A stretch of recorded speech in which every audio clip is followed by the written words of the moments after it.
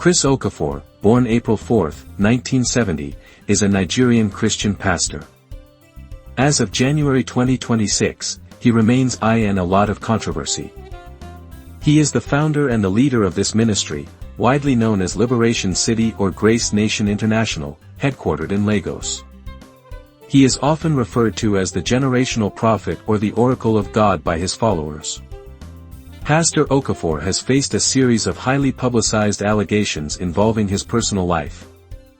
In late December 2025, Okafor publicly apologized during a live church service, kneeling before his congregation to seek forgiveness for past mistakes that may have offended people. Nigerian actress Doris Ogala has leveled several accusations against him. In December 2025, Ogala publicly called on the Department of State Services, DSS, to investigate the altar at Liberation City, alleging something was buried there. In December 2025, amid ongoing controversies, Okafor married a woman identified as Pearl. He has publicly praised her for supporting him through these difficult periods. He was formerly married to Bessom Okafor, with whom he has 4 children. His relationship with his ex-wife has also been a source of public contention. But therefore God, let no man put asunder. I, therefore, Matthew Asimolo, as a minister of the gospel, pronounce you, Christian, Okafor, Shema Benedict, Governor of Life.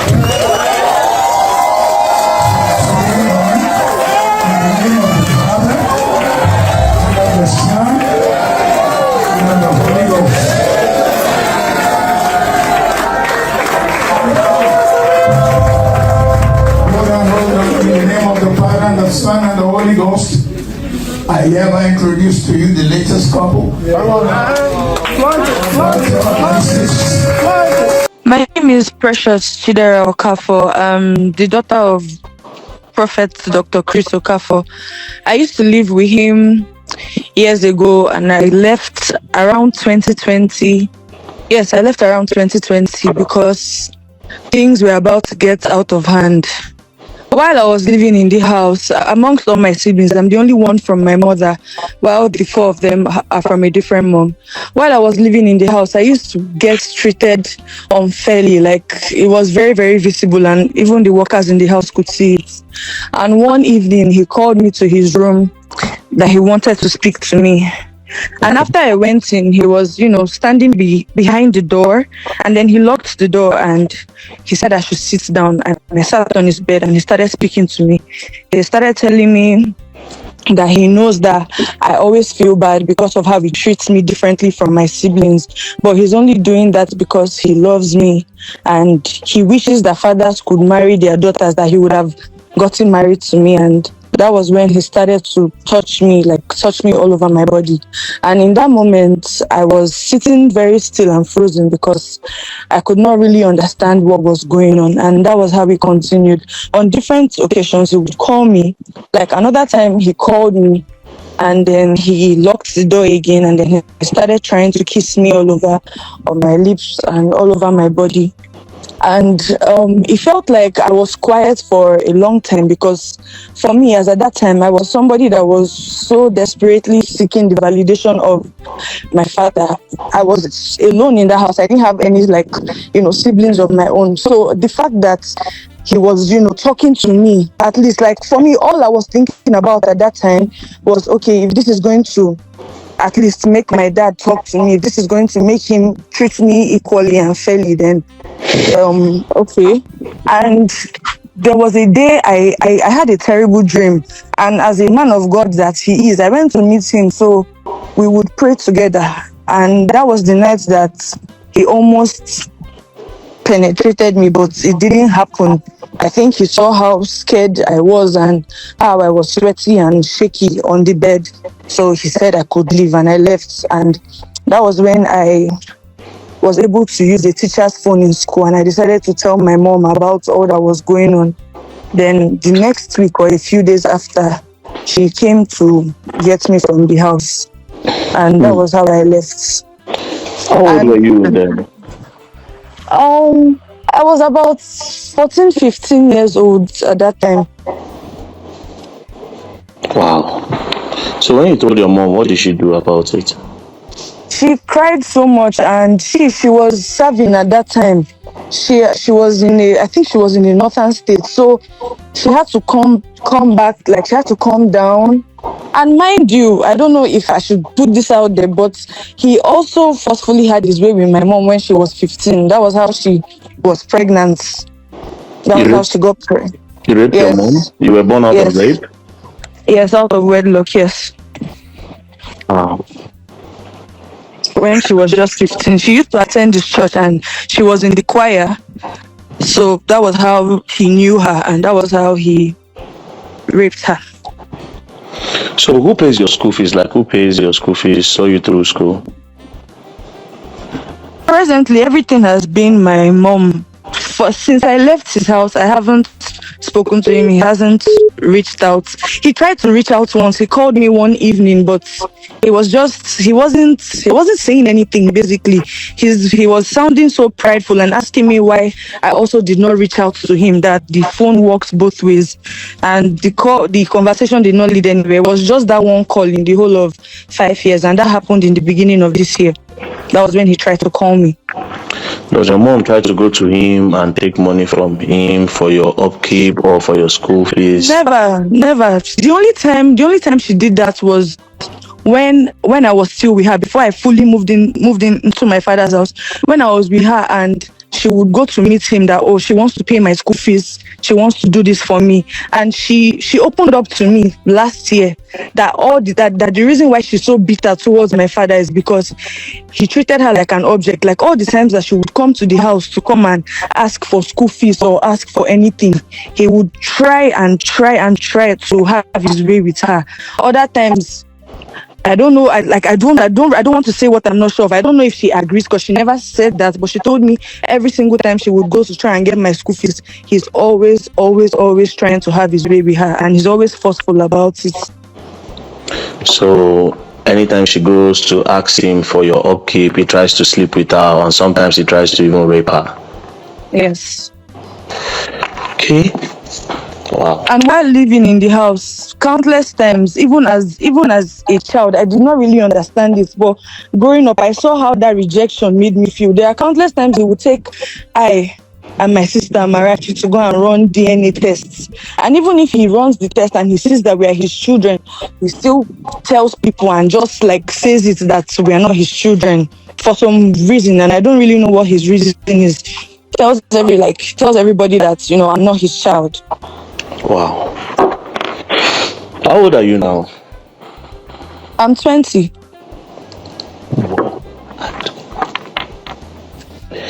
Okay. Anyways, we'll keep in touch. We'll keep in touch. All right, with you. thank you. All right. Bye. Thank you. Bye. Barrister Masolopara, if you listen to this call that I had with this girl, now this call was on the 22nd of December at around 7:05 p.m. was when we had this call. Now listen to it properly. What you are trying to use as a defense and as a damage control, the DNA test, that these are not his kids, he has been using it since against these kids. They have gone to do several DNA tests and he's their father, right? Now, I will ask you a question. Whether or not he's their father or not, let's leave that by the way. But how are you a pastor and a 14-year-old girl who is meant to be your daughter, whether not your daughter or not, but as a father, as an uncle, or whatever thing you be, or as a guardian, you carry her into your room, and then you say you wish that father can marry daughters, and you start kissing and touching her. Not just that, you almost penetrated the 14-year-old according to her testimony. And as a pastor, and in the defense, you are saying that she's not your daughter. Let's say she's not your daughter. First of all, it's an abomination, 14-year-old child, as a pastor and a man of God that you call yourself, and you climb on the altar. Now, you see, you have finally put yourself in the box, right? Your kids are available. You understand? Your kids are available. This case will be a very big case for the country, and people will learn.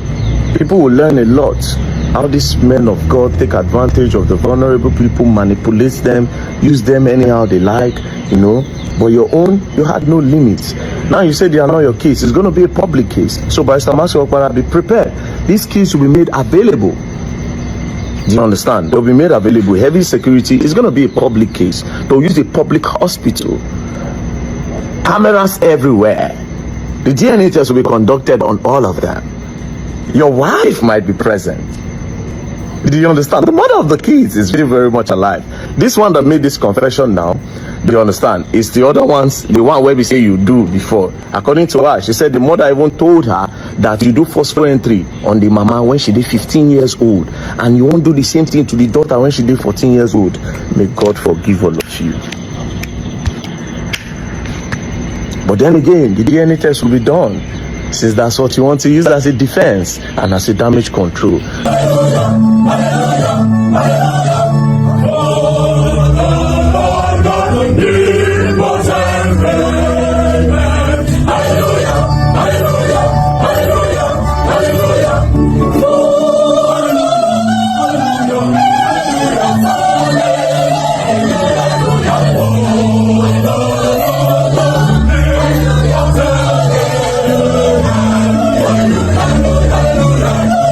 Riches and in health for the rest of our lives until death do us part. I, Pearl Chioma Benedict, according to the word of God, leave my father and mother, and submit myself to be your wife. From this moment onward, we are one. To bless in your name. Let no man put us under. I, therefore, Matthew Ashimolo, as a minister of the gospel, pronounce you Christian here to Chioma Benedict, woman of life.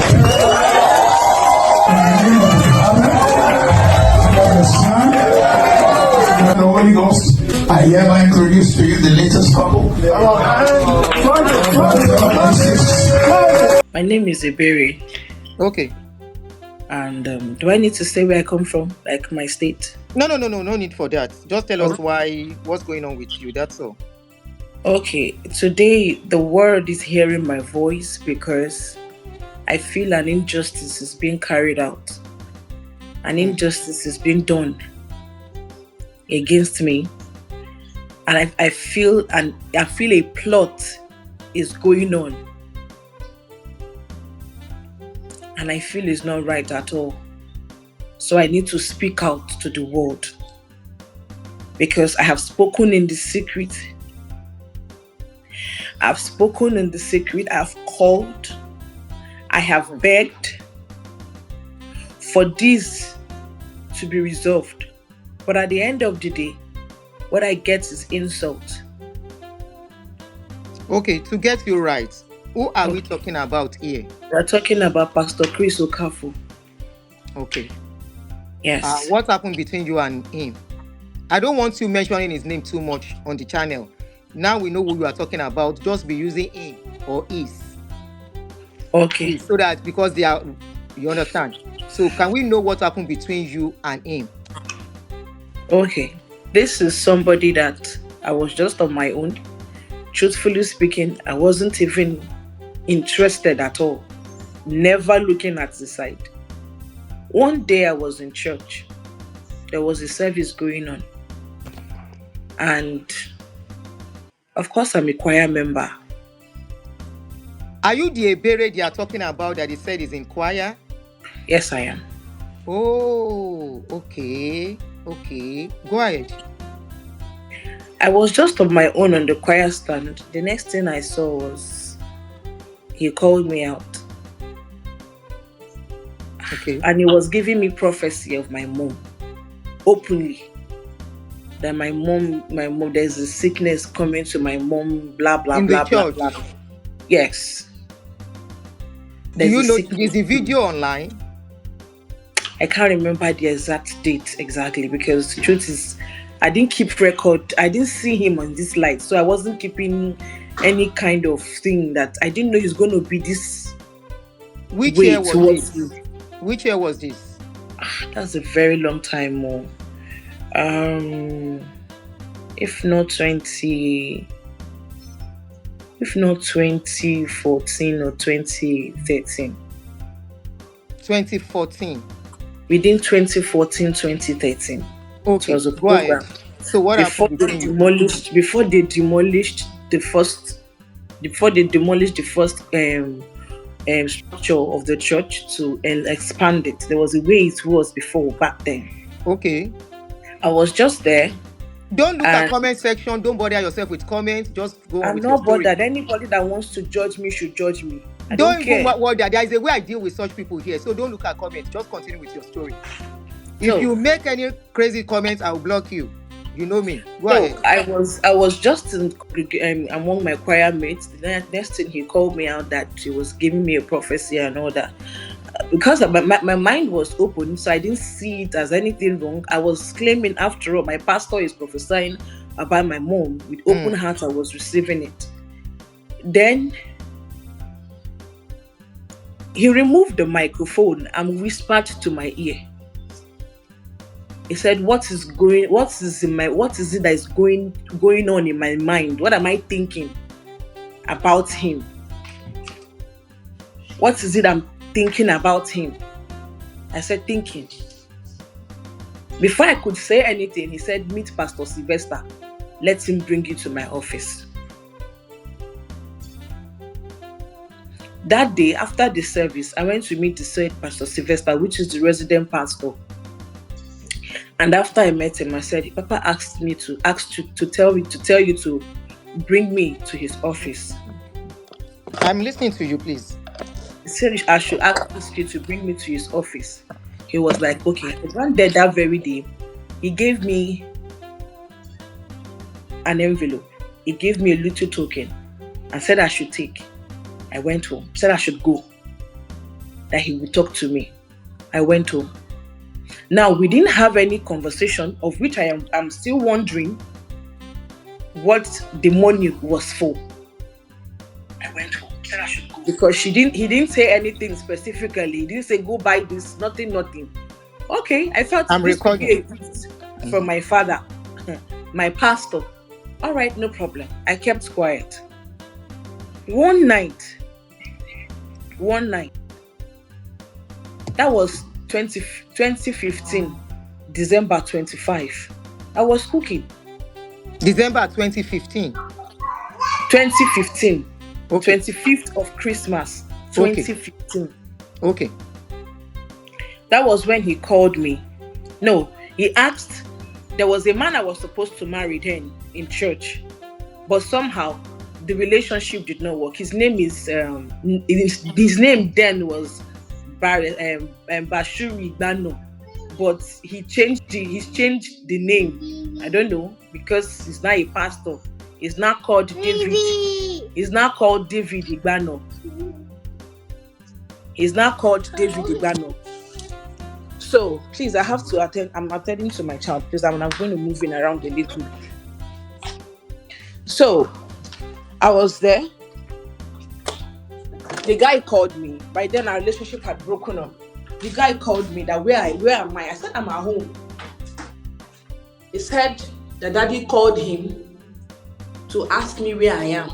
I said, okay, I'm at home. So what is the problem? He said I should find my way to church right now. I said, hope all is well. I was shivering. I was wondering because I don't think I did anything wrong that will warrant that summoning. And it was late in the night. This thing I'm talking to you about was around 8-9 in the night. So I dressed up and I was going to church because he was like I should go on time. That the resident pastor is there waiting for me. That Papa wants to see me. Those were his words. If he can be truthful to himself, Pastor David, if you can remember, unless you don't want to talk about it. So when I got there, I met the resident pastor, Pastor Sylvester. He was already there waiting. I said, I don't know. Barrister called me. He said, that Papa asked him to ask me to come to church to come and meet you. So what is it all about?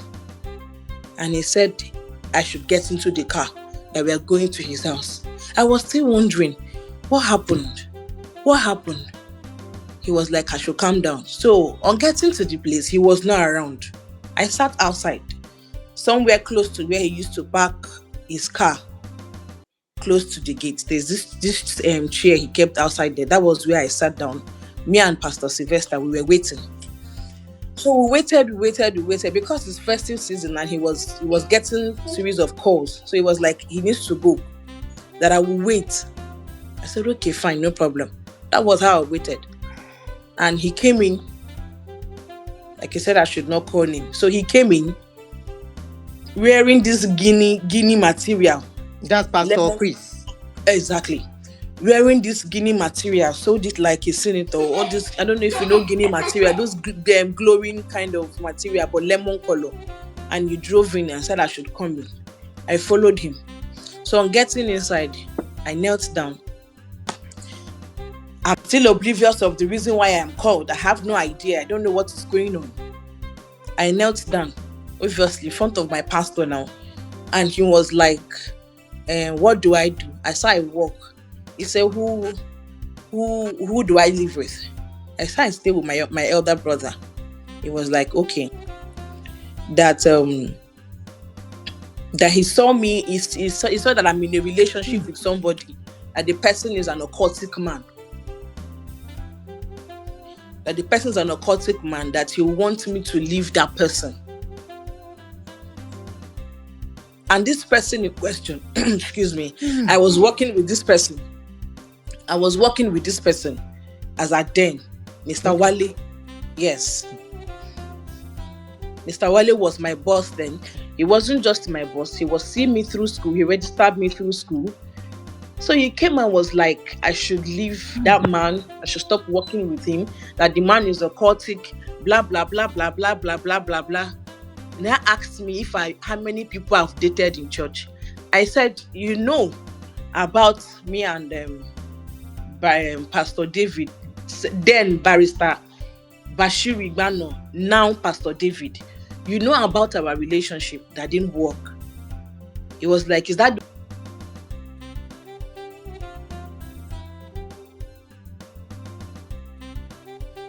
Wọ́n ti wọlé o, àwọn wèrè. Wọ́n ti dé.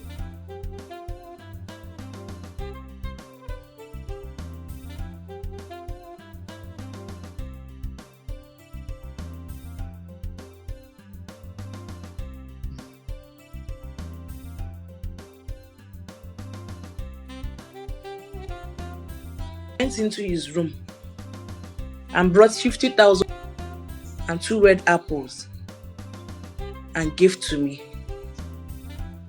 I was like, what is this for?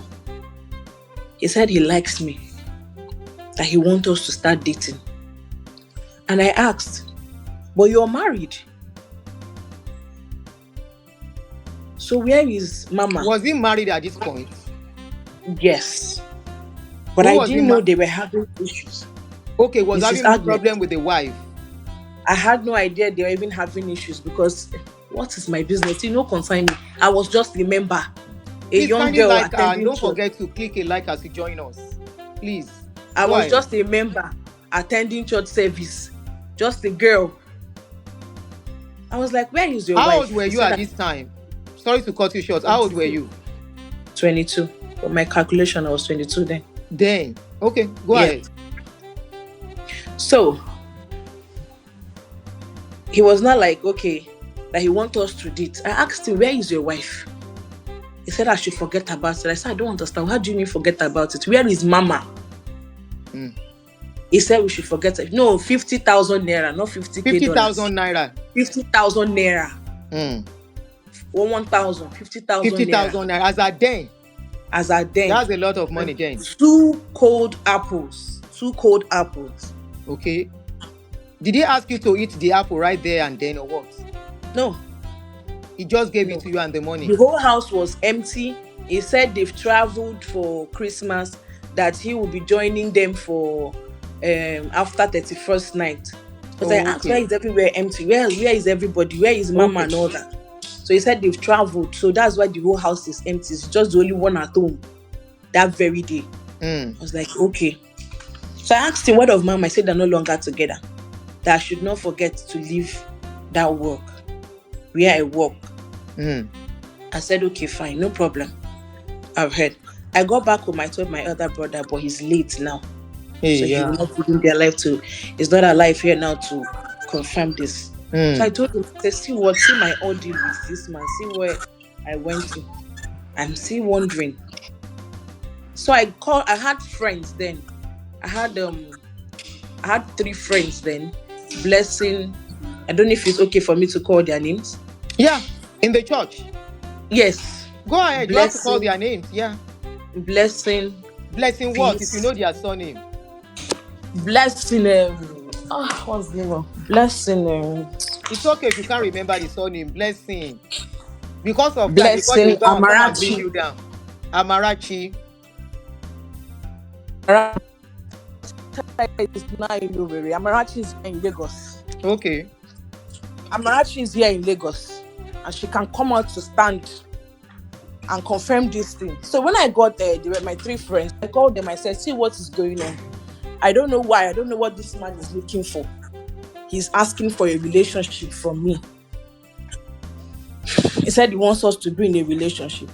They were laughing at me. I said, me too, I'm surprised. So we're just visiting as friends. I kept on explaining my audio with him. Then one day he invited me again. I can't remember that particular date, and that was the first day we made out. That day his PA was around, Pastor Tony was around. Now I got there, Pastor Tony was downstairs, he took me upstairs. And that was the first day he made love to me in his house. That was how relationship started. That was how relationship started. Where is his house? For clarity. Where was this Magodo. house? Magodo. Okay. Yes. Harmony Estate in Magodo. So this same Tony is involved in this case too. That same Tony the wife mentioned. Yes. It is still the same Tony he called out today when he was talking. That is it, that same Tony? Exactly. He's the guy. Okay, go ahead. Now, unknown to me that this was just him trying to satisfy himself. There was nothing else involved in it. Because when that relationship of mine failed with Pastor David, he never called me as my pastor. He never called me and called the young man and said what really happened. Rather, he listened to that young man's part. Because why? That young man, Pastor David, now then Bashiru Igbano, they are the owners of the land. No, that's his name. That was his name before. That was his name then, before he gave him a baptismal name. Repeat the name again for us, please. He was called then Bashiru Igbano. Bashiru Igbano. Barrister Bashiru Igbano. Is he a lawyer? Yes, he's a lawyer. Okay. Then. Okay. Obviously, charge and bail lawyer, because you know using lawyer take do anything. Whether you don't even take and fry a car, nobody know. Continue your story. Yeah. So then the land where his house is right now is those people that owns the land. So he favored this Bashiru Igbano and never called me to listen to my own part of the story. He never called me to listen to my own part of the story. Okay. What happened? He just took the guy's side and started castigating me even though he's my pastor and also a supposed boyfriend, a supposed man friend. Okay. Now he will go back home and go talk to his siblings that there's nothing he wants to do with me. In fact, I learned about this few days back, because me, I was all blinded and loving and thinking I was in a relationship. He made me quit my job. I had to quit my job from that place. Cajoled me to pick that job that was going to pay me salary. Now I stopped that work because the person that I was working for was actually sending me through school, was seeing me through school. He was seeing me through school. And I was like, okay, what will happen to my studies? I kept on hammering about my studies. I kept on talking about it. That was when I said, okay, that he has noticed that I kept talking about my studies, that he will help me out. Okay. So I felt okay, no problem. And I left. Then the relationship continued until I took him. Which year was this that you took him? It should be around 2016 or 2017. That was the first took him. pregnancy My very first pregnancy. for him. I took him. Yes.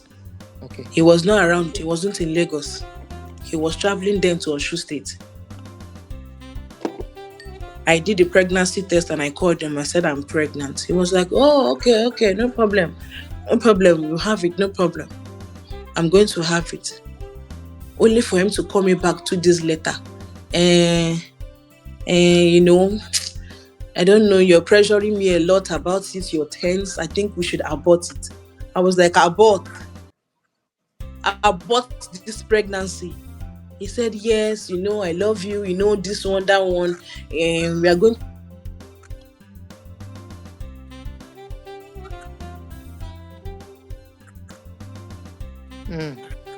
I understand. I'm a woman, I understand. What we do for love.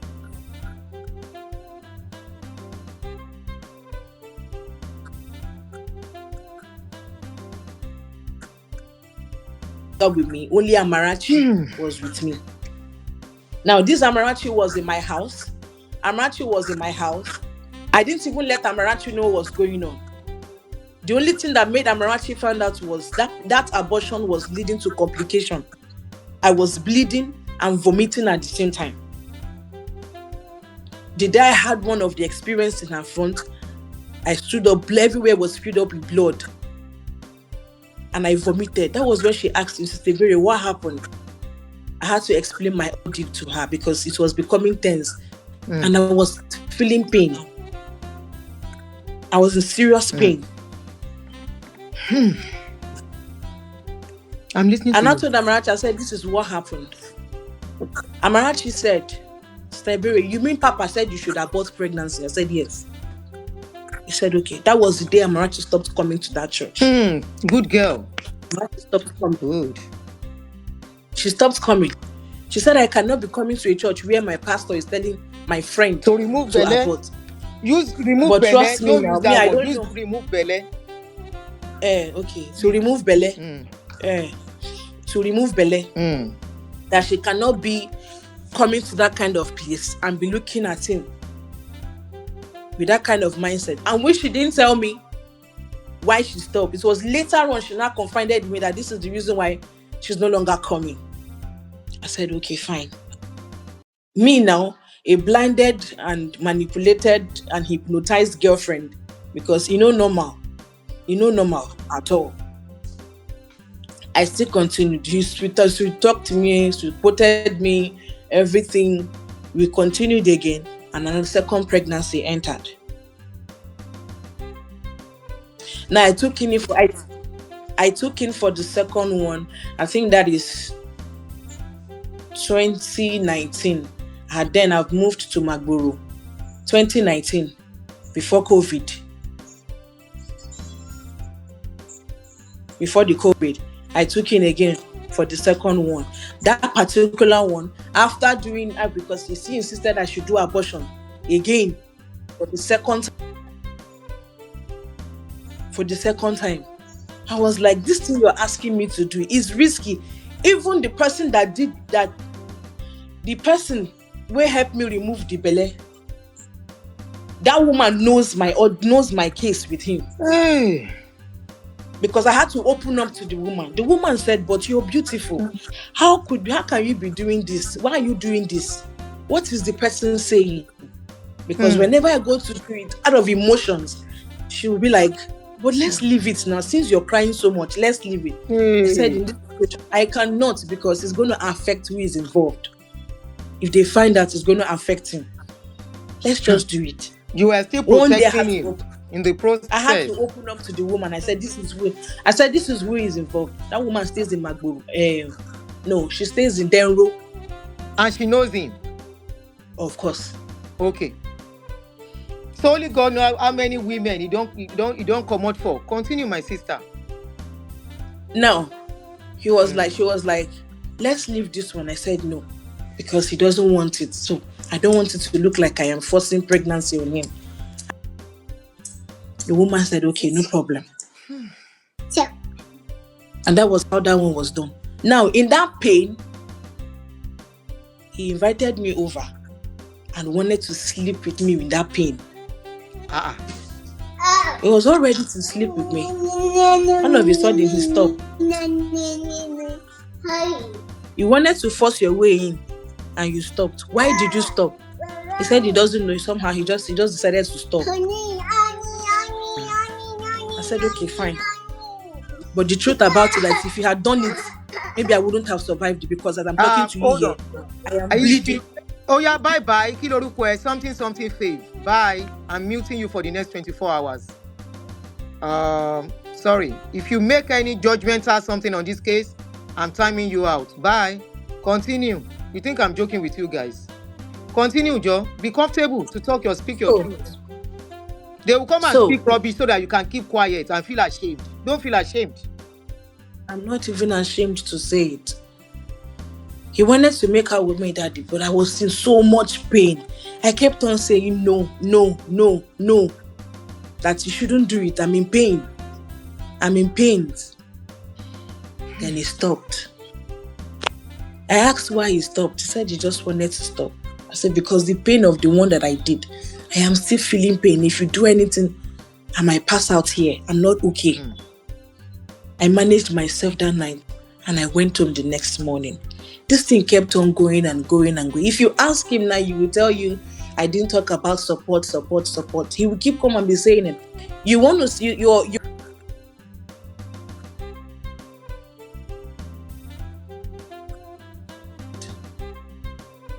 I am paying. Did you?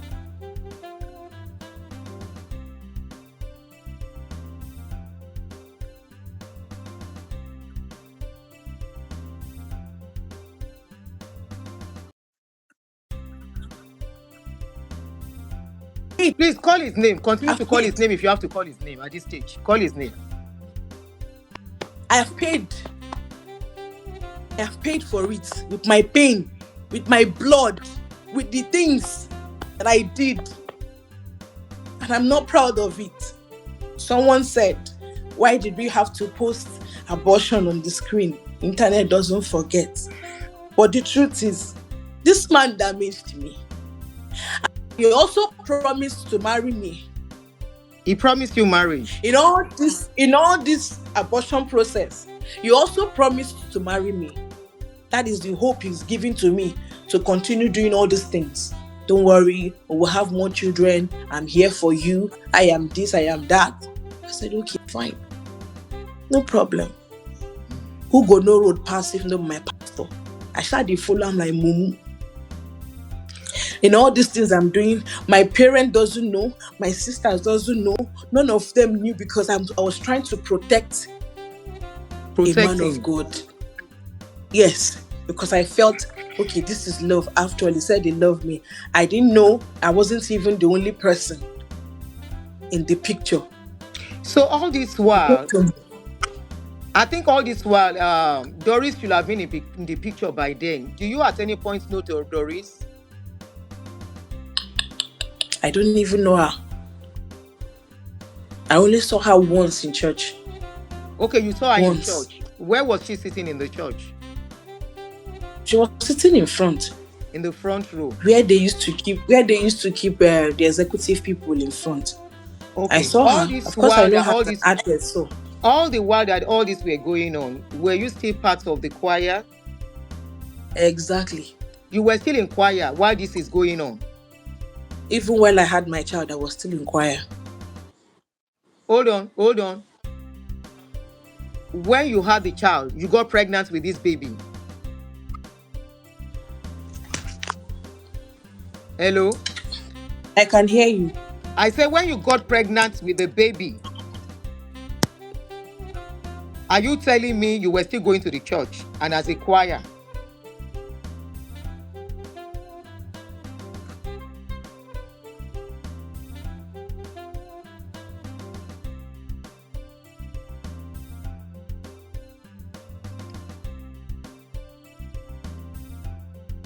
that nobody should know. That my family member should not even know. I said, how is that possible? It's not possible for my family not to know. He said, there are enemies everywhere. Your family can be, you know the story of Joseph, how his siblings sold him out, this one, that one. I was like, no, these are my siblings, these are my parents. I can't do this without them knowing. It's not possible. I still need to let them know. If it's for them to protect you, they will protect you and keep it discreet. That's not a problem. He said he was going to marry me, that he's going to marry a white woman. A white woman that is going to flaunt in front.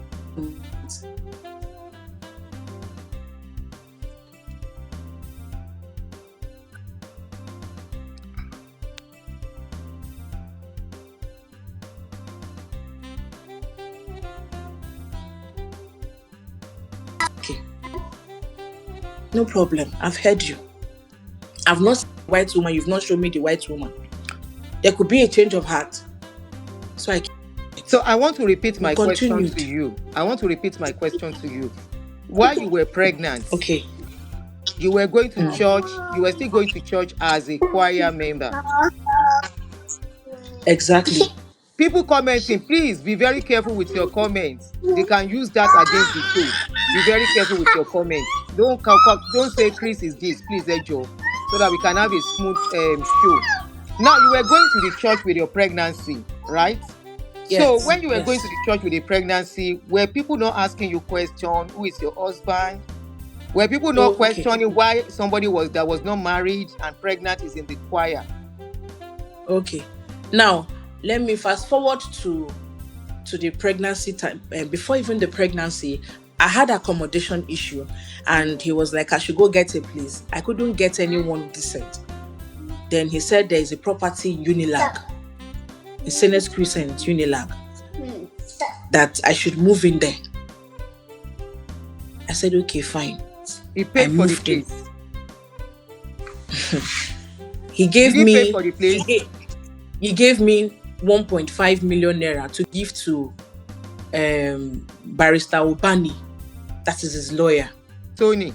I should give to Barrister Obani, yes. Okay. I should give him 1.5 million. And I should scrap out other things. So he gave me that money in order to not make the man know that we have an affair. Like there's something going on between the two of us. So that particular Tony doesn't know what was going on between you. Barrister Obani doesn't know. So he felt I was just a tenant that he wants to bring into the house.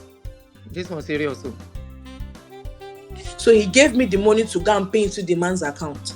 Now there was this particular one, I think it's agent fee, yes. Agent fee of more than 50,000 naira. I couldn't pay it. I said you should go and meet him to give him the money. He now sent the agent back to me. I said, you're sending agent back to me. I can't give agents this money. Sort the agent or sort Barrister Obani, which was the supposed agent he used then to get the place. But that is Barrister Obani, that is his lawyer. So when I got talking with Tony, that one, I got talking with Tony. No, not Tony. He's Barrister lawyer. Obani. Barrister Obani, lawyer. Yes. Okay. Yes.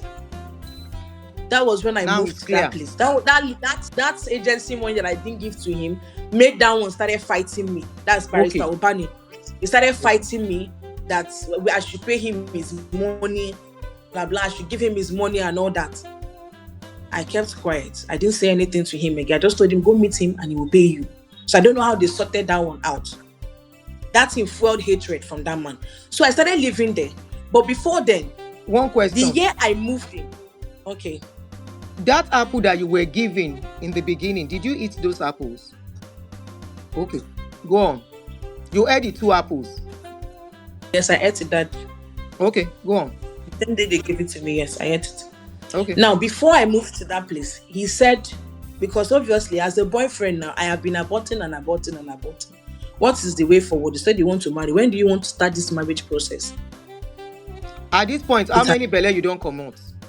I don't come out 4. 4 belle? 4 already. So, okay, so the 5th one. Okay, go ahead.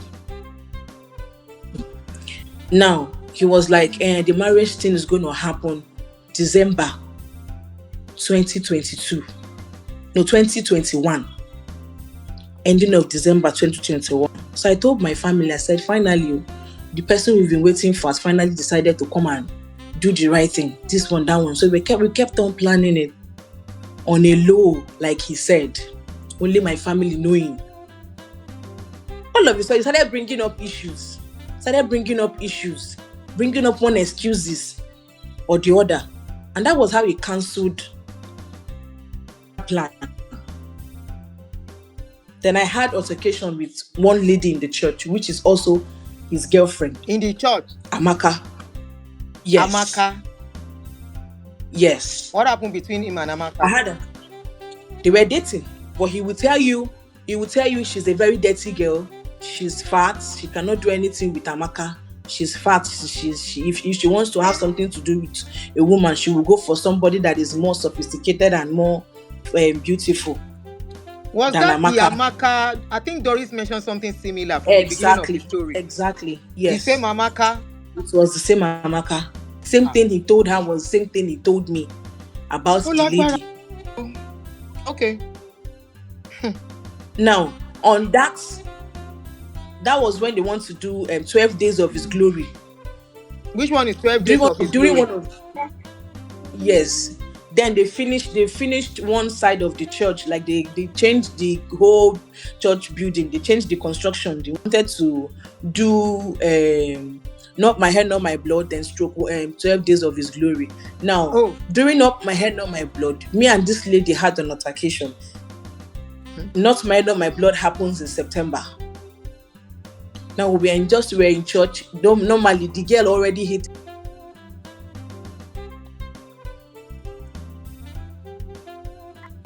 We are seeing each other.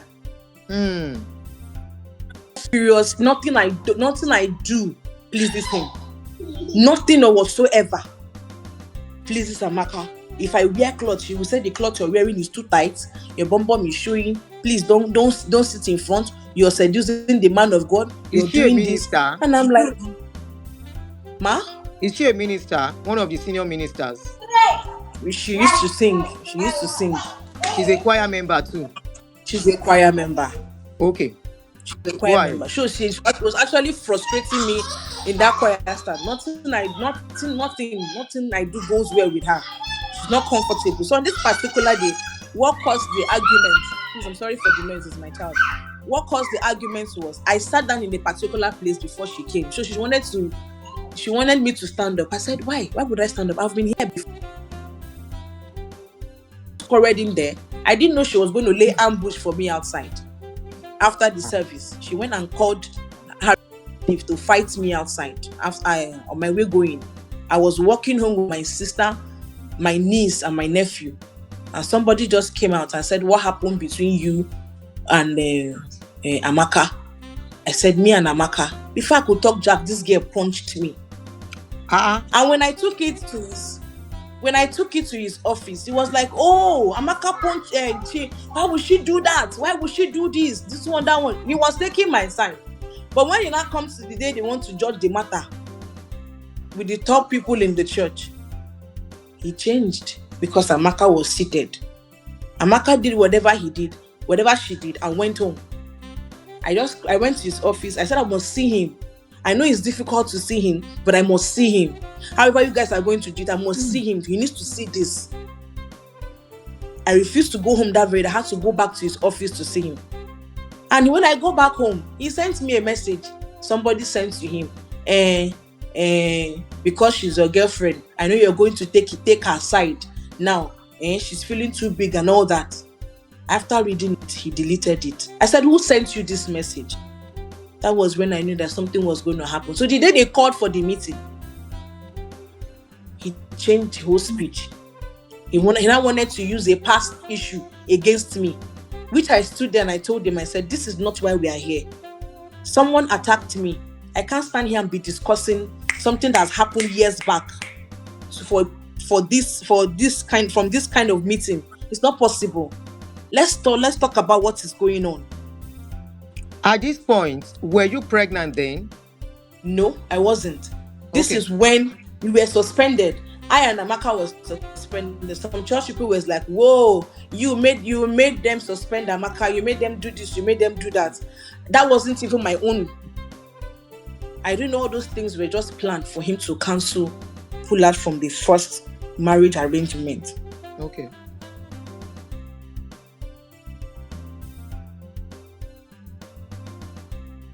You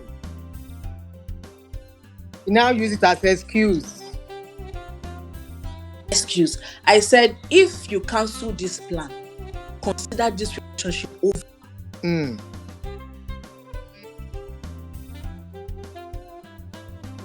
Okay, because as a boyfriend, I would come and talk to him. If I step out and somebody talks to me, I will come and gist him. Like trying to relate to your man now. This is what happened outside today. So those things get him jealous. So it was not like I should.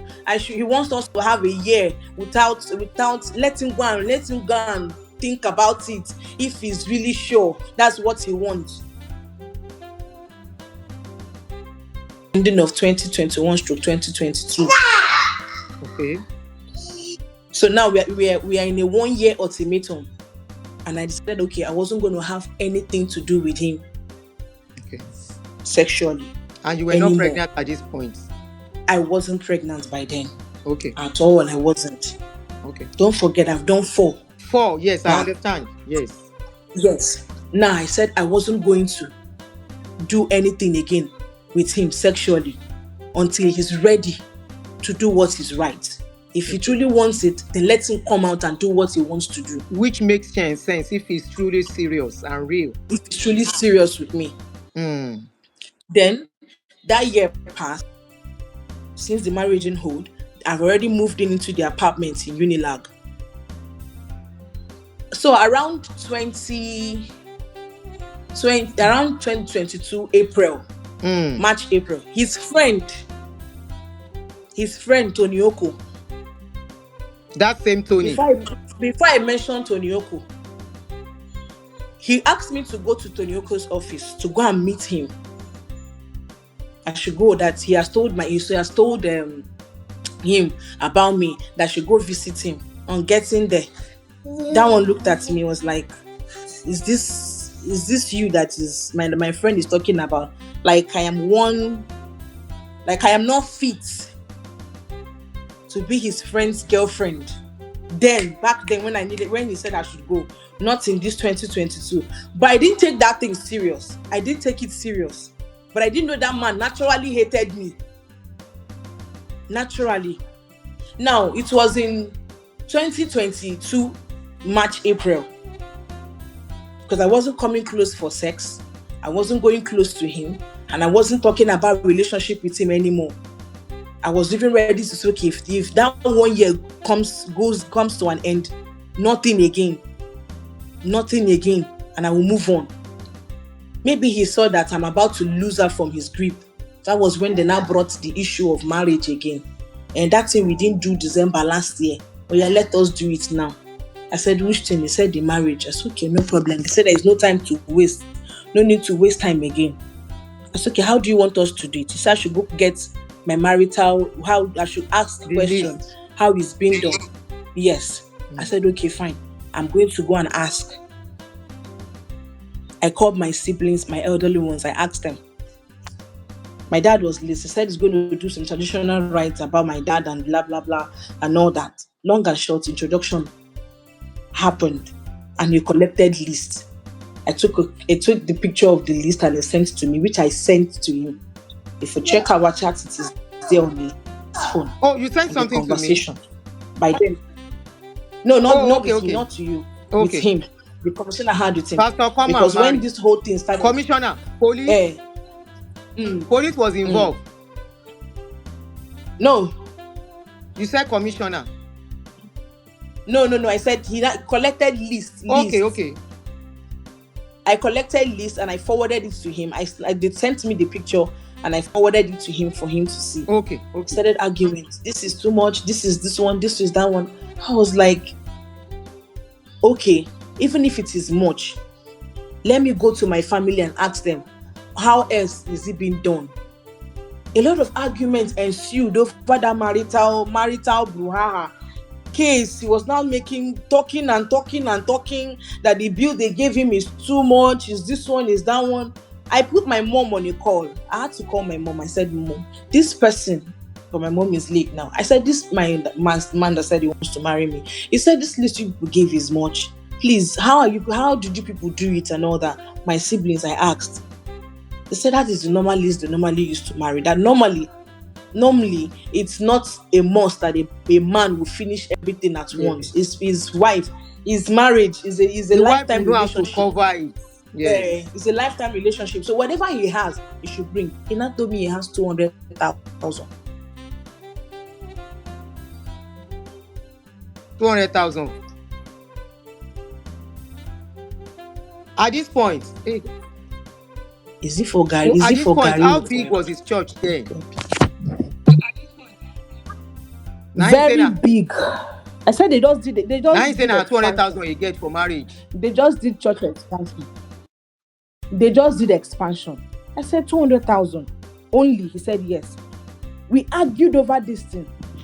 His friend said it's 200,000 they have. I said 200,000 for which one? He said because they sent money for introduction. I said that is introduction that you sent money. You sent money for introduction. That's a different thing entirely. You know, you are an Igbo person. You are an Igbo person. So why would you be saying 200,000 to do what? We argued over this thing. We argued it. That was how he paused that thing. Because of that introduction he did, he now came to the. We are this thing. What about the Ewuilo and we?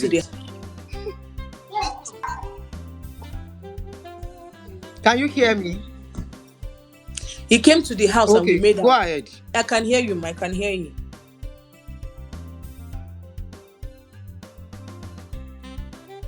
This child, I didn't even know I was pregnant. I didn't know. The whole marriage thing.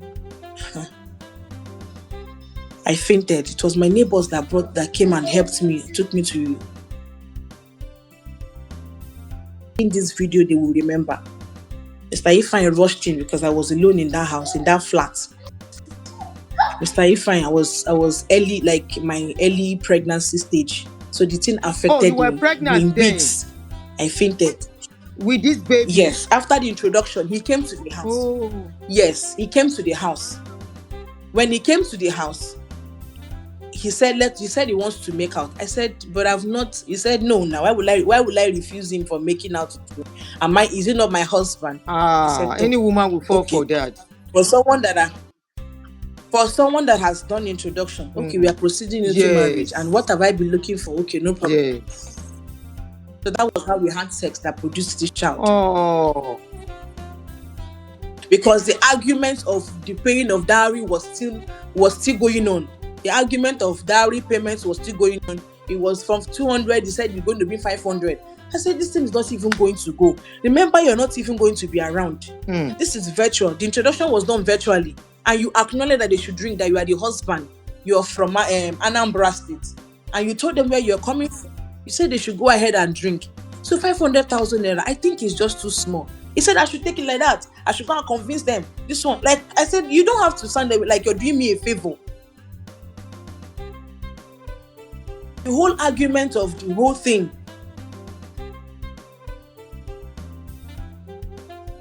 I didn't. No. I mean, did he go to see him? Did he go to see your No, parents? he didn't. It was how virtual. Did he do the introduction? They bought things. He sent money to my called. Okay. So when he was called, did he go? Or did they just spoke to him on the phone? Called on the phone. He was called on the phone. And he confirmed that yes, he wants to marry you. Yes. Okay. When they asked him, should they drink to this? Do you really want to marry our daughter? He said yes, that is the one. So what is that? Should they drink mean? What does that mean? That's him giving permission, like telling them, yes, I'm coming to marry your daughter. I want to marry her. Okay. It's called Ikwaka in my language, Igbo. That's Ikwaka Nozo. That's what he came to do. Like, I want to marry your daughter. Go ahead. I want to marry your daughter. So that's what he means. I'm the one coming. This is who I am. So they know. My people there, they know. They heard. They heard him say yes. And they acknowledged us. Okay. They started drinking. They celebrated. Okay, somebody's coming to marry our daughter. Unknown to them that bride price was going to be a problem. Coming to do the next one was going to be a problem. And I didn't even know I've taken in already. So the whole argument ensued. Yes, the whole argument is, and it was slowing down the marriage process. The zeal to go and do it was not coming forth. Was not coming forth anymore. Then when I realized I was pregnant, I told him. I was scared at first because I know one thing he always told me is Komobele. Go and come out.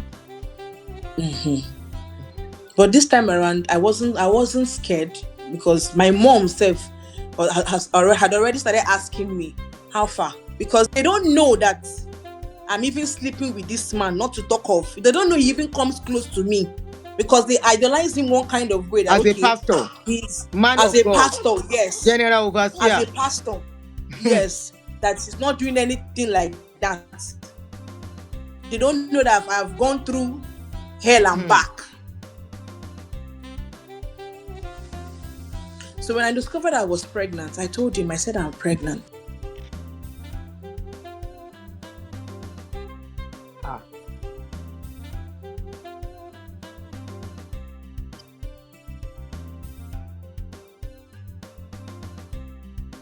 As a mother, she wants her daughter to be pregnant, to quickly deliver, to have a child for the husband. She wouldn't want to hear stories of you married for years. So it's not my fault. No. You don't do that. You don't do that. You don't do that. He got angry. That argument ensued. He was like, I should remove it. Again? And I called him. Exactly. I said, I cannot remove this one. He said, we are not ready for it. I said, when are we going to be ready? We just crossed the border. Like, this is no longer a boyfriend and a girlfriend relationship. You've gone to do introduction, Abby, and you told them you want to marry me. And you told them you want to marry me. So how else do you want me to go and start doing abo? It's not. It doesn't make sense. If you really want to marry me, then let me keep this one. Let me keep this one. I don't think I want to go through this. I don't want to go through this. Let me keep this particular child of mine. Don't let me go through this. This man insisted I must. And he stopped calling me. Just like that? He didn't talk to me again. Just like that. He stopped. I spoke to my mom. I said, that was when I opened up to my mother. I said, this man wants me to abort it. I'm back and daddy said you should abort pregnancy. I said, Mommy. He said I should abort this pregnancy. That I should take it out. He said, no, my daughter, you cannot take it out. That was when I opened up to my mother and my mom said, don't do it. I have Your done mama go shout. My mother screamed. He said, you did 4. 4, who did you tell? Who did you tell? Each time I went to the hospital, I have receipts. I have pregnancy results, test results. I saw someone asking me if I have evidence. I have pregnancy test result. I post them. Because he will always want me, he wants to go and start counting how many weeks. I'm trying to make me look like I am lying. He will not send me to go and run tests. So every test and every hospital I run, I go to do that test. I snap picture and send to him.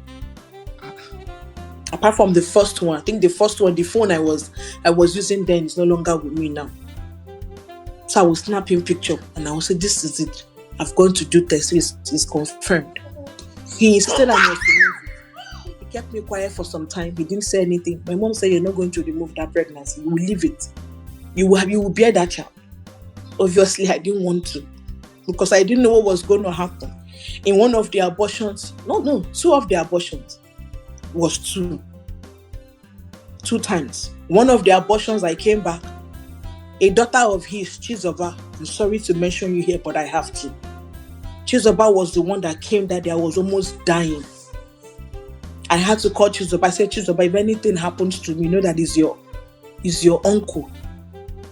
that killed me. His Chizoba had uncle to or his run. daddy? I don't know what they call. I don't know whether his uncle or daddy, but they But I got. thought you said I know he's he's one of from the there. daughters. One of because they call him daddy now. They all call him daddy, but Chizoba is. I learned Chizoba is his sister's daughter, so they call him daddy. So they live together, yes. And Chizoba is a friend to me. So it was Chizoba that I called. Chizoba ran to my house. Okay. Chizoba ran to my house. I said, Barry, I was talking with the last strength inside of me. When Chizoba came, Chizoba said, what happened? I had to narrate my audio. Chizoba had to try and make things for me just to be strong. And I survived that particular one. I said, I cannot go through this again. I can't. I cannot. In one of the abortions that I did, his friend,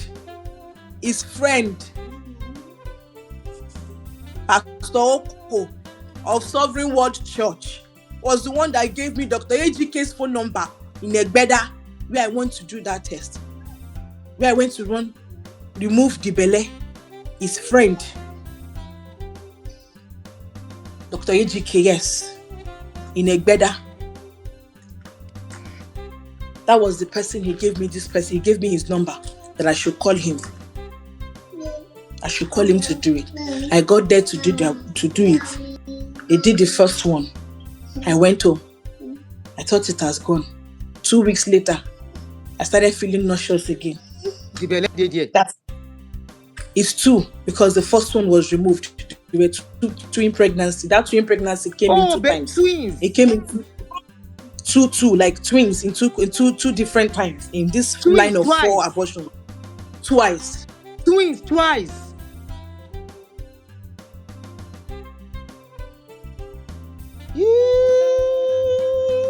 I had to him. Then he now gave me, and what's it called? This man gave me that injection to sleep and went to go and eat. Went to relax. When I was already coming back, that was when you wanted to start doing procedure. I sneezed with force, everything. I bled through my nose and through my mouth. I called Kelechi, my friend. I called her, I said, Kelsey, I'm almost dying. Kelechi said, Mimi, I could tell your family. I said, I cannot tell my family. I can't tell my family. If I tell my family, they will rubbish him. I can't tell my siblings. Miracle, speak up. I cannot speak. Hey, children, where some people they look for. Hi. That was how I left there that very day. And I got back home. God saved me. I survived this one. So I insisted I'm not going to abort this one. Under no circumstances that I was going to abort it. He abandoned me and this child because I wasn't paying attention to his health. Then after that, after some weeks, he now came. I'm so sorry. Then I was already like 3 months gone. My mom had to send my younger brother to come and stay with me in the house. I was like 3 months gone. He now said, okay. When I fainted in the hospital, when my neighbors took me to the hospital, I woke up. I told them I am pregnant. He said nothing has happened, that I'm fine. Mr. Ifeanyi and Mr. Moses, they were the ones that saved me that day because I was home alone. When I woke up, I told the nurse, I said, picture. I have that picture on my phone. I said, how did I get here? Why are you doing this? Why did I have to go through this? This was on a Sunday morning. I woke up. He said I shouldn't worry, everything will be fine. When I took in, they were trying to cover it. The Nyoko said I should come and travel. That is obvious, my friend does not want you, doesn't want to marry you. Come and travel outside the country and go away and go and start up another life. I said, like this, that is going to toss me out. Just like that. Just like that. So after that encounter, I said I wasn't going. Even if I'm going there, I have to go with a family member. At least someone that I don't have an experience of bearing a child. I don't know how it looks like. I need somebody to support me. I can't go alone. He said he's going to talk to him. I should just accept. I said, I'm not going. If I'm going alone, I am not going. I am not going. That was how my younger brother came to the house. Now, 3 months down, he now called. No, within the week, about, let's say 3, 4, within a week, that's a month, 4 weeks, a month. He now came and said, okay, that's what we are going to do is, what we are going to do is, though this plan has been on ground, that after the introduction, that we will go, me and him will go for marriage blessing. We will go for marriage blessing for someone to bless our marriage. So it's going to be a discreet marriage blessing. So all of a sudden they brought up an idea that I will need to go to the registry to take, because I started troubling him. I said, my pregnancy is coming out. And you are still going to church at this point. You are still going back and forth. Exactly. Okay. I was still going to church. I said, very soon, they will ask me who is responsible for my pregnancy. Don't forget, the introduction we did, there's no pictures. So we need something to show to them. So let us go for the marriage blessing so that we can. He said, no, we cannot go for the marriage blessing. No. That instead I will have to go to the registry and take a picture.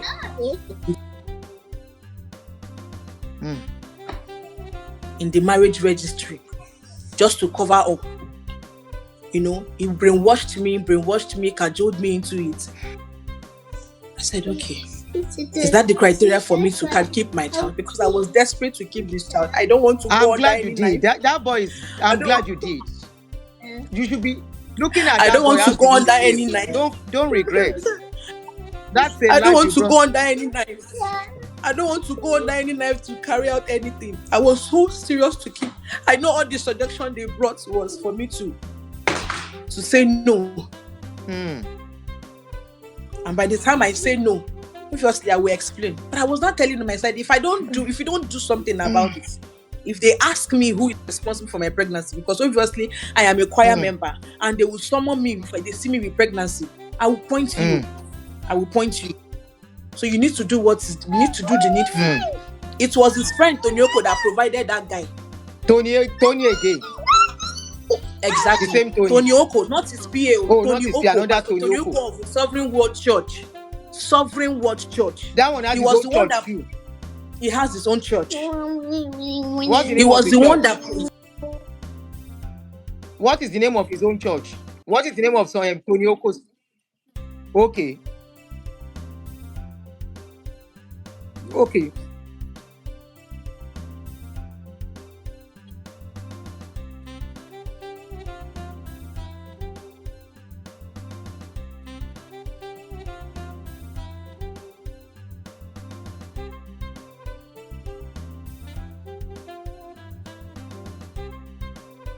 And they told him that. So one night Chris came and brought me one small nonsense ring, oversized ring. That is what I will wear on that day to go and do the picture taking in Ikeja. I took that in Ikeja registry. That was where we went to. The photographer that came, the guy that coordinated the picture taking was from Pastor Oko's church. Peace is the lady that took the picture. It's one of worker, a photographer. She was the one that took the picture. The guy was from his church. Now, when they wanted me to show that guy's face, I insisted I wasn't going to show the guy's face.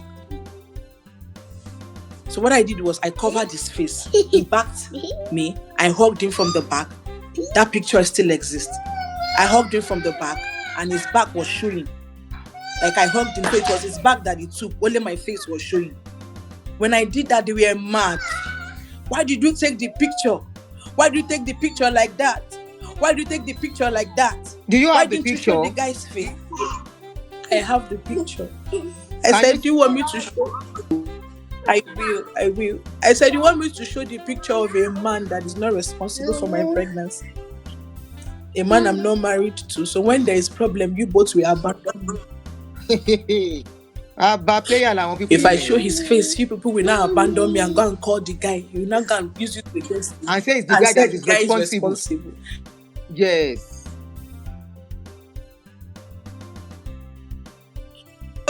Quarreled me. I said, you want this is the narrative you want us to paint, right? Because I really want to carry my child, no problem. But I can't abort the pregnancy. If this is the narrative, because I can't. When it is time, your friend will deny me. And today they are denying. Today they are tossing me around. So now, at this stage, is the baby doesn't need attention? No, he wants me to plug phone for him. To play the phone. Is it the phone you are using on another phone? No, another one. So I should plug it for him. Can you do that so that I can be playing? Give him attention and do that. Oh! No! Easy. Kai.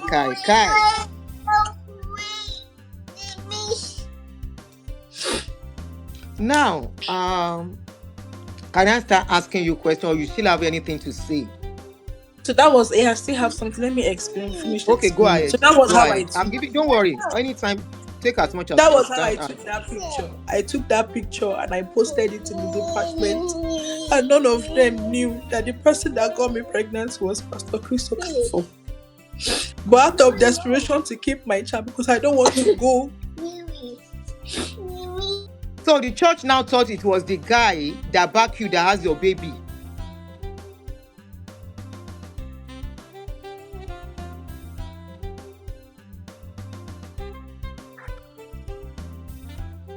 Man. And he has gone. And you don't know where he came from. For the job.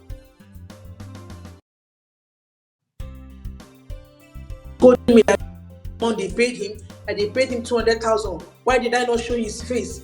Why did I not do? That's why I cannot show his face. It's not possible. I cannot show his face. When I spoke to my mom, I said, this is what he said. That this is the only reason why I can keep that pregnancy. My mom said, okay, no problem. Why I'm actually calling my mom because my dad is late. That's why it seems like I'm calling only my mom. In this telecast, in this my mom said, okay, that's the criteria to keep your child.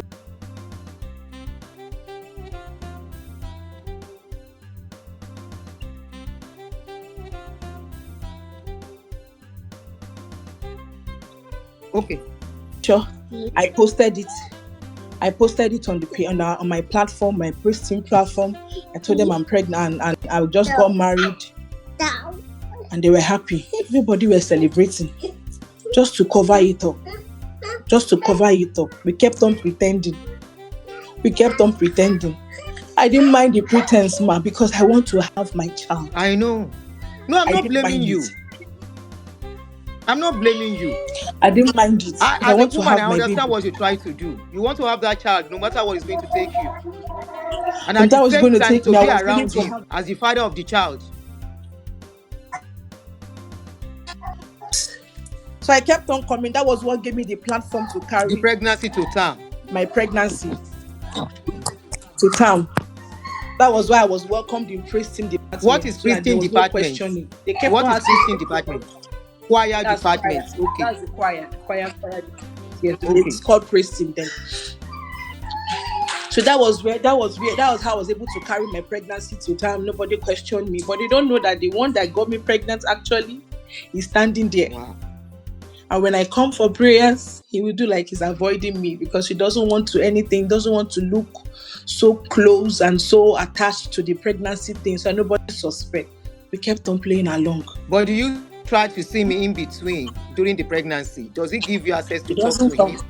When he came to me was 3 months, when I was 3 months gone. Okay. After that picture, when I took that picture, he was mad at me. Then he blocked me. But you were still going to church. When he blocked you, did you continue going to church?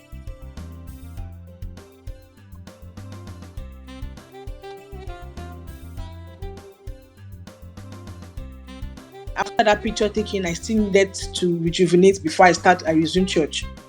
So he now told me one day that he wants to make out. I said, I don't want to, so that you don't help me abort I don't want you to affect my baby. He was like, that's not how it's been done. Let me come and do now. He shall pleaded. I said no. That chat is on my phone. Please send everything to me immediately after the show. Please. Go ahead. Yes, ma'am. He said I should allow him that he wants to come and do this and do that one. Sometimes he will send me stick of where the baby is doing like this, like one what's it called, sticker, all these memes where toy is doing like this, like jerking. Yes, that he wants to. So I will refuse. So one day I said, okay, fine. Oh yeah, Shebi, you are still the father of my child. No problem. Shall come and do. So when he came, I was not like, this man is already acting like this child is not his own. So how do I prove my innocence? I had just held my womb. I said, God, since this man wants to come, please, with this love making, let this sperm make this child look so much identical like his it's father. Too much. The identical is too much. Not just when he's growing. From the time I will push him out as a baby, let this sperm turn this child really identical from head to toe. Let nothing be taken from me. And God in his infinite mercy answered me that will be my only evidence to show that I am not wayward. I am not carrying another man's child and pinning it on him, because he started bringing up that narrative. And God actually did it for me. God really answered me. My son is so much identical of me. Yes, I saw him. Now he came that day and we made out. That when I was 3 months gone, and that was it. He never touched me again until I put to bed. Even when I said, doctor said I should do it. After all, you are here, you're strong, you're healthy. He will say no. He never touched my tummy for any day. In fact, he disgusted and hated my child right from the womb. He doesn't want to have anything to do. Maybe that sex that day was to abort my pregnancy. I don't know. Spiritually, I had no idea. But he was so insistent that he needed to have sex with me in that 3 months. Now, after 3 months, come and do now. Do. Doctor said I need it. He said, no, I should go and buy dildo. That he's not going to touch me again. And that was it. He never touched me again until I had my child. At this point, were you still going to the church with the pregnancy? Yes. After that, going to church. I came out from that first trimester trauma. I started going to church. And he was seeing you with your big belly in the church. Was seeing me with my big belly in church, with all the whole stress. Sometimes he would drive past me. And he was still giving me attitude. He abandoned me, never gave us money for food. It was when my sister came and said, I will speak out if you don't take care of my sister. You put her in this position and you're not taking care of a pregnant woman. A pregnant woman is drinking gari. What kind of a person are you? Then he now came and brought me money. I said, okay, go and buy food. When you were to deliver at the hospital, who paid for your antenatal and delivery? He did. He paid. He paid for my antenatal. Yes. How did he pay? He sent it to my account. You have evidence? I sent him. Yes, I think I have the receipt of when he sent me that money. Okay. I will check my phone. Those are the things I want you to send to me. Yes. Okay. Have you at any time? Are you in Lagos or outside Lagos? Yeah, I used to live in. I'm in Lagos, but not presently now. Okay, that's fine. Don't disclose more. Have you at any time tried to take him to welfare, where they help people? I don't know what they call it in Nigeria. I think it's welfare. No, he said he used to brag about it. He said he's not going to take responsibility. That worst case I'm going to do is take him to welfare, and he's going to come there and tell them what he's going to be doing, and that is it. So he was like, so I felt he has coverage over those kind of places. So I didn't bother going there. And also, I felt, okay, as a pastor, one day, maybe he's angry, or maybe out of pressure, he doesn't know how to handle the pregnancy thing. Maybe out of pressure, he will come out and say, okay, let me start taking responsibility. How old is his child? Because he's 2 years and 8 months. Because outrightly you gave me, yes, you gave me money for antenatal to register. When I wanted to shop baby things, you gave me 100,000 naira.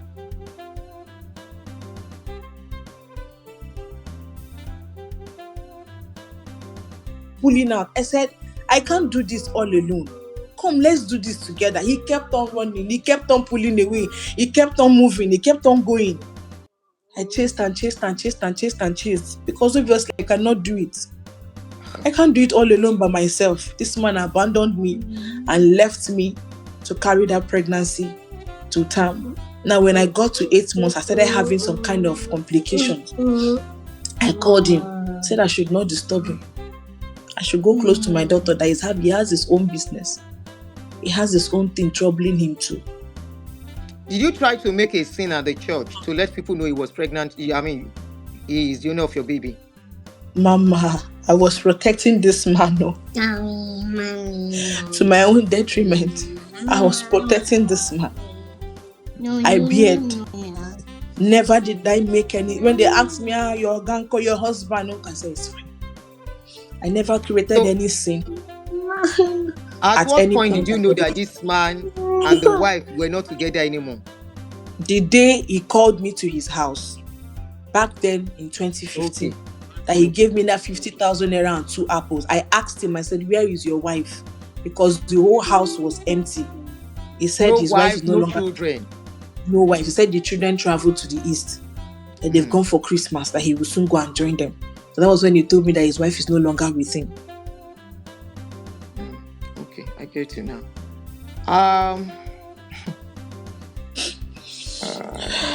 When I was almost to the point of delivery. At this point, what is your plan on this case? Because that your son will soon go to school and all of that. What is your plan? He's already in school. He's already in school. And that boy can't talk.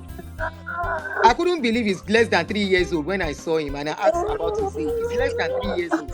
And he's so tall. Is he still denying the paternity of the child till now? One of the days I called him, I said, then that was the case that made me hear Auntie Dory said he asked for kidnappers if they know kidnapper to kidnap me, so that he can buy me. So in that house, please come again. When Repeat I had what the you just said. Repeat what you just said, please. When I had my child, during the course of 9 months, I had my child. After I had the child, with great difficulty, I didn't have my child in 9 months. I had him in 44 weeks because it was struggle. It was really struggle for me to deliver. Okay. My child, the placenta decayed like I was going. And he didn't care. I called him, he said he's busy. It was a particular woman of God that came to my aid. She said that this is an attack, that they want me, either me or this child to go. How? By then, the doctor where I registered for antenatal in that Magodo Avicenna Hospital. I think I know the hospital. Avicenna Hospital. Yeah, that is where I registered for antenatal.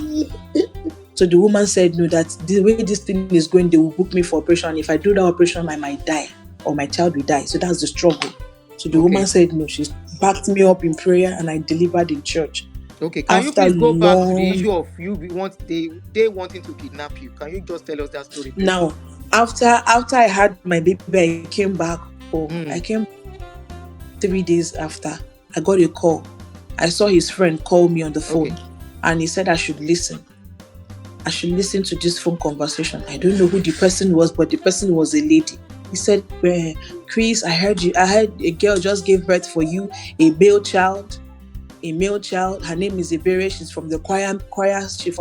She's part of the choir member. This one, that one. He said nothing like that happened. That is a lie.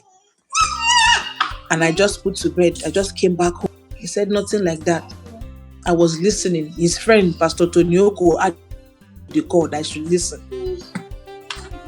When I had my baby, I posted it on my group that I've delivered, because they were afraid too with the whole issue. So I posted it to like celebrate, to say, why did I post it? Why did I share the picture? Because the child actually looks like him from birth. Okay. Looks like him. So it was like, why did I post the picture? This one, that one, that the thing that I'm a devil sent from the pit of hell to destroy him. This one, that one, that one. I kept quiet. Said he said he told the lady in question to investigate me. I said, you're telling somebody to investigate. What if the person find out and the person, they choose to assassinate me because I don't know who this person is? That was when I said, okay, no problem. I stayed. Now it was time for naming. I said, give me name, let me give my child. We bought this child together, give me name. He refused to give me name. Now I had to prepare for the naming ceremony, everything all by myself. Everything I used in doing that name, I did it all by myself. So you're going to send me money. He never sent me anything. He never sent me a dime. I paid for everything for the naming ceremony. He now called at the last minute. He said I should not dare do that naming ceremony in that house. I should not do it in that house. I should go outside to go and do it. And outrightly, that naming ceremony was supposed to be done in the parlor of that house because the parlor was so big. I didn't know. He said I should not try it. I should not try doing it in that house. I should go far away. That was how I took. I gathered money and rented a small place for choir members. If they can be so sincere to themselves and say the truth, they will see that the place I got that day was not even well organized. Grass everywhere because it was in a haste. And that was where I stayed and I did my naming ceremony. Okay. That was how I named my child. And I named my child after his surname. He was mad. Why did you give him my surname? Why did you this? Why did you do that? We are very interested in that aspect of kidnapping. Can you tell us who told you they wanted to kidnap? No, I had no idea they wanted to kidnap me. Okay. I had no idea because there was a pastor. His name is Pastor Felix, and I also did not know that he was having issues with that one. That one's wife died. I didn't know he was having issues with him, and he also wants to get revenge on him. So he was angry. Me, I was just narrating to him because he was a friend that knows about me and our relationship together. So I was just narrating the whole thing. So he was not pushing me to come out and talk. Somebody now forwarded my conversation with him to Pastor Chris. Okay. So he got hold of it. So he now felt I want to call him out. That was one sign. He said I was going to call him out. Then secondly, I got a letter from somebody. I don't know who the person is. They said he's minister from Citizen Mediation Center here in Nigeria. And that letter was carrying reference. That means someone has written to them on my behalf. I said, who did? How? So I was afraid. I called somebody, said I should get a lawyer. I think Mr. Philip, the neighbor downstairs, he said at this point I should get a lawyer. He was the one that gave me the lawyer's number that I called. Okay. Barrister Omo. Okay. So the barrister, these people that he knows how they used to operate, that first of all we need to write him so that he will know that it's no longer only me and him that knows about this case, that we need to write him so that they will back out if there's any plan, that he knows how these people used to do.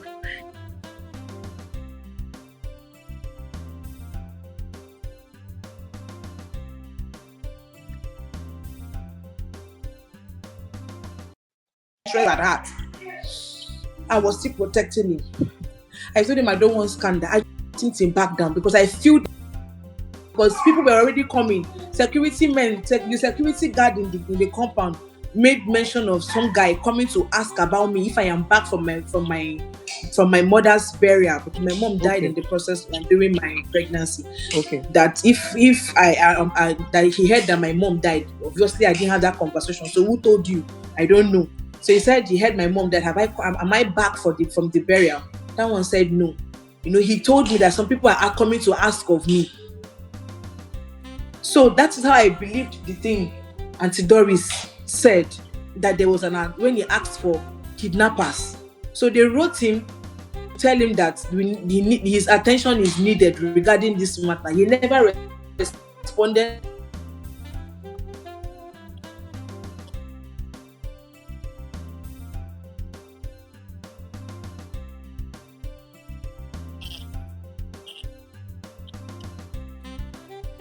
Exactly.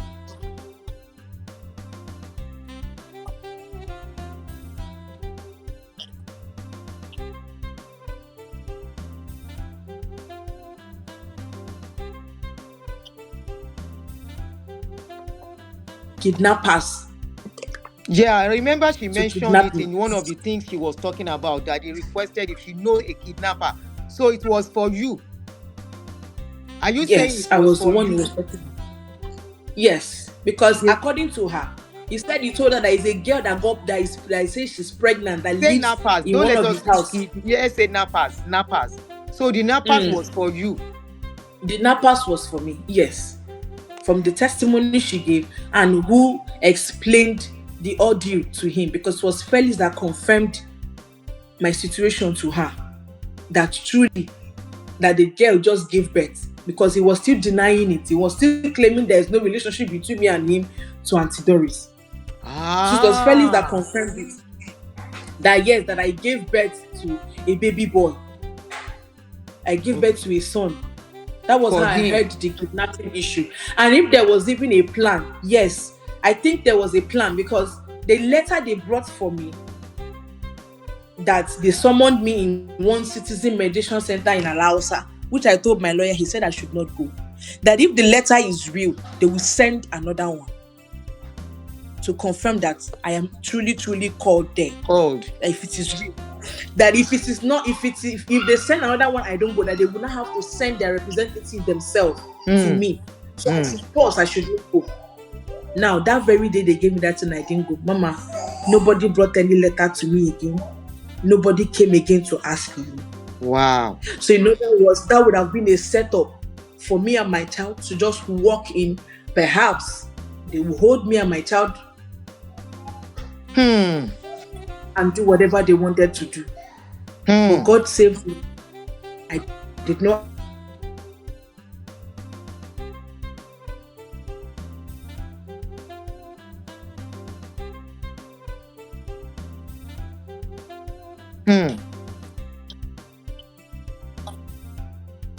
Acts of anything.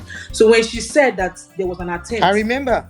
that was when it clicked. I remember in that story. That could Yes. be a plot for me to walk in. Obviously, there was no one at home with me then. I would have walked in there with my child, and perhaps they would do whatever they want to do, and nobody will hear me talking today. From what you have told us and your age when you started, you should be in your 30s now, early 30s, if I'm not wrong. Yes, I'm 33. Like Yes, your early I'm 33. 30s. Okay. Yes. What is have you tried to talk to the church elders to investigate the case, or did you try any mediating? I have tried, because in all of this whole thing, he blocked me off. He stopped talking to me, blocked me everywhere. I was only having contact with his friend, Pastor Oko. I kept on begging him, talk to And your what is the friend Pastor to Oko come. saying?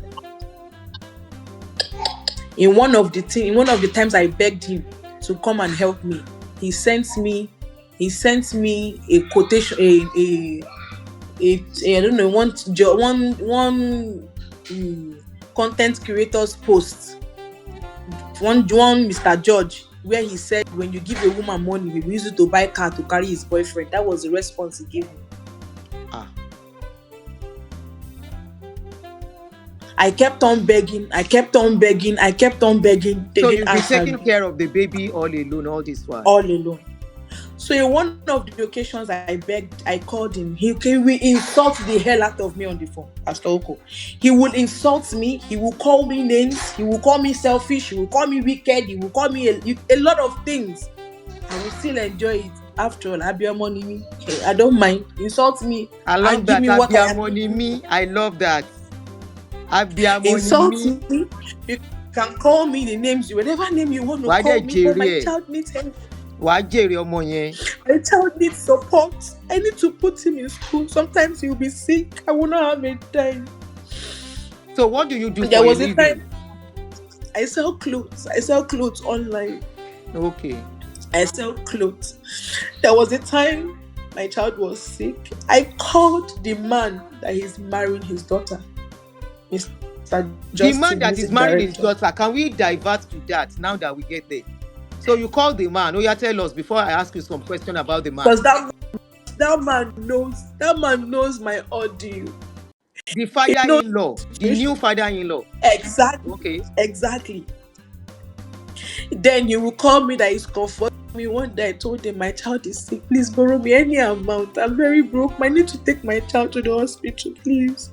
He said, okay, when he gets to the church, he will talk to the accountant.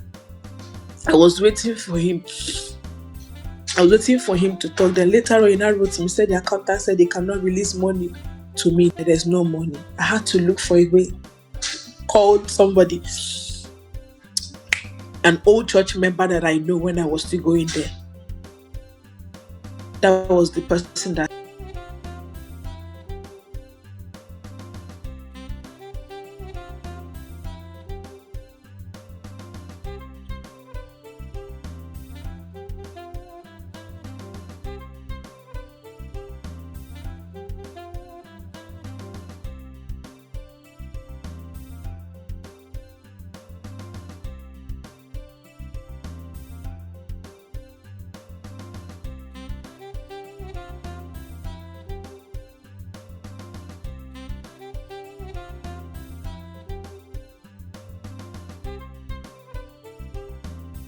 So after you had the child, were you still going back to the church after you had the baby?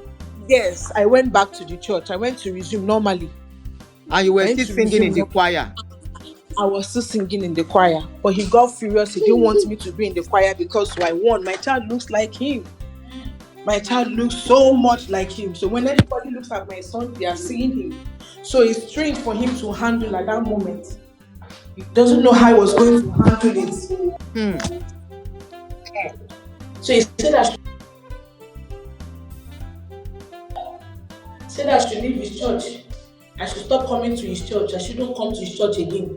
When I refused, and I was like, but the church is not your church. It's supposed to be church of God.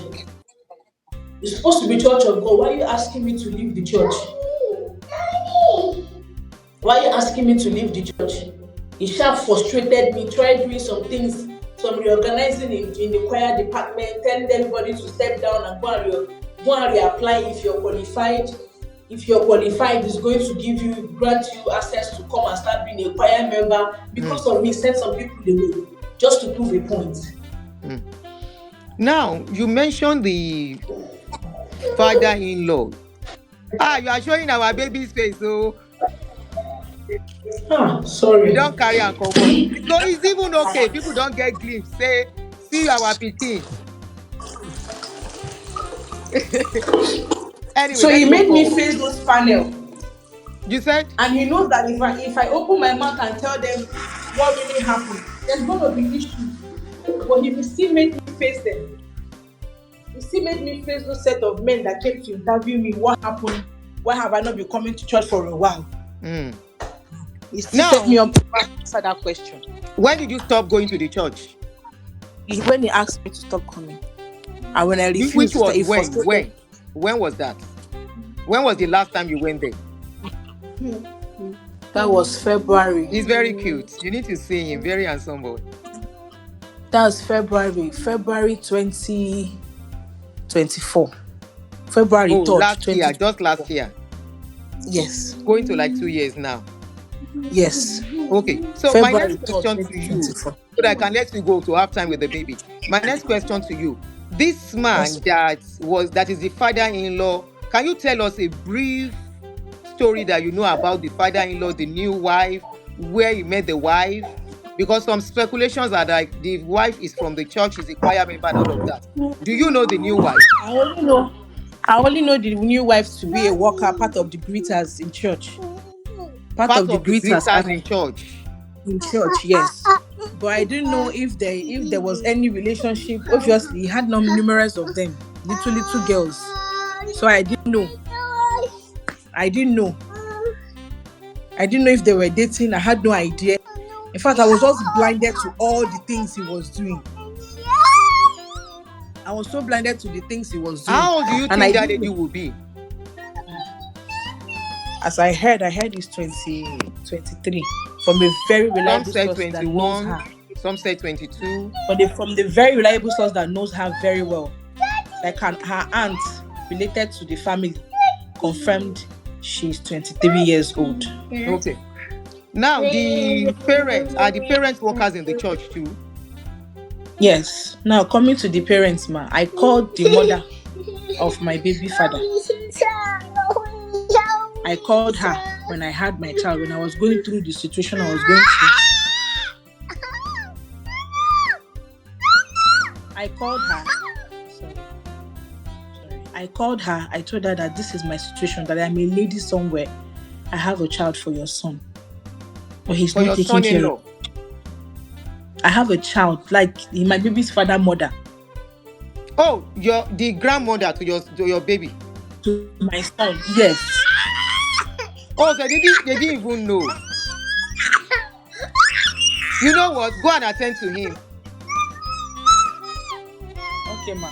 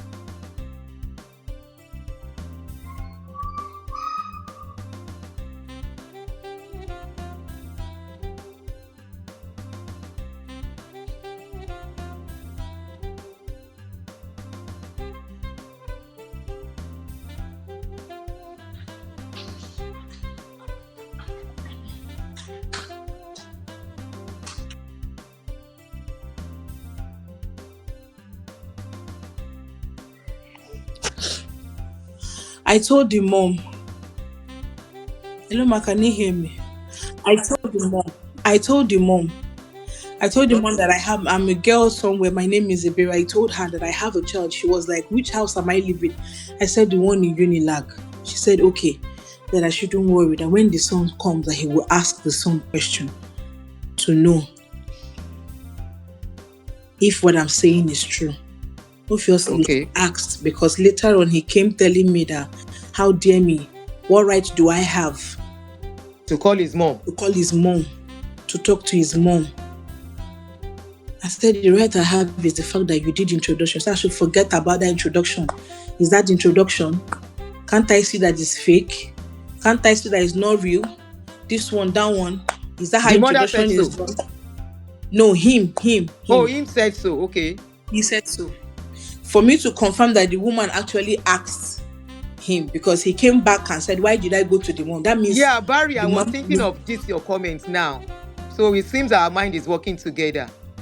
That means the mother actually asked him outright about the situation and how I called. But obviously, I don't know what he told the mom that made the mom. Till today, the mom never called. Until the day they saw my post, that someone called me and said she called somebody to tell me to stop. I said, for after 3 years, after 2 years plus, my child was still 3 months old, going to 6 months when I called you. And since that time, you never got back to me. 3 months, because that was before I resumed church. You never got back to me to say, I spoke to my son. Oh, can I see your baby? Can I? Nothing. Now it is now that you're not coming to talk to me to say I should stop.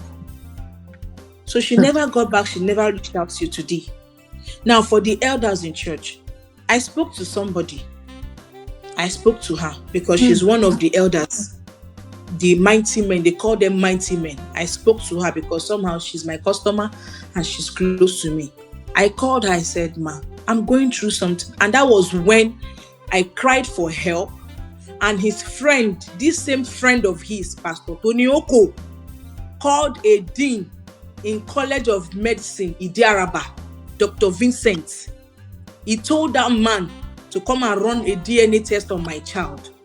Now, the DNA test they ran, I got there, they were not taking my blood.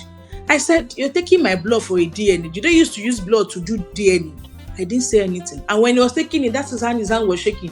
I kept quiet. I took a picture of his office the day I got there. Dr. Vincent. He claimed that day that he's a doctor, but you're a doctor, your hand is shaking, and you're also a professor. So I don't know which one you are. You're both, and you're a dean of college. So I don't know which one you were playing. Which college is that?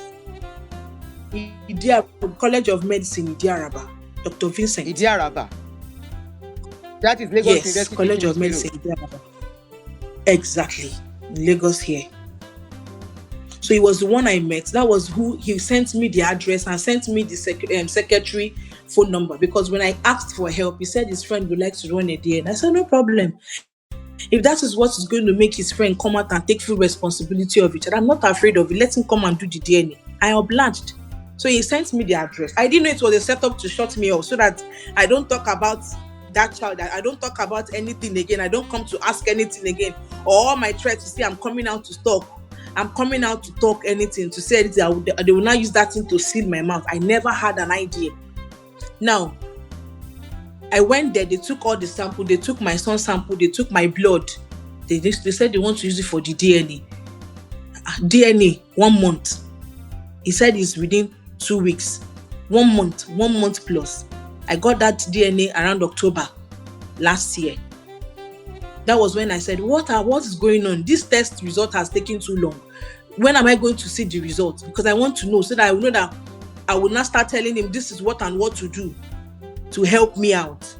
If that is the criteria for him to start taking his responsibility serious, then let's do it. Now, I called the doctor with my baby father to also come. That was on a Thursday. I went there with my niece and my child to go and hear the results now. Only for me to get there. He said that he cannot give me the result because my baby father has not paid him. That my baby father only paid him $500,000. That is $1,000 that they charged for the DNA. That he only paid $500. That he has not paid the remaining $500. He cannot give me the result. I said okay. He said, since we asked him to come, then let's wait. We waited and waited. He never showed up. While I was waiting, Pastor Oko was calling his phone. He was acting like he's not seeing that call. When he thought my eyes is no longer there, he sneaked out. I went to receive call. Then came back into the office and pretended that like he has not spoken to Pastor Oko before. Man of God, I've been trying to reach you. This lady is here that wants to collect the DNA results. That one said is not involved. That whatever it is, doesn't want to get involved. That was when he now came and said, okay, this is the same person that said to me that if he's not there seated, that he cannot open this DNA results. After they had the manipulative call they had, he now came and said, as the case stands, since you're here and he's not here, I'm going to only give you a snippet of the result. I said, okay, show me. The place where they write the biodata of the person doing the results, where they write name, sex, female, father, he never showed me that part. He folded it and showed me where they said the paternity did not match. I said my son's paternity, my own son, paternity did not match with Chris Okafor. I said it's a big lie. It's a big lie. I was crying in his office. I said this is a lie. So they told me this man was going to manipulate this. I said it's a lie. So he truly manipulated my son's DNA. He said, calm down. Now he has become father of DNA. DNA for everybody.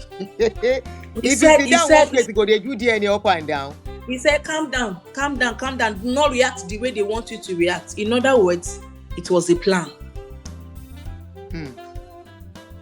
Do not react the way they want you to react. That was why I knew that this thing was a planned work between him, Pastor Tony Oko, and Dr. Chris Okafor. These three set of people. And that was how I left that office that day, crying home. Because I know for a fact, 1001% sure that my son is from him. Okay. Now at this stage, I want you to put a message outside. I will call this part. What message do you have for Pastor Chris concerning what is going on? Especially your focus is on your child, right? What message do you want to put out? Now you have told us your story. What message do you want to put out to him about yourself, about the child, most importantly? Nobody is asking him to marry you, but the paternity, the custody, and the taking care of your son matters a lot. What do you have to say? What message do you have for him here? You are talking now as if you are talking to him. Yes.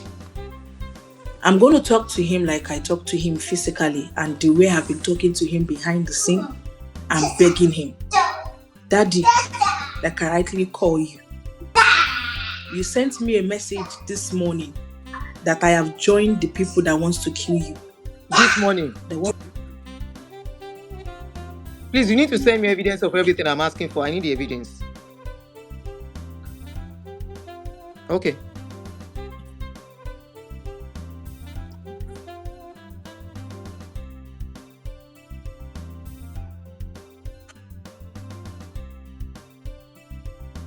You to change. I have called you in the private. I have begged you in the private. I have called you and called Pastor Tonioko in the private to help me take care of this child. And all my efforts prove abortive. It was through struggle. Because I refused leaving that house, everybody moved. Because of my stubbornness, and I don't want to leave that place. Obviously, you didn't provide anywhere.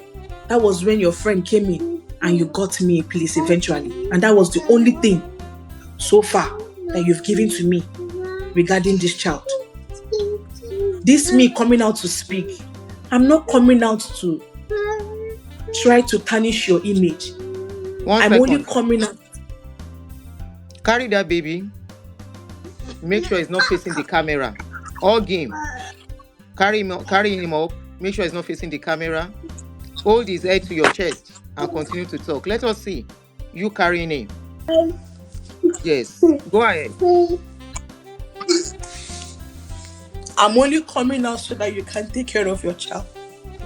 If Nigerians will help me speak to you, he has come down. If Nigerians will help me beg you, since the day you notice I have been here and I'm talking to Auntie Doris, your friend Pastor Tony Oko has been telling her to my hearing to chase me away, to discard me, to not listen to me. You know I have called in the secret to help me, but you did not. I am not coming to tarnish your image. It's just that I feel Nigerians will help me speak. If you feel you're not sure of my son, come out and do the DNA again. I don't have an issue with that. Let it be done again. Then if he's not your son, then you can sue me.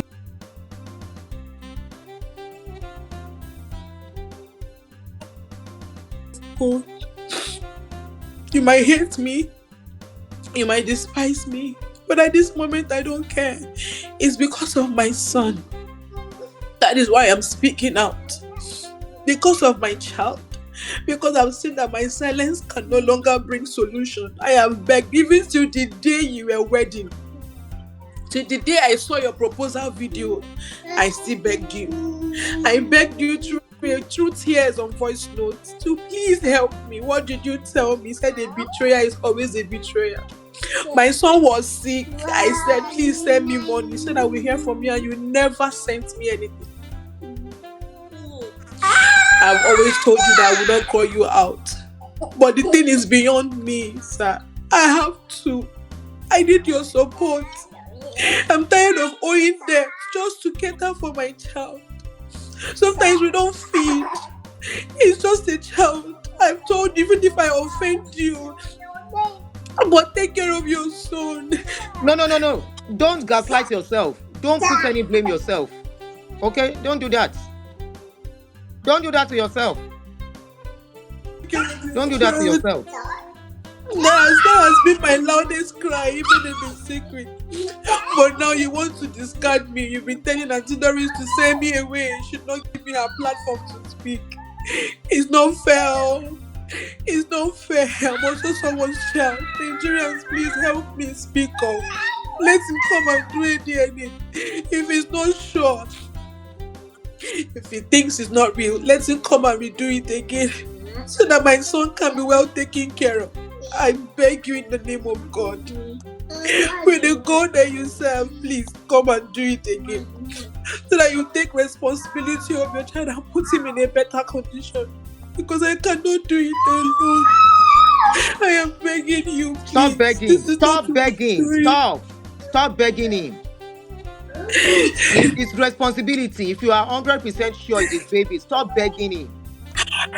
Stop I begging just him. want you to come and do what is right. Come and do what is right. Let's go. I'm ready. I'm ready. I am ready. Can you mention your name once again so the world can know who you are? My name is Ebere. What is your name? My name is Ebere. Ebere. Okay, Yes, Ebere ma. what? Ebere Chiahamefle. And you were my Facebook. You were a choir member in his church. I'm a choir member. Okay. Yes. So you have a child for him, a son for Pastor Chris. Yes, ma. Almost 3 years old. My son is 2 years and 8 months. I'm even currently owing school fees right now. I'm currently owing part of his school fees. All right, take care of your let's try and see if we can get you some things from our place, from this channel, to just keep you going for now while we continue to call him until he answers us and take care of his responsibility. Do you have an account number? Send it to me. Yes, through my other number, if it's possible. Can you send it now? You have to send it now. Now, or do I call it out? Is it possible? Okay, call it out for me. Hold on, let me go to the YouTube so I can type it. Go ahead. What bank? GTB Bank. Okay. 021. Yes, ma'am. Okay. Oh shoot. Sorry, it's a mistake. GTB Bank 021 021 5377 777 840 021 5377 840 021 5777. Okay, no 3 there. Okay. Yes, ma. No 3 there, Abi? Yes, ma.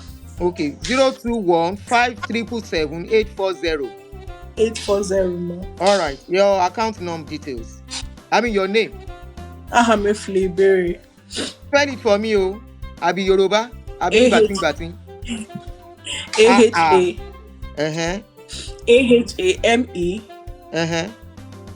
FULE. Okay.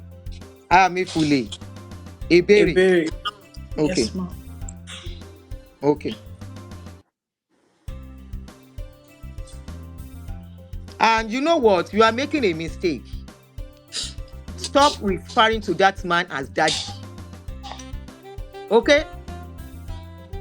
It's because you said I should talk to him how I used to talk to him. That's why because I said talk to him the way you used to talk to him. I'm not saying you should call him daddy. If he's with you when you were dating each other and together in the bed, do you call him daddy on the bed? Oh, you call him daddy. That's what I address him as. All our okay, so I caused the complication for you. I didn't ask you to call him daddy. And don't beg him. We are asking, and you will do this thing again. Because I want to bring that part out, and I don't want to bring out your weakness. I'm not cutting out your weakness for him to see. I am cutting out your strength, your strong voice, to call him to come and take up his responsibility. Okay? Thank you, Mom. That is what. So wipe your face before you talk now. I don't want to hear daddy. Call him Chris Okafor. Chris Okafor. Okay. I am calling you. Okay, they say people are giving you money already.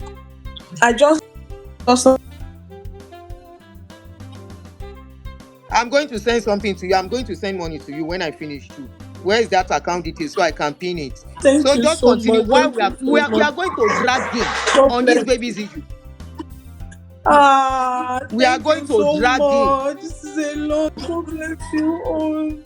Please Please, you people should help me drag him. And his friend, Tonyoko, should leave me alone. He's the one telling Auntie Doris to We send are me going to away. drag him to come They and should take. not give We me are not saying he should platform rent to a place talk. for you. He should come and take responsibility of his baby. We are going to drag him, drag his father in the Lord, drag his Abioye, Ashimolowo, and all the million. They are dashing each other. So what I want you to do, you are going to do Thank the you video so again. much, ma. Oh yeah, your message to Chris Okafor, and make sure you address him as Chris Okafor. Oh yeah, with your strength, you are a strong woman. Okay? You that you push that baby forward, you are going to eat the fruit of his labor. And very soon, Amen. that boy in another 10 years time, you will be glad you have that boy. You will be glad he never pushed you to take away that baby. You will be so glad you stood your feet. That boy is going to be your first husband.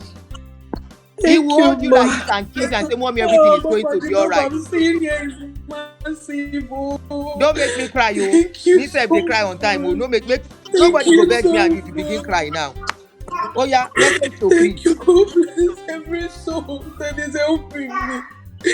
Tonyoko, can you see? You don't want me to get help. Instead, Auntie Doris should send me away. They should not let me talk. Stop crying. Don't let them see your weakness. Don't let me talk. When we finish, go and cry inside the house.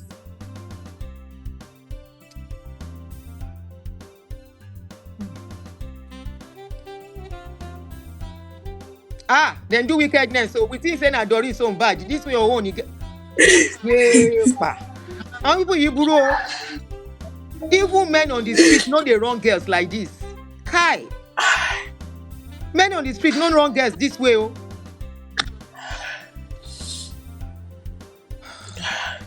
Oh yeah, stay calm. Try and just take your time.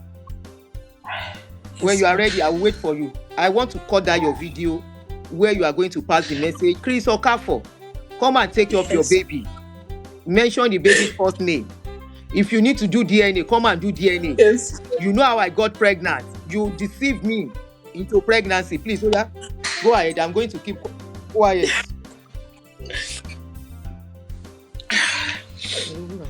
Chris Okafor, this is my message to you. I need you to come out. Okay, that's all. Come out this time around and run a proper DNA. Not the one your friend and Dr. Vincent manipulated and lied, defamed me. By doing that thing, you people called me a useless girl. By doing that thing, you people called me characterless. I want you to come out now. Come and rerun your child's DNA. Come and confirm it for yourself. If that is the reason why you've not been helping for years, for these 2 years that I've been here, crying and begging you to come out. Now I'm no longer begging. You don't want me to speak. You don't want me to speak. Your friend does not want me to speak, even asking Auntie Doris to send me away. She's not going to send me away. She loves my son and she wants to help my child. I am calling you out. Come out. I am calling you out in front of many Nigerians and a world at large. Come out and rerun my child's DNA in a very verified hospital where you will not manipulate it again. And take care of your responsibility. You have not mentioned that you are the Ebere. I am the same Ebere. I am the same Ebere. I am the girl, the child's mother. I am the one that has been calling and asking you for help, put in the secret and you refused. Now I'm coming out to the world to speak. King, Chisimdiri, Munachinso, Okafor is your son. Come and take care of your child. Come out and run a proper DNA and take care of this child. That is just all I want. That is just all I want. So that he can have a better life.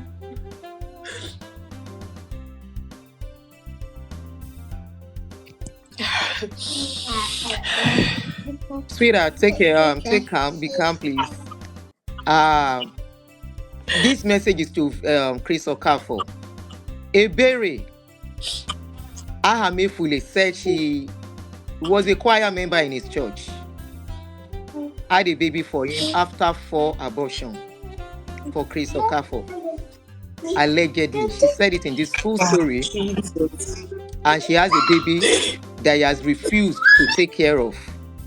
She's calling him to come and do DNA to ascertain and Jesus. confirm that that is his child, and so that he can take responsibility. Now, two people born Pekin, he's still alive. He has to be responsible for this child. We are calling on Pastor Bishop Abioye at this point. I am going to include your picture on this video. Bishop Abioye, Pastor Matthew Ashimolowo, we are calling upon you to call Chris Okafor to order concerning Ahamefule Ebere. We are calling upon you to do proper investigation and questioning on this case.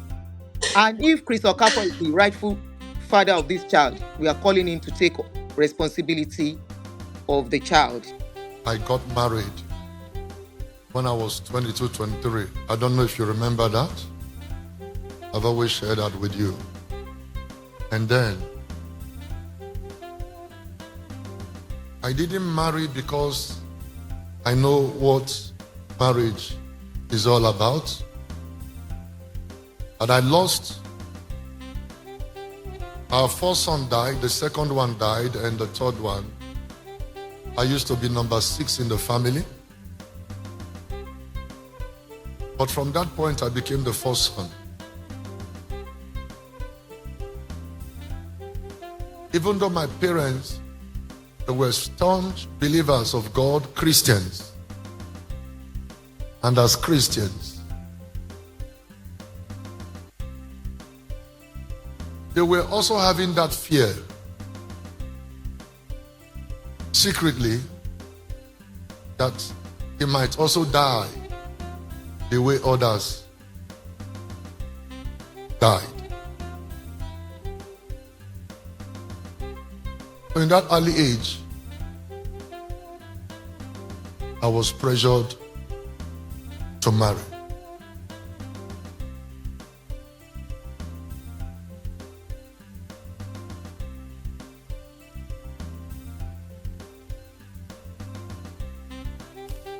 And the gift of God, I gave my life when I was 6 to Jesus when I was 6. And this gift that was prophesied about manifested around the age of 8.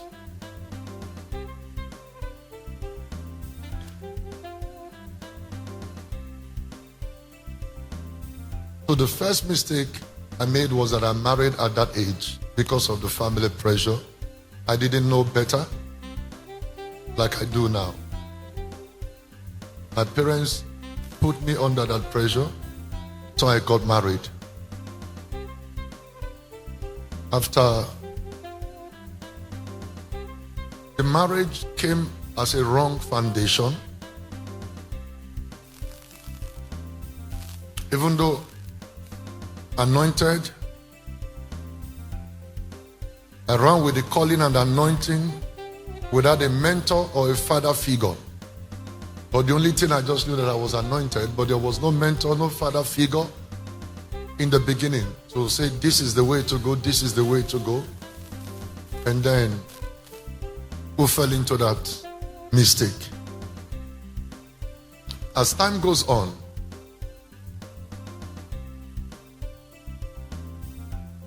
the marriage was entered into again by that pressure that led to pregnancy, and then the marriage ensued. And when the marriage happened, I was 22, 23. Because of the family pressure, the secret fear of my parents that others have died, we got into the marriage at that very young age. Whilst the marriage was on, I'm trying to cut it short. Something happened that shook me, that affected me for many years. It was not long ago, God helped me through the help of the fathers that God brought into my life to overcome it. I've kept it, covered it for a long time. During the marriage, me and my younger brother was an apprentice. Like in Igbo, they call it Ibaboy somewhere. I don't know if you know that. So he finished serving a man for 7 years that did not settle him. So he was stranded. I told him, come to my house, even though we were managing. I was married then. It was one day where having a fellowship around a place in Gowon Estate, and we're traveling, we're going to that place. I think once every week, we'll come back at night. On the way, we're very close, but something happened. I'll put it like that. I asked them to turn back and go to the house.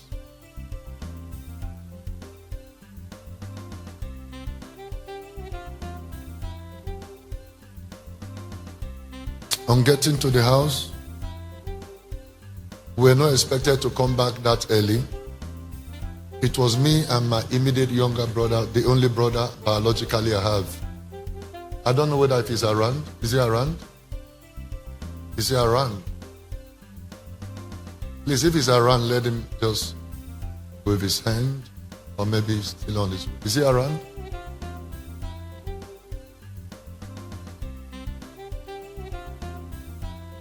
Is he here now? Please, Emeka, come forward. I will need a little bit of your help and time, please. I know you don't like showing yourself, but forgive me for now.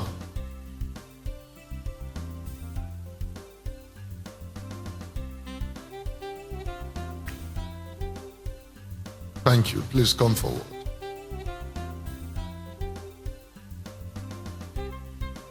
You recalled in that incident, when we got home and opened the door,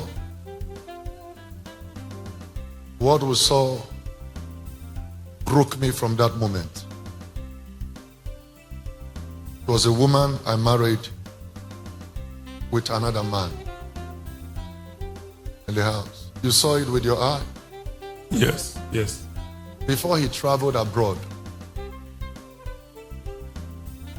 how do I say this to the people? How do I say this to the church?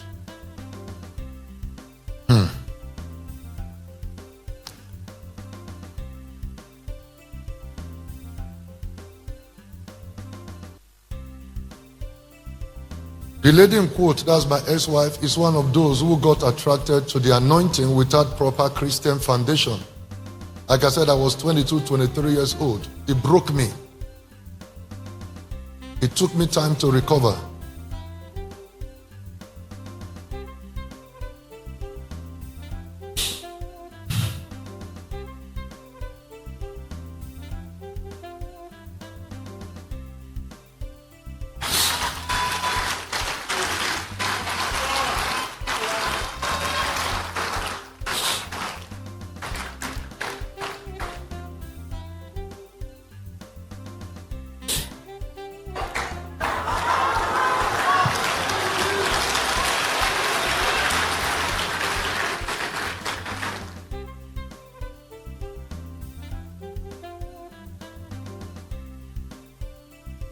I'm not here to judge ex-wife, but this is my dilemma. Also pray for her.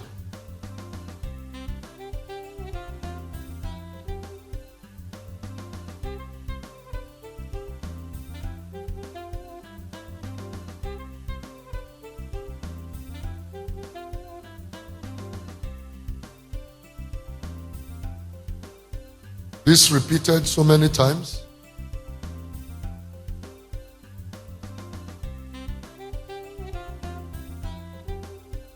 I covered this for many years because of the children and the church.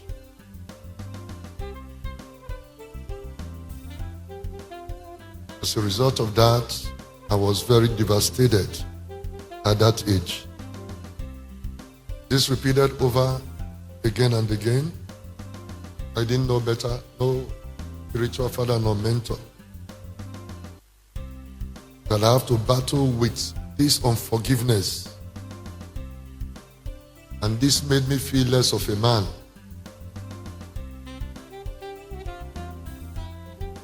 That led to many mistakes, which you are seeing today and hearing today. Please don't judge me.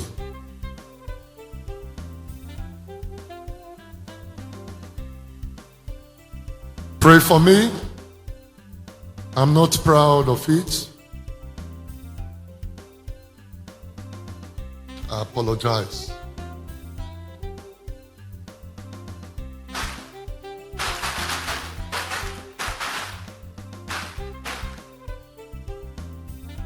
I apologize to the entire body of Christ. And I know these mistakes have brought a lot of reproach to the body of Christ.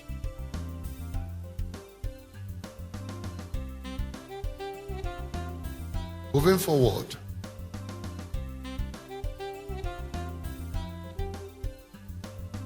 I try to get settled, to come out from all of that hurt and pain, and to do things right.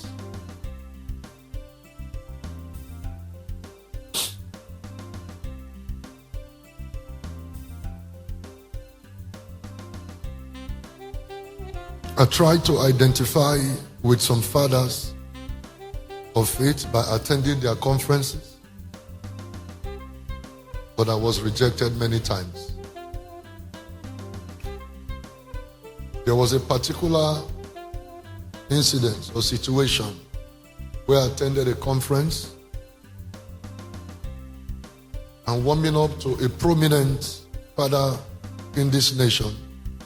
After fellowshipping with him, I decided to take picture with him, but he took the phone after taking the picture and deleted the picture. This further drove me into my shell. But because I was very determined to have a father that will guide me, that has gone ahead of me, I was very determined to get it right. In my further search, after a long time of fasting and prayers, I was led to Pastor Matthew Ashimolowo.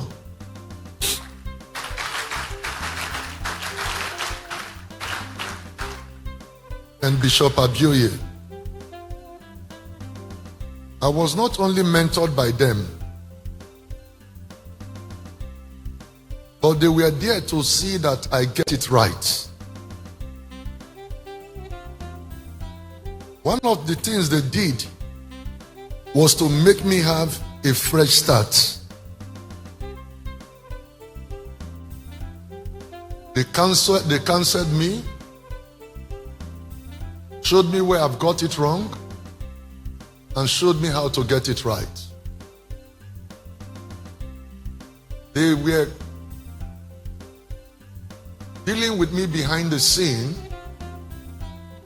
mentoring me, telling me I must get it right before they came to identify with me.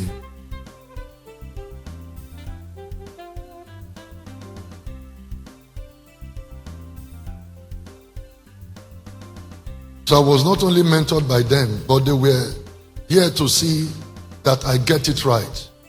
One of the things they did was to make me have a fresh start. That's what they did. They made sure I have a fresh start and get things right. After much prayer and counseling, and part of the fresh start is to get it right, not to be exposed to any kind of mistakes or temptation. He counseled me, prayed with me, and ensured that I get it right. And one of the things was to get married. and marry right.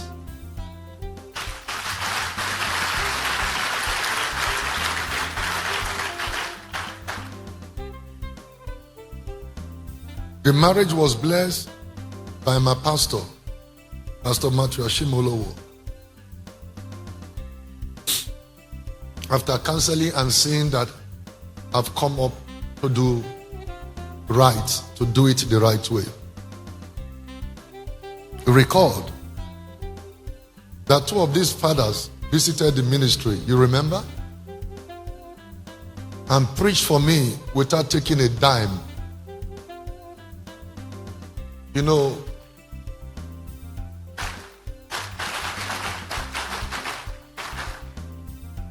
they never collected a dime from me. There's been so much attack on them on social media because of me. I'm very sorry about that. People thought I gave them money. That's why, no, they didn't know, because social media can make you think what is not true to be true.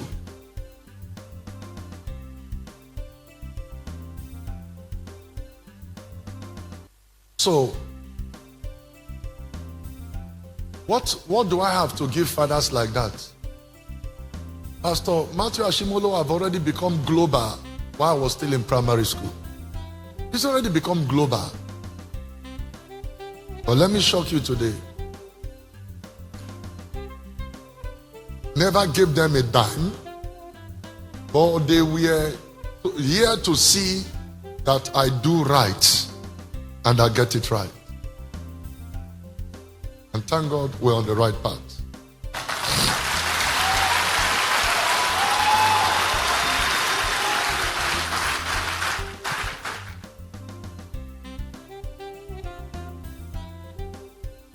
They didn't take a dime from me. Even when Papa Shimolo was done blessing our marriage, when he was going, he was blessing the people. He was happy to see that I'm on a new path, I'm on the right path. He was very happy. And people didn't know that. He was blessing even the greeters, the bouncers outside. From the bouncers to the greeters, on his way out of the wedding. What a public show of love by a father. Happy to see me get it right.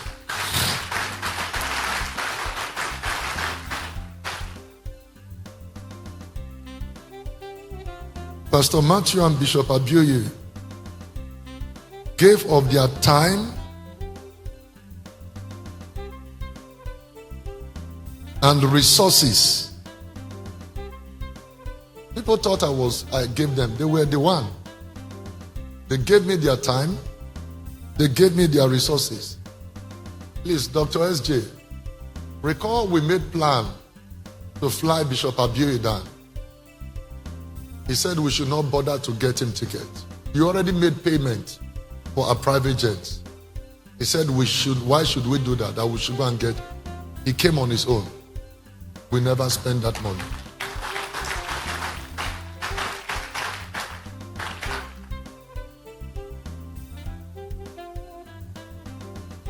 I can recall when Bishop Abioye came to preach here. You remember? He didn't collect honorarium from me. He didn't collect a dime from me. Not a dime. But rather, when he returned back, he asked me to send our church. I shared with you. Pastor Sylvester, please, get my iPhone. He asked me to send our church account. I was reluctant. He called and reminded me, send his PA. Reluctantly, I sent it. He said, I'm planting 5 million to support your ministry as you are getting it right.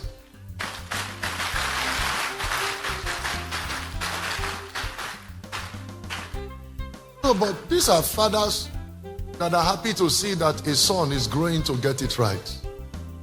And hence they were giving me all of this support.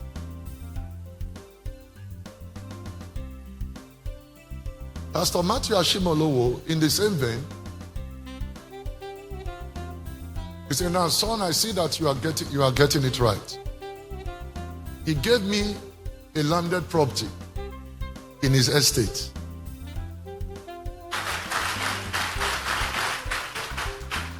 What millions and millions of naira. What do you think I have to give these fathers? But it was the other way around. Unfortunately, they have been dragged into this. That's why we need to set the record very straight. That was given to me in his estate. People thought I gave, but they gave to me. Please, church, I want you to celebrate these fathers for the role they have played in my life.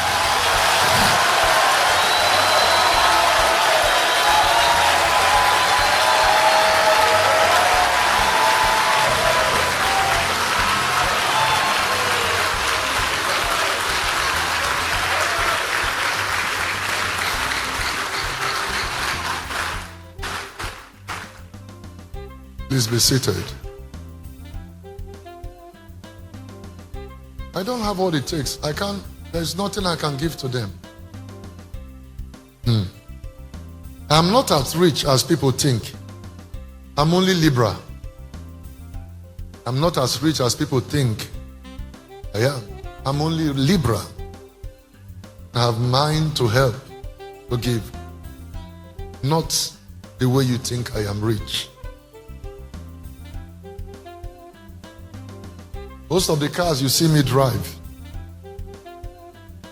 they are gifts from different people that have been blessed through my ministry.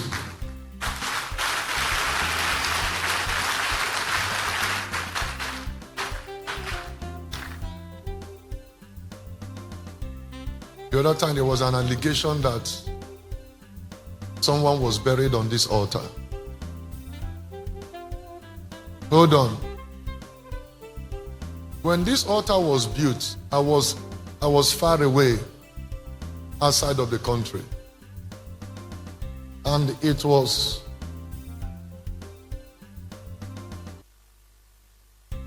Dr. SJ and Engineer Ewuilo. They were the one responsible. I was not even in the country. I will show you the check in a short while.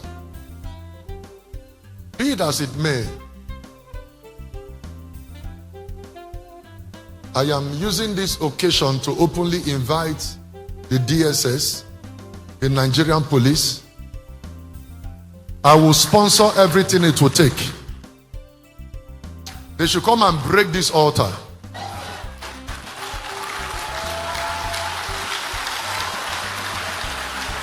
I will sponsor it, and it will be televised live.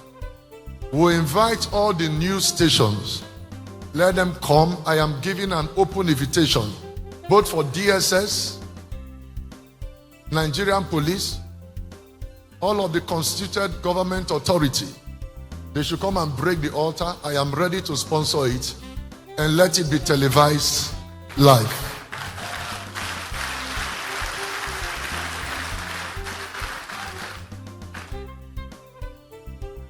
And I will sponsor it.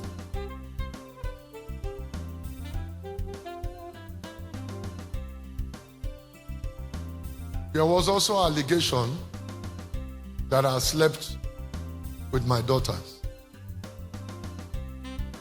Please hold on. Hold on. As a result of what happened in that marriage, please listen. You recall, many of you that have been here for a long time, that I came here and said I would never marry again.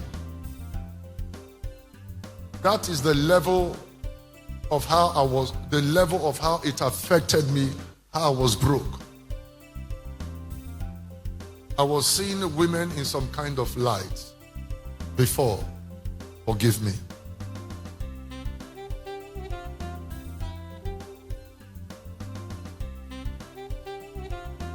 It was mercy. I battled with this.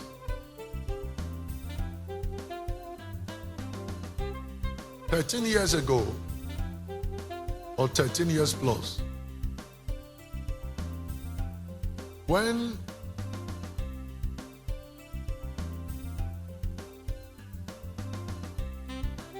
you recall when I was kidnapped,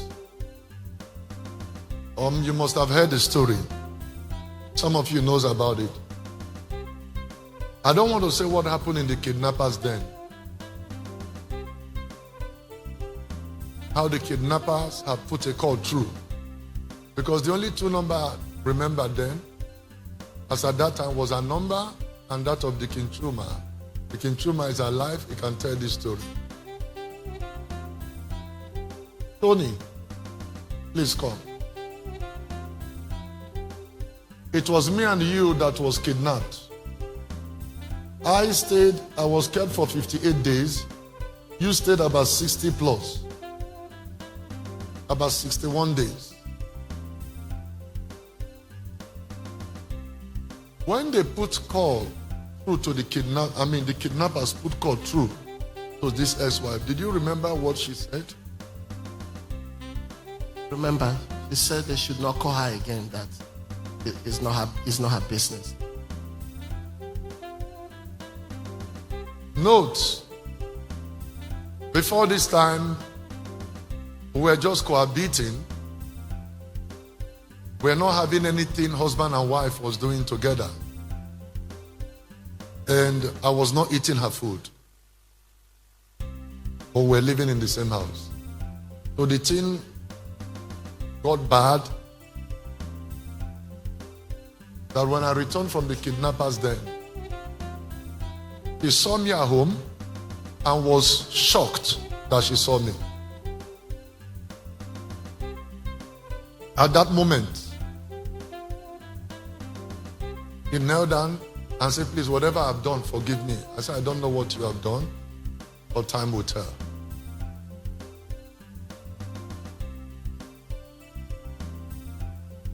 Subsequently, as at that time, my father also came around. He had this hernia operation or surgery.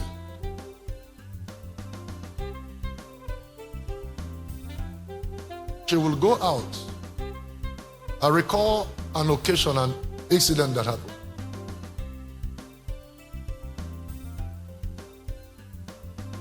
My mother, my maternal uncle, a man called Benjamin Okafor. Because my father's side and my mother's side, they bear the same surname. My mother is from a different village, my father is from a different village. As at that time, that man was about 70 or 75.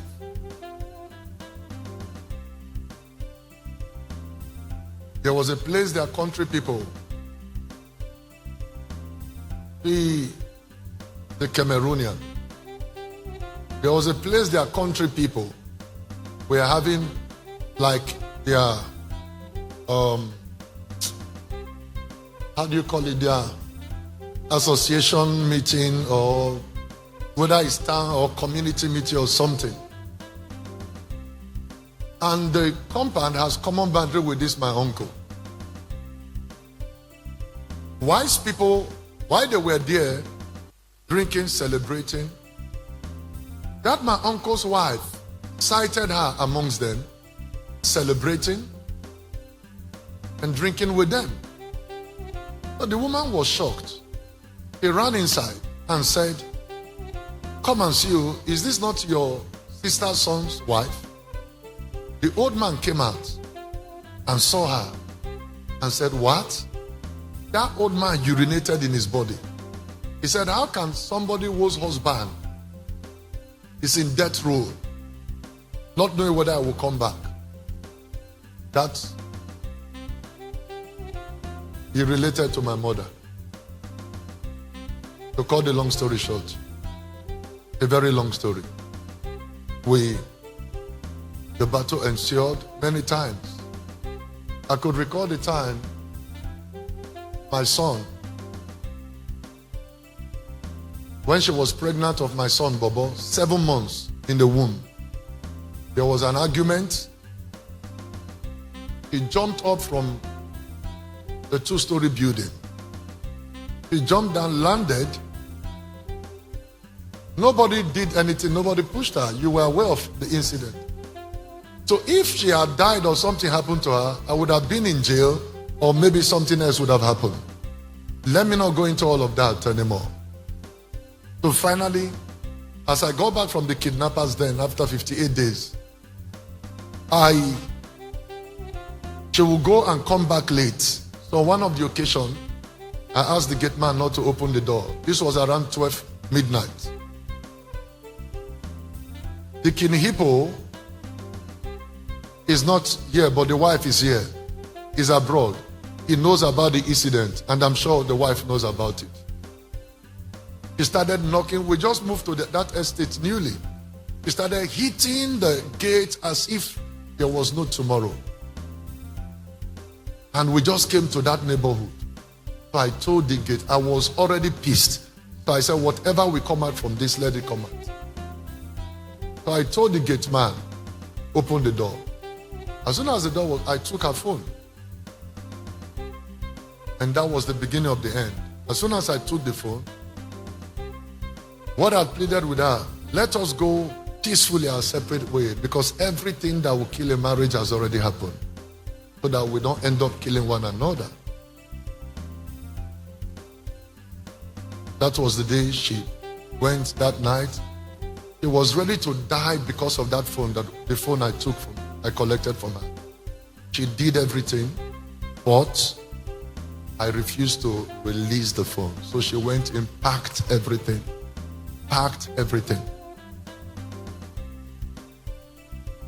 Left that midnight around 2 a.m. But by the time I opened the phone, it was a lot. I still have that phone with me, the BlackBerry phone. It was a lot.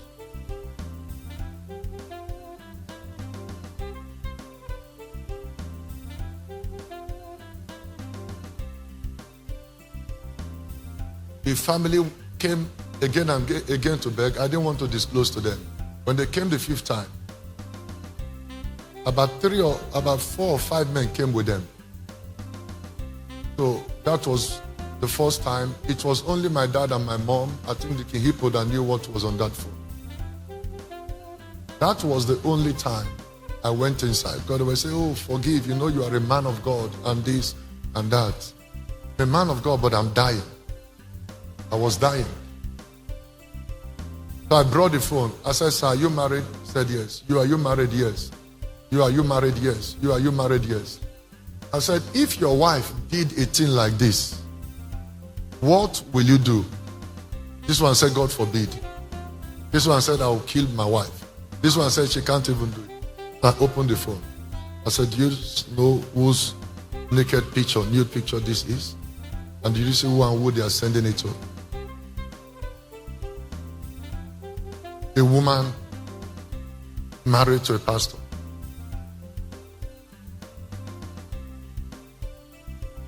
At that point in time, to fight for divorce.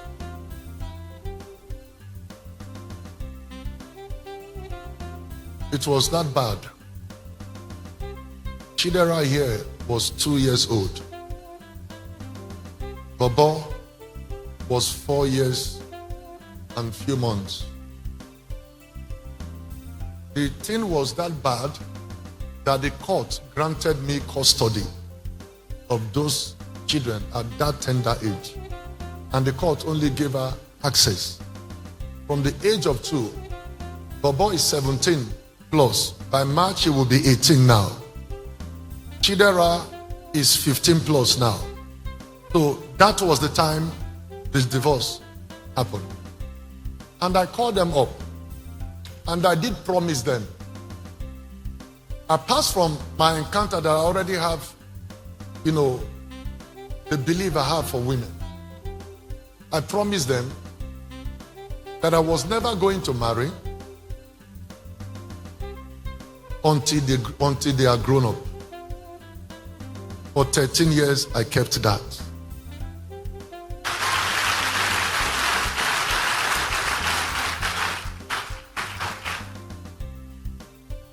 For 13 years, I kept that. And within that 13 years, it was not easy. We made a lot of mistakes.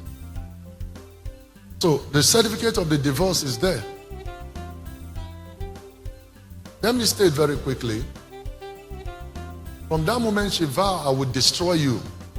I would destroy the church. He says this openly. That over, as long as she liveth, that I will not be able to marry again. Take note, none of these lies or allegations ever came until I married. No one ever came. No one. The vengeful ex-wife, angry that I'm starting a new life, recruited children. Let it be clear today. At no time did I do anything to my daughters. At no time let God kill me, the God who created them. At no time.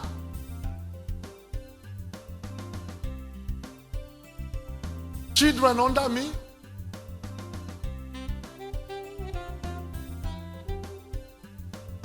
If anything of such has happened with that vengeful woman, I would have been thrown to jail. It was never raised. Please, Chidera, come. Please come. Please, I'm sorry I have to call you. Please come. Please, very sorry. Please come. I'm sorry to drag you into all of this. I'm sorry. Please come.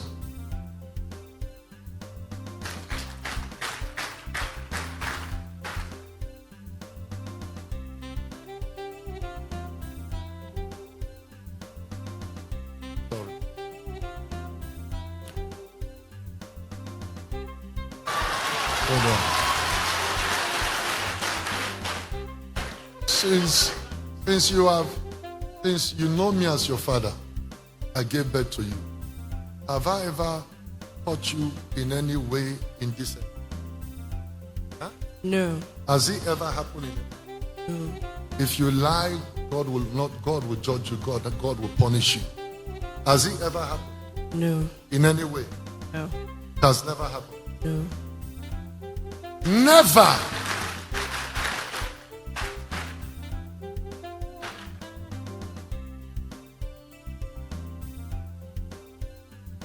It is the story that can be told and people will say this man is an occult man, is a beast.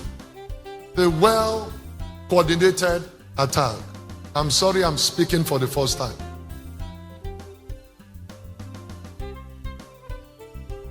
This is the pain I've been through. It has not been easy.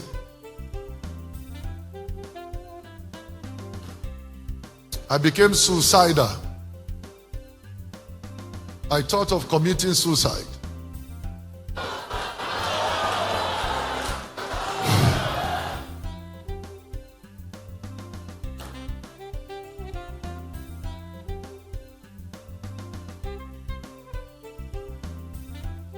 You don't understand.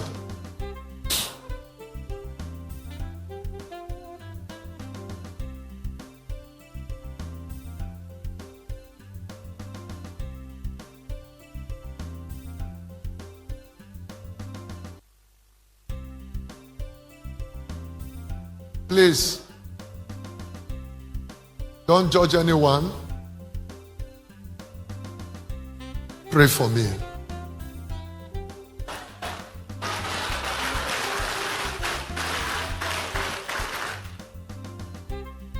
I'm not perfect.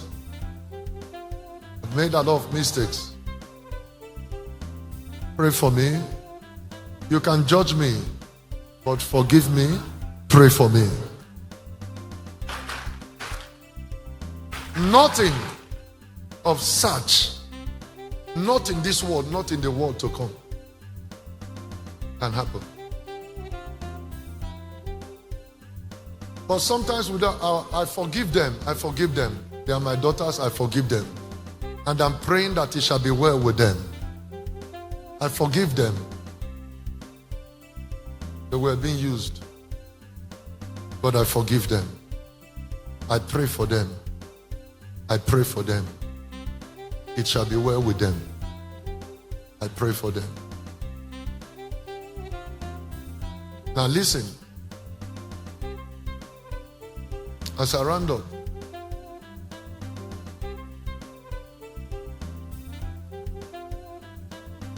I spoke with some leaders of the church. Was it on Friday? I was able to get across to that daughter.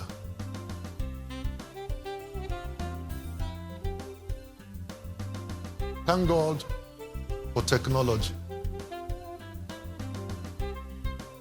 I replayed my conversation for them. Some of you heard it. I replayed my conversation.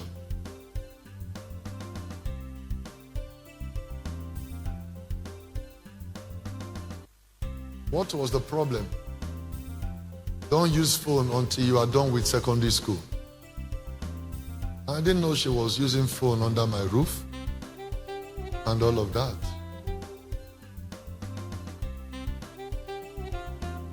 Even on social media. So when people started calling it to my attention, look at what your daughter is doing on social media. I'm sure some of you know it. They are aware of it. So what happened?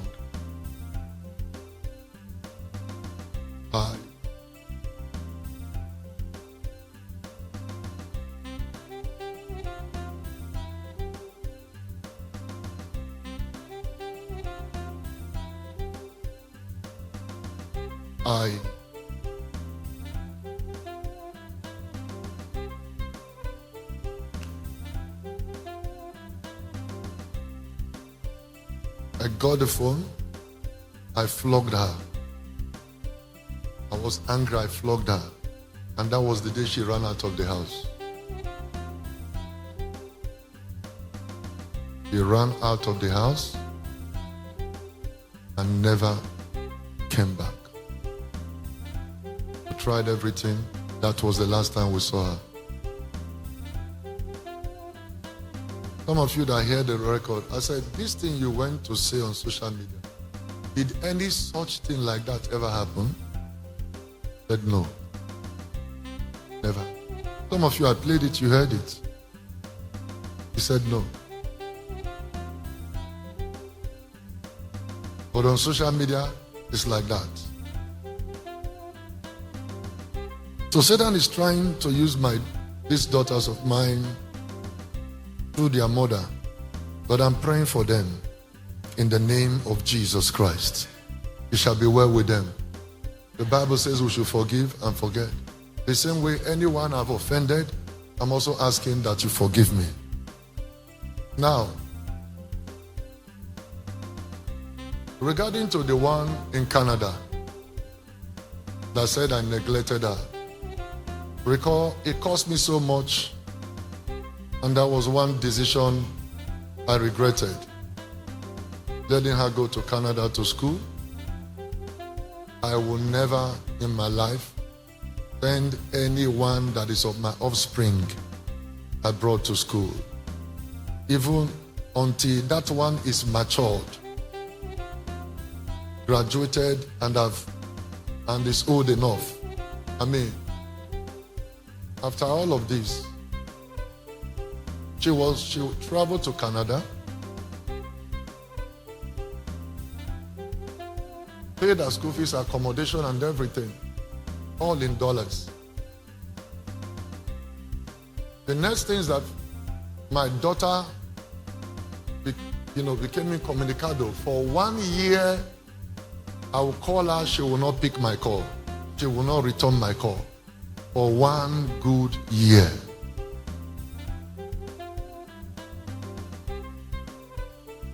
I will call names now. I begged a lady in Canada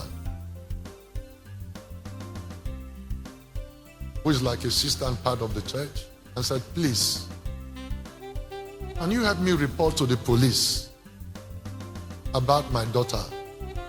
We've not been able to get her. The police tracked her through her number, got where she was staying. But the police said they can't disclose where she's staying because she said she does not want anyone to know where she's staying. The police cited they can't do that because she has become adult, that she's an adult, that they have to respect her privacy. So, for 1 year I did not communicate with her. So the next time I will get to hear from her,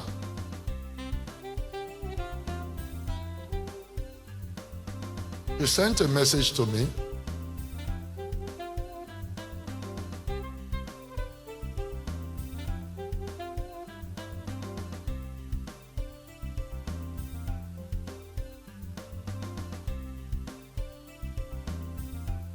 It's okay.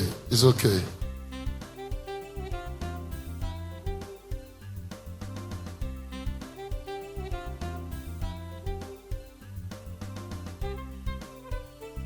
I want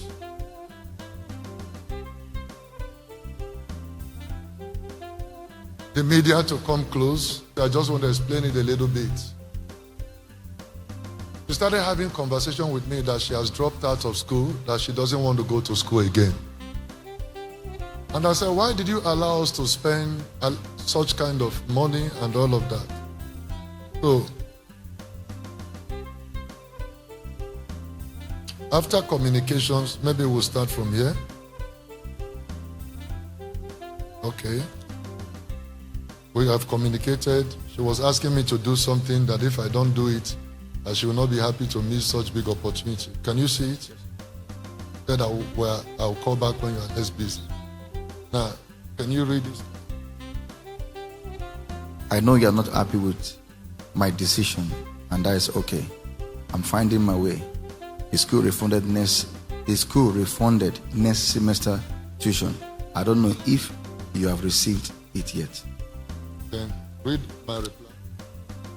Then you replied, let me know when you are ready to come. I will send you the ticket. Read what? Then she... Or maybe you read. You know I love you, but my legs are taking me on a different journey. I know you are trying to understand me, but I need to come home first. We will disagree, but we must talk about it. You know I am your strength, and there is nobody in the world that would have you back like me. That will have your back like me. That will have your back like me. So that's a message. Let me read it from my own. He said, but my legs are taking me on a different journey. I know you are trying to understand me, but I need to come home first. We will disagree, but we must talk about it. You know I am your strength, and there is nobody in this world that will have your back like me. So, communication ensued. I said to her, what took you to Canada was school. If you are not going to school anymore, I won't send any money for you staying there. You must return home. So, let me cut the long story short. You see the conversation. I sent ticket to her, sent everything to her, but she didn't come back to Nigeria. Now, the next thing I heard was on the 18th of December, where all this blackmail have started. Read this. Yeah? You can see the date. Yes, sir. Thursday, 18 December. What time? To 9. That is 8:34. Read it. You will send me the money for school fees I owe the government for the whole of the last year, which you didn't pay because you refused to speak to me, for the $7,800 Canadian outstanding balance. If you do not send it, I will go to the internet with every single thing I know. I want to receive a confirmation picture that you have wired the money to my account before the end of the year, before the end of the day.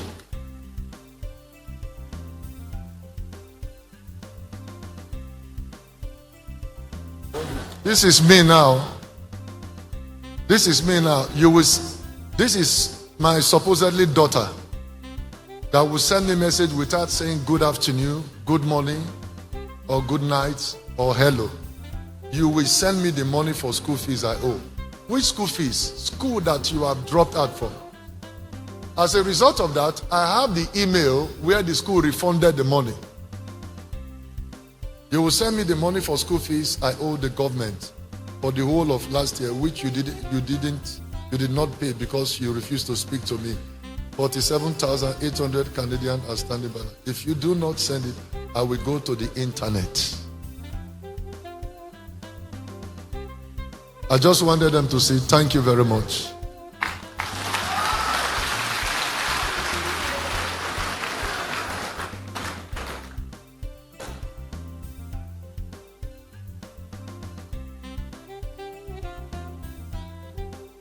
This is who is supposed to be my own daughter.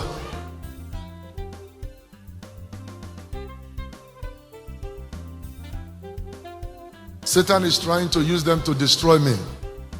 So if you hear, oh, I am his daughter, he now said I should come to the room. I sat on the bed. He started touching me. And then, when I was shaking, he now left me. How?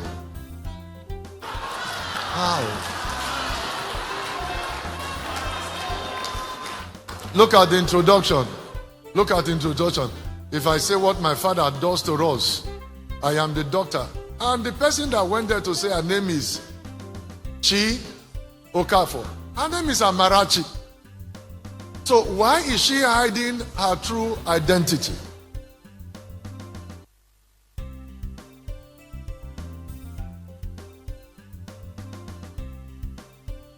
This is what I have to suffer and go through.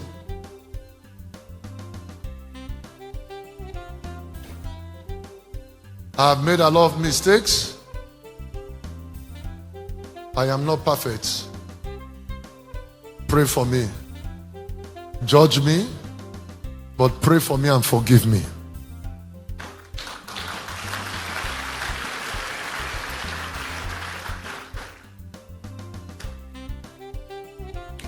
I am ready to make restitution to anyone, to anybody, any lady, any man I've offended. Please forgive me. Then concerning the lady called Doris Ogala, listen, we're not joining issues. Mistakes have been made in the past. And I tender apology to everybody. But everything that was said is not true. Everything, take note, everything that was said, never true. There are so many lies in most of the things that were said. But how be it, I say, I am sorry to everyone I've offended. To the Doris Ogala, I also say sorry and I apologize to everyone that I've offended.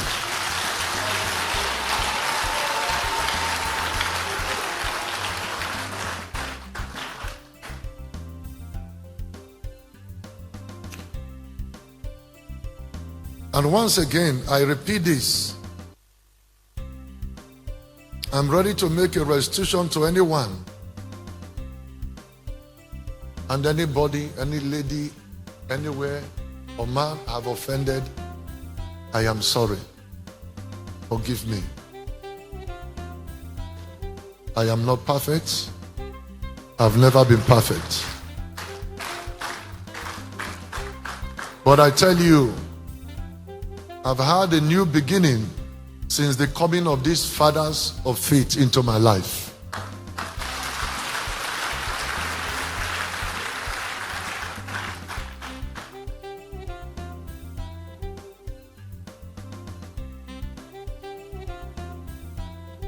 I'm kneeling down before everyone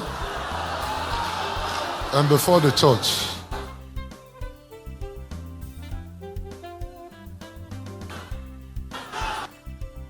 Forgive me. You can judge me. Pray for me.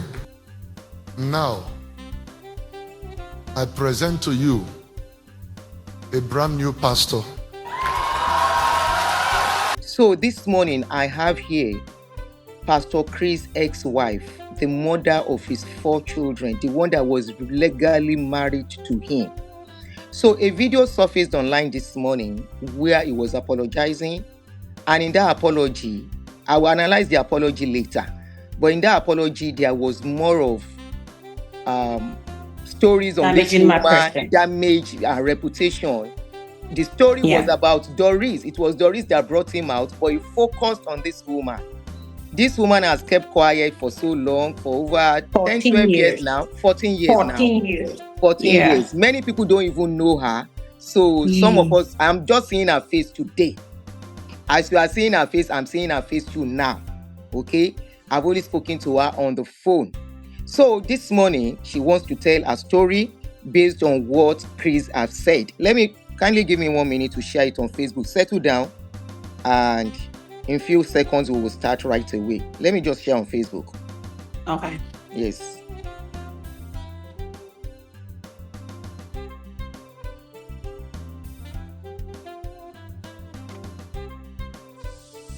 Thank you, Buff Boy. You're welcome. Hello. Hey. Kan wá tí wọn ò lè rí flag. Wọn ò ní rí flag, má worry. Kan wá.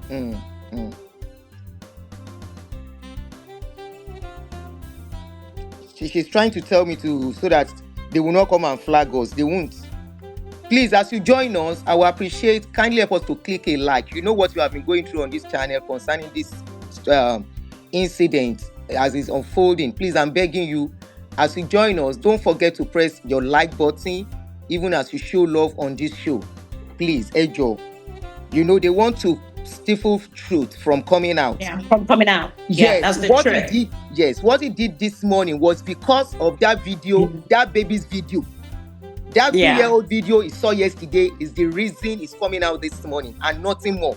He knows there is a lot on it. A whole lot. He knows there is a whole lot on it. Children everywhere, Nigerians. Children everywhere. At this point, I think that the apology is not even genuine. You just want to do damage control. You cannot be having children everywhere and then you think you want to do damage control. It's not going to work. With my name, me, Bisem Okafor. It's a shame. It's really a shame. It's really all right. There's no genuine apology. From my own reflection, there is none. You cannot use me as a clickbait. Okay, so are you seated? Yeah, go ahead. Okay. I'm confused. Introduce yourself to the audience. Okay, my name is Agnes Bisem Okafor, and I was married to Chris Okafor when I was 18 years. And the people that conducted the marriage, they are still much alive. The marriage produced 4 beautiful children, 3 sons, 3 daughters, and a boy. And at the same time, this man took me in my prime, in my youth, as a wife, not as a side chick or as a side whatever. Wedded traditionally, and we had a wedding. Everybody that conducted the wedding and the traditional marriage, they are all still alive. They are so embarrassed with the things that he comes out to say in his mouth concerning his own children. It's a shame to the body of Christ. If I left this man, I left him because I could not match and operate in his own ways. I left him. He did not leave me. I, Bisem, left you because of the shame and the disgrace you brought to the body of Christ for so many years. I kept quiet. But when I couldn't take it no more, Nigerians, was when this idiot, so-called pastor, that is apologizing for people to just gain the public sympathy. Sis, please be mindful of the word you are going to use because of community standard. Okay. Yes, so don't use strong words. This human, good for nothing human, standing on the altar to lie that he met a one lady that got pregnant the first time, and he met another lady, the same lady came with another pregnancy again. Why are you such a liar? You don't know your little beginnings? You've forgotten your little beginnings when you had nothing. When you had nothing. I didn't meet you in worth. I didn't meet you in none of that. That marriage produced 4 children. After the wedding, on a fateful day, I discovered a wedding certificate under his bed that he was once married. I cried. I said, God, is this what I'm beginning to get into? You know, I asked him, he denied. The marriage certificate is still available. You will go to jail for that. For getting married and lying to me at the same time that you were never married, and got me in my prime and kept me in your house just to be a baby making machine for you. You could not equip me, you could not educate me, and none of that. What breaks the camel's back? This man is standing on the altar lying that when the kidnapper kidnapped him, I could not do anything. I said, oh, I don't know him. Why are you such a liar? Was I at the airport to receive you when you came back from the kidnapping then? Yes, I was at the airport. And Tony, I am coming for you. You pedophile, I am coming for you. Like father, like son, I am coming for you, Pastor Tony. Standing beside him to tell lies that the kidnappers told me. That I told the kidnappers that I don't know him. This is the man that I sold my goats for. I emptied my bank accounts for. I gave it to elders of the church to go and deliver to the kidnappers. Today you're standing to deny me. You're standing to tell lies on me. May heaven visit you. For me, that your apology is nothing. Okay? That your apology is nothing. Stand firm and tell the Nigerian and the community, or let's say the world at large, tell them the truth. Mr. Okafor, the manipulator, the pedophile, the rapist, even his own family members, he sleeps with them. The house help that I brought Salome before I left my children, you were sleeping with her. The girl called me, Auntie, I cannot stand it no more. I have to leave this job. I'm going back to Benue. You, Okafor, you're not coming with the truth. Nah, you cannot tarnish my person. I've been quiet for 14 years does not make weakness. Silence was never weakness. I respected my children to grow because you keep my children. You took them away from me. Why were you dragging them with me at the court if they were not your children? Why were you dragging them with me if they were not your children, as you told Nigerians? You're a liar. Come on and tell them the truth. Your apologies are not over yet. Your apologies are not over yet. Can I ask you some question at this point? Yes, I wanted you to start it and I couldn't stop you because I have to let you speak out. Now, I have not finished listening to his apology video, but I've listened to, I think, some considerable quantity of it. In his apology, he alleged you of sleeping with a man, that he caught you with a man in the house. That was why the marriage broke. Mr. Okafor, why did your marriage break? Okay, my marriage broke because this man, I wish the Nigerian police, President Tinubu, Lagos State government, I urge you guys to go back and review his kidnapping case. Let's see how true that one is. Mr. Okafor, are you there? They should review that kidnapping case. Okay, this man is a liar.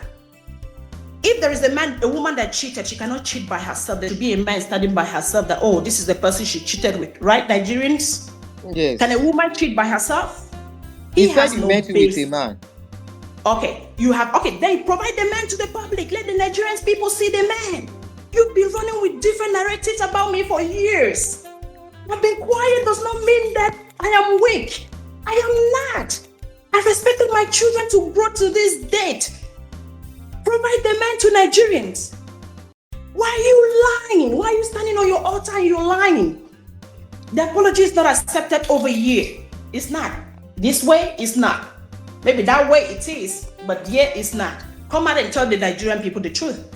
Why are you lying that I committed adultery in your house? I left you because of your immorality, sleeping around, impregnating women in their husband's house. Some of your deacons in their marriages, their children are yours.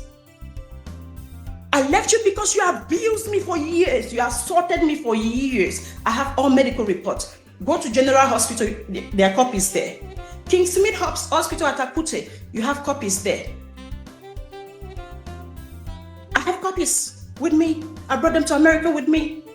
This man is a liar. Provide the man that I committed adultery with. That's the narrative you've been running with for years, damaging my image.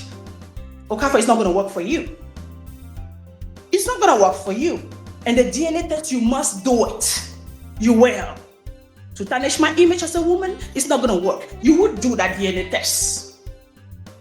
You will. It's a must. Let's clarify everything in the open. If you're not ashamed or you're not going to be embarrassed about it, you have to speak.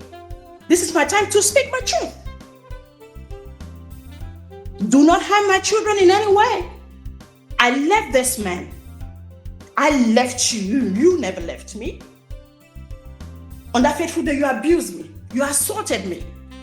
I packed my things. You were dragging them back in your house. Why were you dragging me back in your house for a woman that committed adultery, Nigerians? Why were you dragging my box back in the house? I had to use the back gate and drove out and left till date. When you were talking earlier, you said he impregnated somebody while you were with him, like 2 people, if I'm not mistaken. So many of them. Some of the deacons in his church, he impregnated their wives. They have children in their marriages that are for the Okafor. Do you know the people he impregnated by name? Yes. And can you all mention of them, the names? Ezine Nana, can you come out? We need a DNA on, yes, can you come out with the DNA on one of your children? Ezine Nana got pregnant for him. Yeah, 10 million was used to cover up the case. Ezine, 10 do you million want to come was used out? to cover the case. Yes. Anita Choma Ezema, she was one of the deaconess in the church that was sleeping with him for years. When he took my children from me, she was the one nurturing the children. How can you take my children from their mother and give it to your mistress for years? The children can talk now. Anita Chioma was living in the house with him. She's a deaconess in the church, and moving immediately I left, she moved in with him. Deaconess. Anita Chioma was a deaconess in the church. Yes. When he sent you away, he moved Anita Chioma into the house, taking care of the children. Yes, so-called children, but she was warming his bed. And she confronted me in church that leave my husband alone for me. I have witnesses that are still alive till today. A deaconess confronting Mommy Gio to leave her husband for her is a shame to the body of Christ. Okafor, you brought shame. That apology, you lying. I don't see no integrity in that. You're still gonna do more. How old were these children at that time? My kids? My first daughter was what, 7 thereabout. Amarachi was almost 5. Baba, my son, was 3 years plus, going to 4. In 5 years, I have 4 children. So I was about to ask that. How come your children are so close in age? Yeah, 5 years I have 4. 5 years I have 4 children.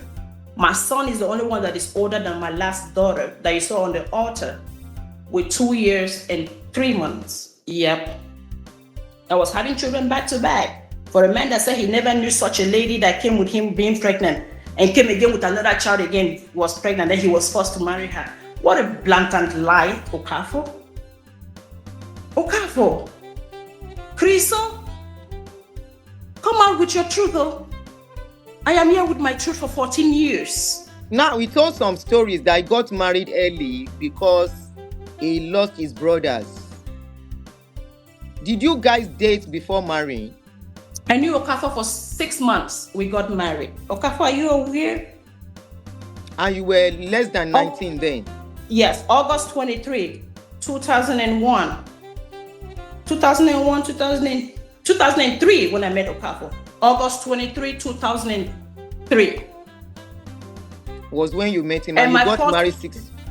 Yeah. Then my first daughter, she was born May 27, 2025.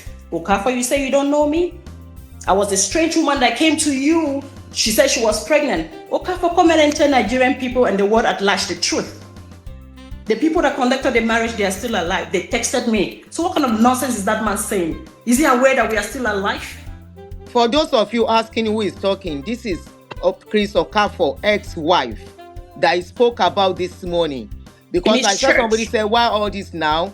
Why is she? Where was all this while? This is the mother of his children, the 4 children, the ex-wife.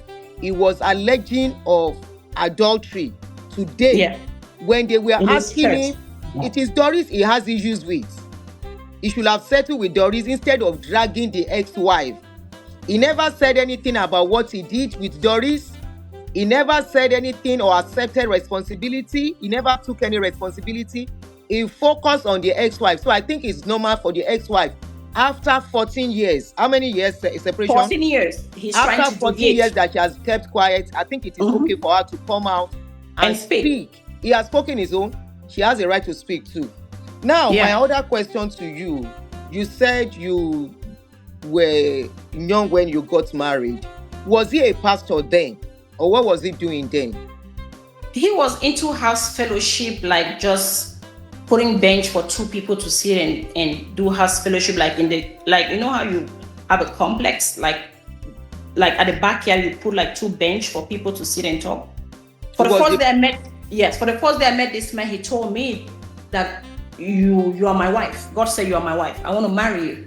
I said, no, Mary, I just met you. You just said somebody should come and call me, and you're telling me that God said I'm your wife? And then told my mom. I told her that there's this man that I met, because I discussed everything with my mom. I told my mom that there is this man that I met. He said, oh, he want to marry one of my friends. So my mom said, don't mind that man. He's ready to deceive your friend. Go tell your friend that that man is ready to deceive her. And it's the same thing Okafor did to me. Bringing me into the marriage. Wholeheartedly, I thought I was marrying a Christian. She's on YouTube if you want to see her face. She's here with me on YouTube. I don't know I was marrying a demon. A demon. I didn't know I was marrying a demon. So while you were married, before you left, how many women gave birth to, had children for him that you can count? A whole lot. Just give us a number.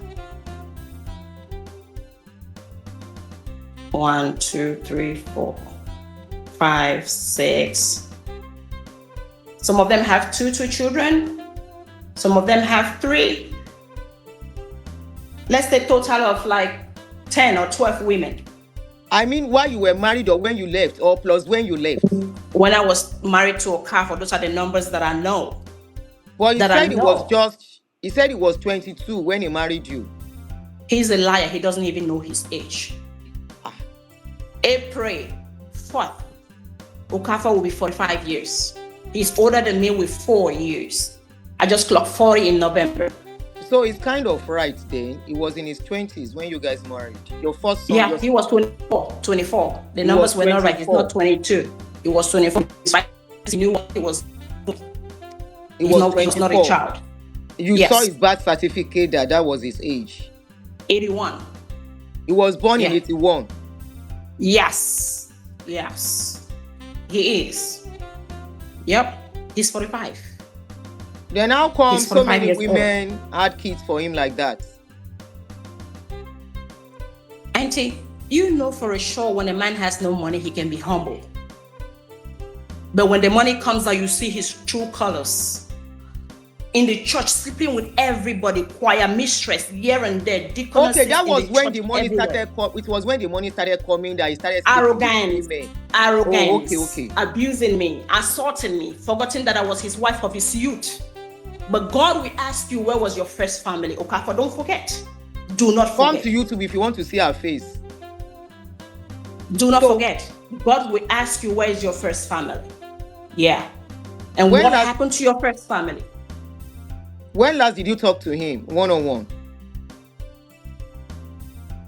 The last time I ever spoke with him was when he took me to court that I saw him for the custody of my children. You dragging custody of my children with me if they are not your children? You bribed the whole court system and took the children away from me?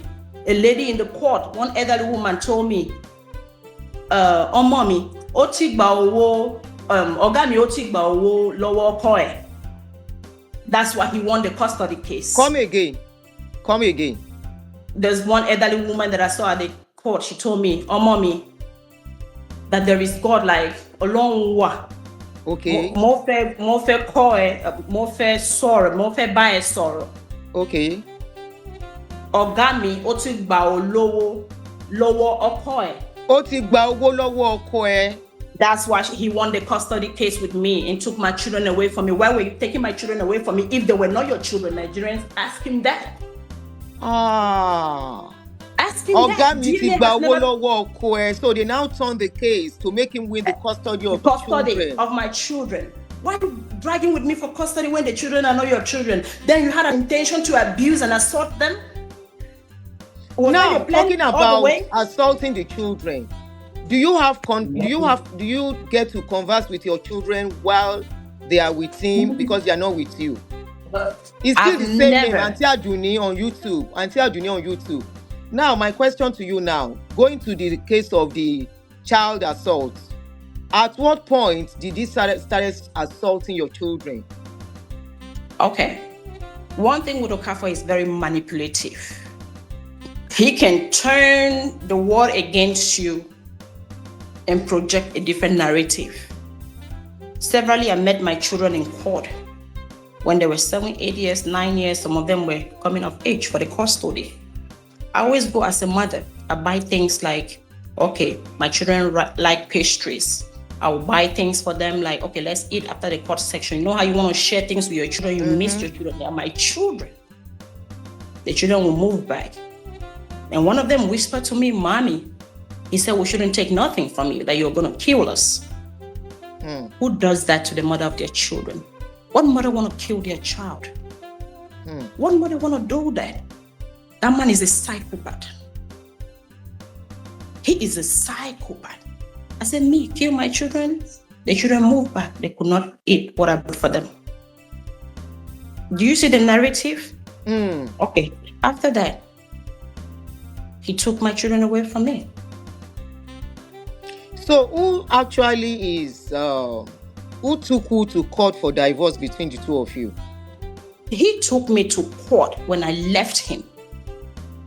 Okay, when you left, he now took you to court. I'm the one that left him.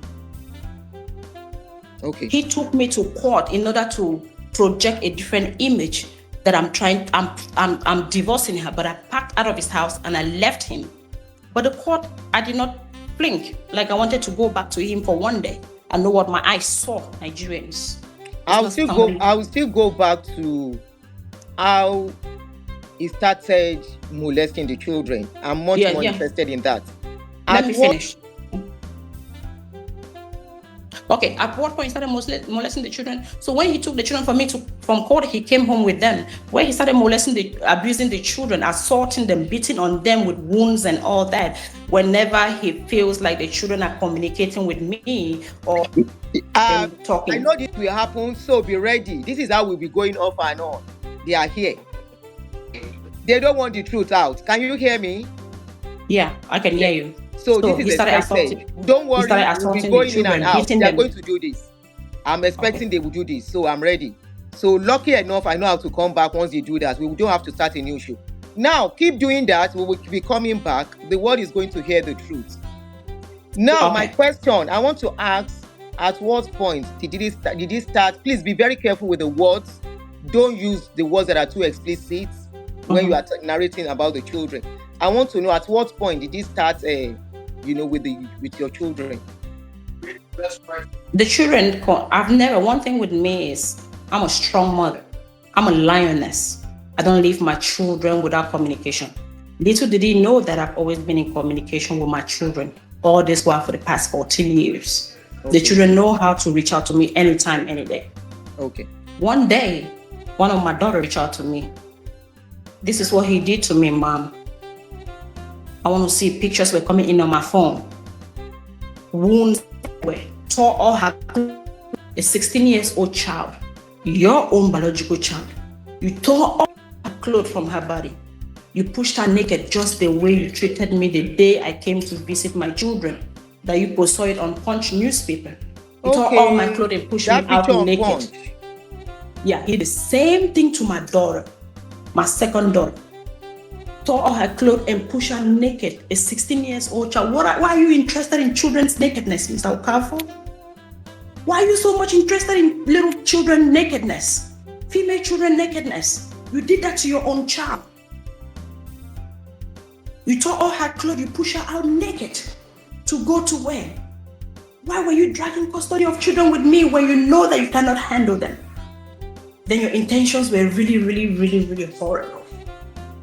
And you have the chats, you have all these chats with you? Yeah, all the pictures with me. All the pictures of abuse and assault on my child. All my back, everything. She went and reported it to the police station. I also sent her to meet one reputable lawyer to go and establish the case there. I have all the pictures with me. Domestic violence. You did that to their mother for years. You're also doing that to the children for years. What a shame, Pastor. Now, there are 2 cases of child something there. One was Precious, the other one Chidera, right? Which of the children are yours? Which of the children is yours? They are all my children. I've always taken them from small to be my children, the 5 kids that I have, But at the same time, what I'm trying to say is Amara Chi, the one that came out as Chi Okafor, is my daughter. The Precious that came out is my stepdaughter, which is also my daughter. I have 5 kids. Yeah, okay. Precious is also my daughter. My question now, next question. Precious is your stepdaughter, but your daughter. I agree, I understand. Yes. So your daughter. Yeah. So Precious that came out, at what age? I want us to be specific on the age he touched these kids. Were you aware of that case, of Precious case? I was aware because she ran to me and told me, Mommy, this is what happened to me, or Daddy did this to me. I kept quiet. I was shaking. Have you reached out to your mom? She said, yes. Have you reached out to your dad? She said, yes. Have you reached out to your grandmother? She said, yes. I cried. How old was she? Precious was about 14, going to 15. At that age then? Yeah. That's what a father would do to her own child. Okafor, you're a demon. So, Precious, now looking at it, how old is Precious now? Precious is 20. How old is your own daughter? My first daughter, she's 20. Did you have those kids together at the same time? Yes. My first daughter is older than Precious with 4 months. That's the man you get married to and so pregnant that means somebody while else. You were pregnant, Precious' mother was Precious' pregnant. mother was also pregnant. God bless you, Auntie Donnie. Who is Precious' mother? Is she a member of your church or she used to be neighbor? A choir. She used to be in the choir. That's where he does all his mysteries. Sleeping with little children in his choir. She used to be a little girl, innocent girl that knew nothing in his choir. Why would you do such a thing to that child? Precious' mother was a member of the choir then. Do you know her one-on-one? Yes, I've met her one-on-one. While she was pregnant or after she, I don't know. When did you get to know Precious' mother? Okay. At home, I saw a paper. They were trying to blackmail him when I got married to him. Okafor impregnated 3 girls at once. Like a poster, a little poster. I asked him, he denied. But by then, I've taken all the names that were attached to that flyer that they wanted to blackmail him. I took all the names. I started making my inquiries about those people. And I came to find out it's nothing but the truth. So I'm the one that told the parents that your son has impregnated somebody, the mother. He hid it from the family. I'm the one that said you must go to your family and tell them the truth. And that child does not need to be out there. You have to bring this child inside. You refuse to associate with the child for years. So people could not know he's such a person. So as at this time, have you met with Precious' mother then? Yes, I met with Precious' mother when she was a baby. Precious' mother came to my house and brought Precious when Precious was a baby. Precious was 1 year and 2 months. Oh, even before your marriage broke up? Yes, I've met Precious when she was a baby. I met her when she was from a baby. I have met Precious before. I have met her grandmother before. I have been to their house before. What a shame you brought to that woman because she was a widow. You impregnated her 15 years old child. What a shame. What a shame, Okafor. So, you mentioned there was another person that gave birth to a child for him, apart from Precious mom, when you were married. Where is that child now? Best to my knowledge, the child is with the father, with the mother. The child is with the mother. There's a boy. There's another boy again. Doris has a boy. Doris has a boy. Who is Doris? One of the mistresses. All those when they're little children from his church, they keep impregnating them. Rose has a boy. A boy. Rose has a boy. Yeah. There was one Ebere they mentioned to me. Do you know Ebere? Ebere used to be in the choir when I was in his church. I'm surprised to see all this unfolding. Oh, Ebere used to be a member of his church. A choir member too. Yeah. How many children does Ebere has?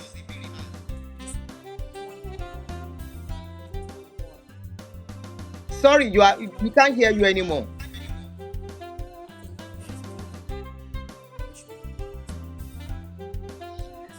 We can't hear you, sis. I'm waiting. Hello.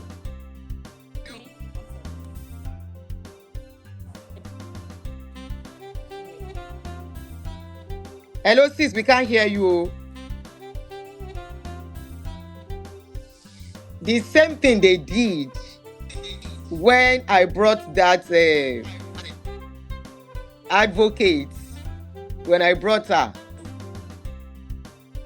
Hello, sis. Can you hear us now?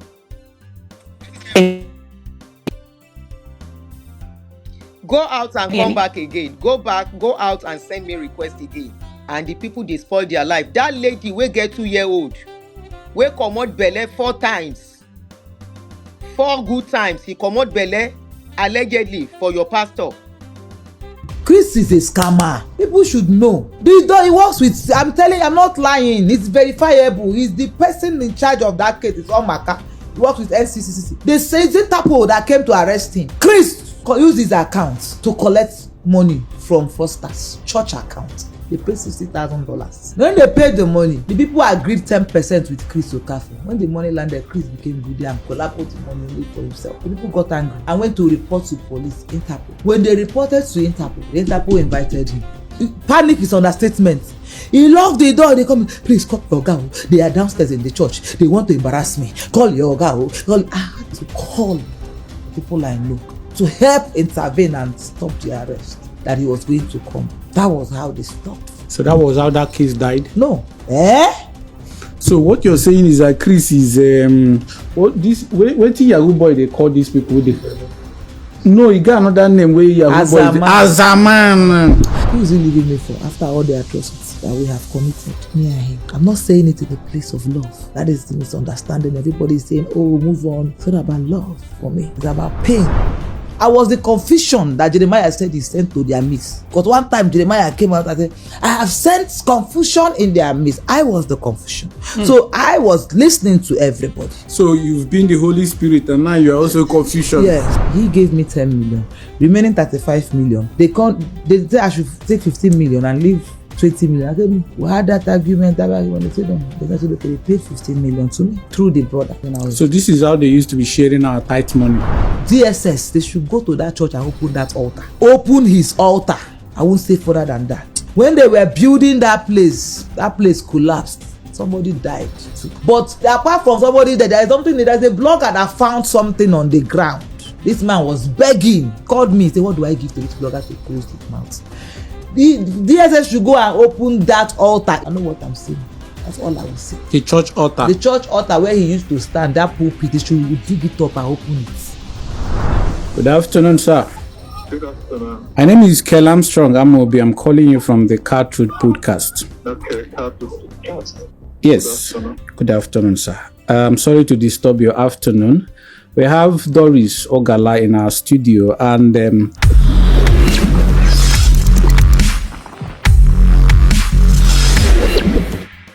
ladies and gentlemen, it is me again, KA, the host of Car Truth Podcast. And today we are live again in the studio to cause real trouble. We're bringing you real expose. I have this feeling in my spirit that this particular episode is going to cause a lot of trouble, but we need it. We need it. As you all know, this is Car Truth Podcast, and here we don't sugarcoat the truth. We tell it as it is, no matter whose ox is God. And with me in the studio today is Doris Ogala. She doesn't need an introduction. She's first already a superstar in the Nollywood industry. But recently, we've seen some of her videos where she lamented bitterly about some of the atrocities she has faced in the hands of one dear prophet. And today she's live with us in the studio to tell us the whole story. We want to understand the background, everything, and of course, ask some very important questions. Doris, you're welcome. I know you're stressed, and anyone who've been through what you've been through in the last few days will of course feel the way you're feeling now. See, you're feeling sad, but I need you to be excited. I need you to show us that strength so that we'll be able to understand your story. Okay. And this is Car Truth Podcast, so whatever you're telling us today, please do not hold anything back. Okay. And the essence of doing this is because it may be saving someone else out there. So, without wasting much of your time and the time of our audience, please go straight to the point. Tell us what exactly is happening. What did Chris, our dear apostle or prophet Chris Okafor, do to you? What is happening? You see, when you call... And I want you to please start from the beginning. Yes, I will. When you call Chris prophet, it's an insult to God. And what is happening today, I think now I can believe that God answers prayer.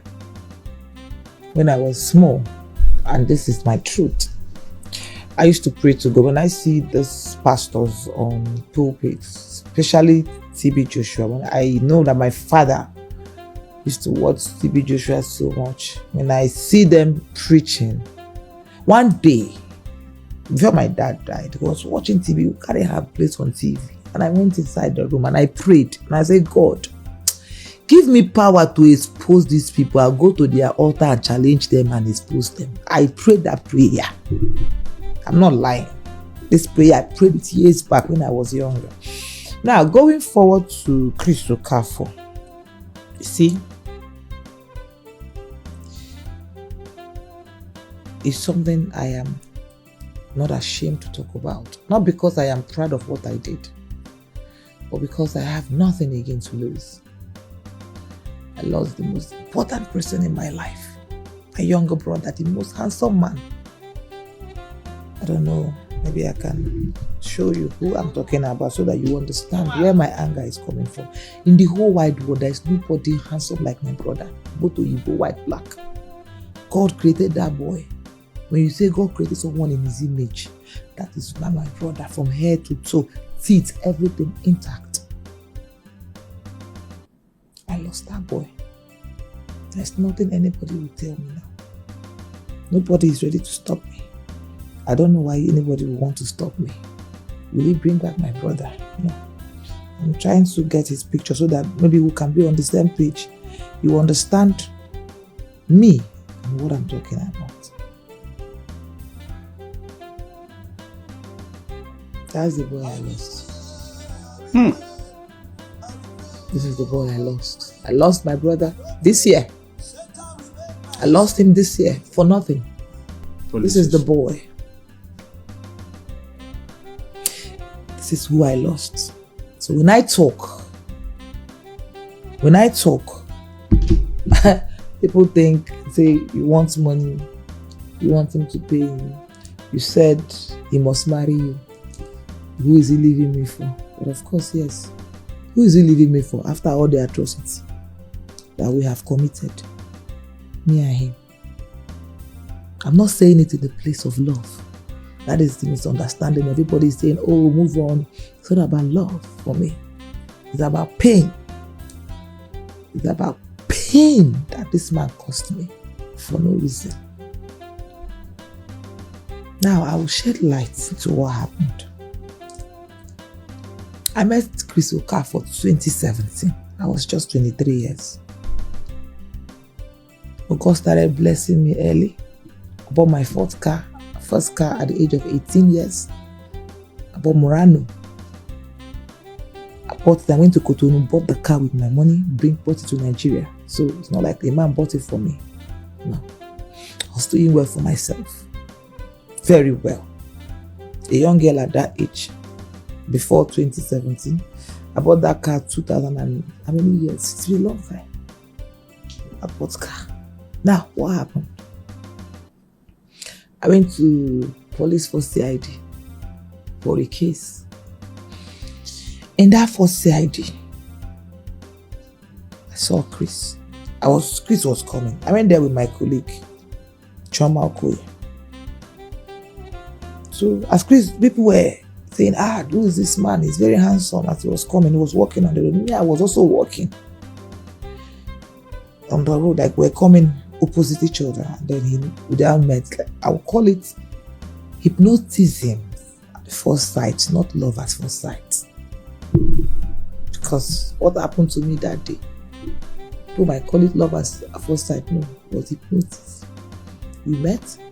His bouncers now rushed to move me away from me. He now grabbed me by my hand and entered his car. And then gave me his number and said, I'll call you. I left.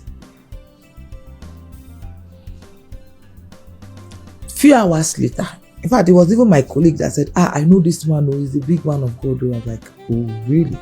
But after when she was saying that, then I was already gone in love with the guy. Or hypnotized by him, because it's not love. Now it's beginning to make sense to me. Now the whole thing is clearing. 2 hours later, a few hours later, I got a text. Hi. I said, who is this? I said, Chris. Well, my colleague didn't really remember his name. I said, yes, that's his name, Chris. Then he now called and asked me, when am I coming to Lagos? I told him. And he said, okay. When I get to Lagos, I should call him. I got back to Lagos. This was around December. This thing was happening around December. But towards the ending of December. In fact, when I got back to Lagos, the day he invited me was on 31st of December. 2017. Because they were doing crossover night. He invited me to an address in Ojudubega. I went to the place and it became a church. Honestly, when I was going, I didn't think that he was going to invite me in his church. I was thinking he was going to probably a house or somewhere private, because I was already all over in love. Oh, I don't know. Like for me, I wanted him and he also wanted me. If Choma Okoye would be true to, because we're quarreling now, Choma would tell you that I was hypnotized. Like I was, at some point, my colleague was looking at me like this. When I got to his church, it was his pastor, Pastor Sylvester, who came down to receive me. They were just closed from the crossover night. And he took me up to his office. He looked at me and he said he liked me. That he's a pastor, he's been divorced, that he would tell me what the wife did to him later.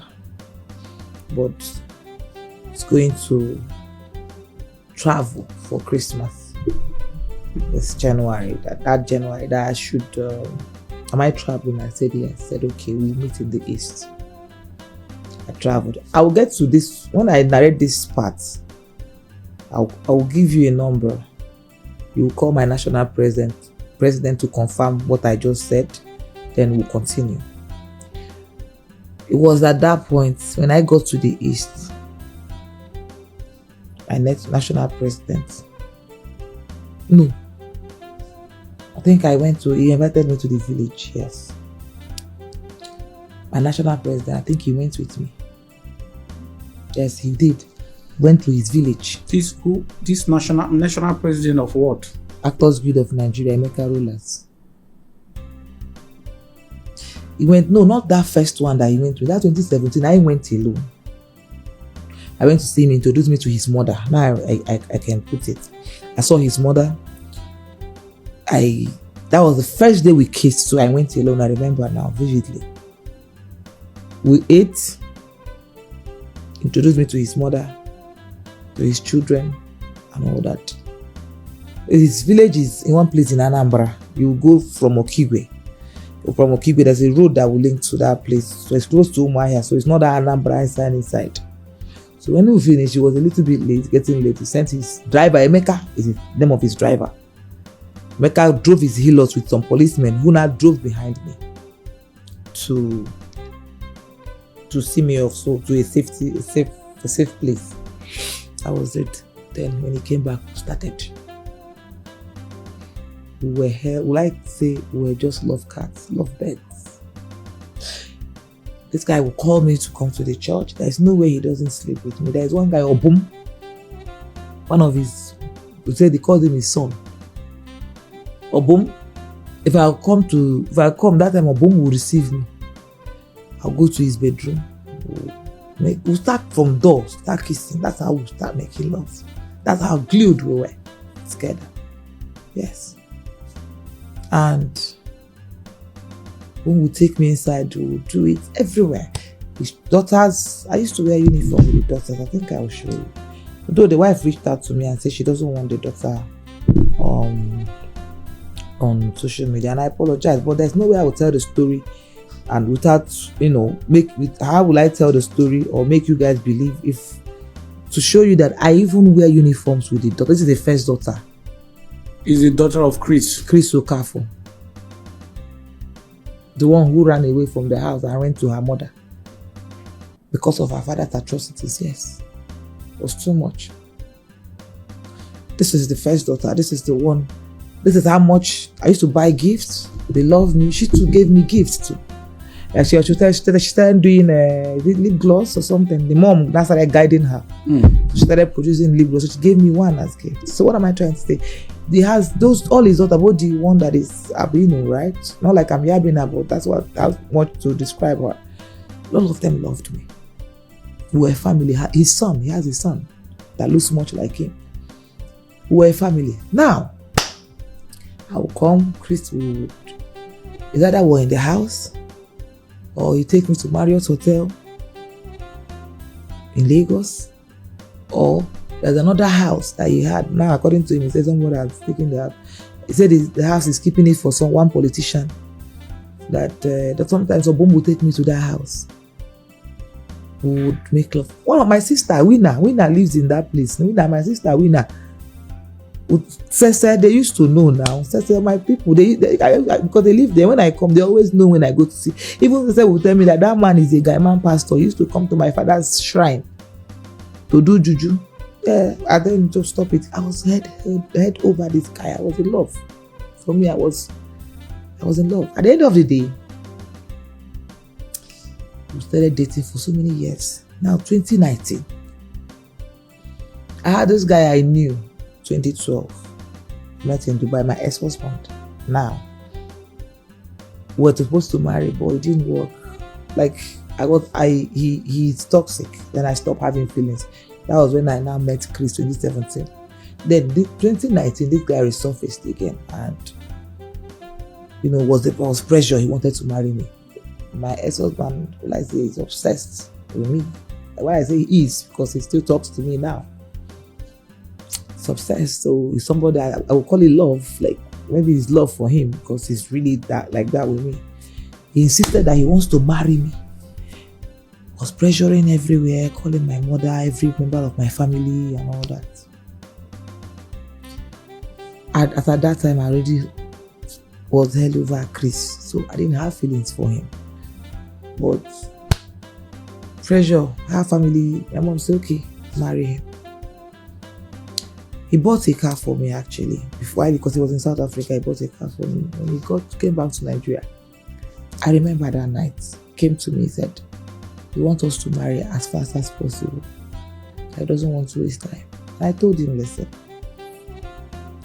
not like I don't like you, but I don't have feelings for you. If I marry you, It will not work.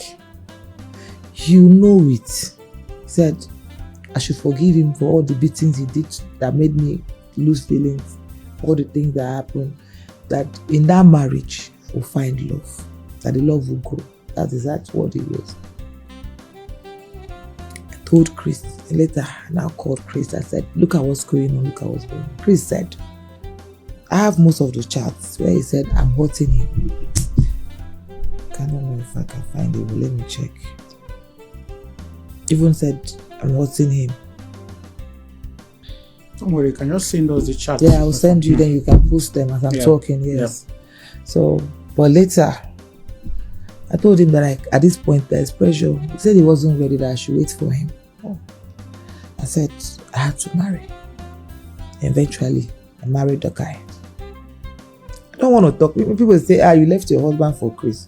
You don't want to know what I went through in that marriage. Trust me.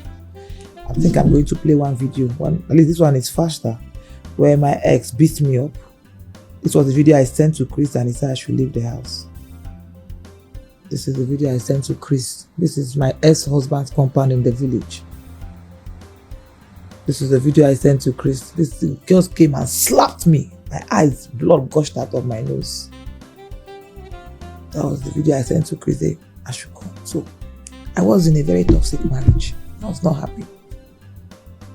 Chris became my only confidant.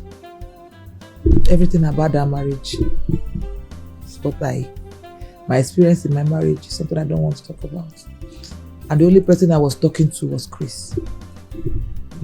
And Chris took advantage of it. I don't know why women are coming to judge me. So many women go through this same thing. When your husband is treating you bad, you look for someone you talk to. If the person is a good person, the person will want to reconcile or talk to your husband. But Chris didn't do that. Rather, he kept condemning my husband, and most times he would tell me, because I wasn't having sex with my ex-husband, which was more reason why he was beating me. I didn't have feelings. To have sex with me, to turn to rape. That's what I would use, because you force it and do it. That's why when he got someone pregnant, I didn't blame him, because I was depriving him of that. And then Chris took advantage of it. Chris doesn't even want me to have sex with my own ex. Though I wasn't having feelings, he doesn't even want me to. But while you were not having sex with your husband, were you having sex with Chris? No, I never had sex with Chris while I was married. I stopped having sex with Chris. So, but what I was doing with Chris, which I don't want to show this, because at this point I don't care. To show you how I don't care, how God wants to use me, I was going to show you my chats with Chris where I sent him my breast where he said I should touch it. People would say, she's ashamed. What is there should be ashamed? Why is she saying this? But I have to say it the way it is. This was what happened. People do worse in their marriages. Is it because I'm speaking my own? This guy will call me. He said I should show him my breast. I should make a video and send to him. I'll do that. He'll call me on video call and said remove it. Bro, I think I was under hypnosis, because I don't think in my right senses I would do this. I would have shown it to you where he would tell me to touch myself. I would do it. He had control over me. I didn't know what I was doing. My life became, I was running around in my life. Then, that was one of the days my ex-husband now beats me terribly. He said, you know what? Move out of the house. Come, I'll marry you. Chris told you that? Yes. That was when I sent him this video. He said, come out from there, I'll marry you. Bought me tickets. Flew me out of the house the next day. What I left, the car my ex-husband bought for me, I returned it to him. I did not carry any of my properties, my clothes. I did not carry anything. I only took my ribbons in a school bag and I left. Because the day my ex-husband slapped me, I looked at him and said, you know that this marriage is over. And he knew it was over this time. So I left. And I went to Chris that day. As I landed Lagos, kept me in Marriott Hotel. That was where we now meet. Stayed there for 4 days, then I traveled to Abuja. So that's what happened. Then it was that period that one guy, Prophex, started calling him out on social media, on Facebook. I saw it and I asked him, what's this? You know, so I will show you this. It was there that he now said it was his ex-wife. I want to show you this particular chat. That was where he now said it was his ex-wife that was doing it.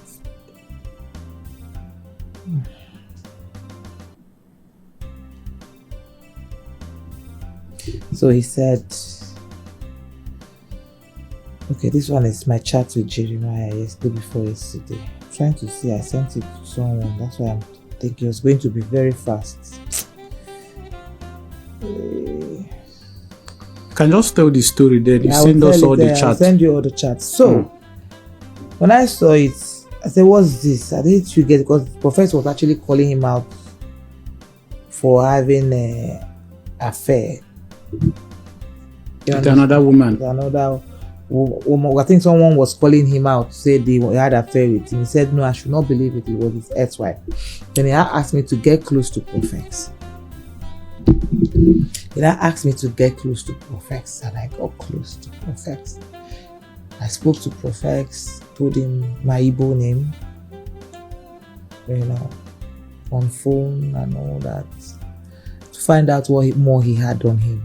So when I prophet got talking, I found out that he didn't have much on Chris Okafor. So I went back and I told Chris. 1 week later, started calling other pastors out from 5 for 6, but was Jeremiah Omotofofe. He said his name is Prophets. One South African blackmailer that calls himself a blogger. Not a blogger. I'm going to get to him too, because he collected money eventually, and I have the proof. So, and he might say, "Oh, I'm playing along." No, that's not playing along. Just like you told me a story. You said the pastor gave you money through your foundation and you brought it out and shared it to your foundation. He wanted to bribe you, but he was not able to bribe you. You didn't stop talking, right? So if you were doing the right thing, if they bribe you, at least you would tell the people this is what is going on. You didn't say it until I started exposing you. So that's another story. Let me not digress. Now, they came. Chris called me. And I'm his girlfriend. Put me on 3-way with Prophet Jeremiah. And they started pleading with me. Chris said, this is his friend. That this guy is calling them out. I should find out what. Then the story prophet was. Which Jeremiah? Prophet Jeremiah Omotofofe. Papa J. Then the story that prophet was calling him out for was not the testimony case. No. It was the story of a program he went for. Is it in. Okay, one lady. First of all, it's a program of one lady called Comfort. He said the man got the lady pregnant. I don't know how true that is, because prophets can't lie. And it was when I got closer to prophet that I know what the things he does. So it was the case prophet called Jeremiah out first was one Comfort. The girl is late now. So, and it was not Ruth Matthew's case. No. It was Comfort and one case that he went abroad and also somebody died. That was the case he was calling Prophet Jeremiah out for. So when they told me to get closer to him and find out what he knows, Chris pleaded with me. In fact, I can remember the way they were saying, my dear, my please. I gave them condition that before I was going to get involved in this, because this might get messy, that 3-way call that I had with Prophet Jeremiah, that was when they were pleading that I should go after prophets. So I insisted that I gave them a condition that they have to involve the police, involve just the police and my lawyer, so he can guide me on the part I was about to do if I was going against the law, which they did eventually. They paid my lawyer, they involved my lawyer and paid his fee, legal fee, involved their own lawyer, paid his own legal fee and all that. So I had the guidance of the lawyer and also involved Interpol. I went to the Interpol, I wrote statements. I also went to EFCC in Benin. I wrote statements. So the lawyers were guiding me, on what to do most times. Now, as a place I want to bring in this topic, because I have a witness, which is my national president. Before this one, before getting me involved in this Ruth Matthew, Prophex, calling them out and all that, before I got involved in that, one of the Decembers, during the time before I even got married, I think this was around 20, can't remember, but right before I got married, so Chris invited me to his village. Then I went with my national president. I was the one who took my national president and Mommy Chinwo there. So, in case he's claiming that I was lying, these are my witnesses. In fact, as a matter of fact, let me give you my national president's number. He's fully aware of the relationship between me and Chris. At least he didn't know that we were dating, but he knew that I've taken him to the village. So if I can go to Chris' village, that means I am very close to him. So I'm like, can you take this number? Okay, my phone. Call him now. I'm sure you would ask him direct question. Yeah, let us verify this one live on camera.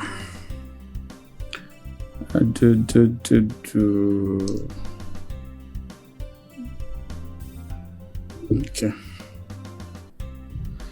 So the person I'm calling is Mr. Emeka Rolas, the former national president. He just left a few weeks ago as the national president of Actors Guild of Nigeria.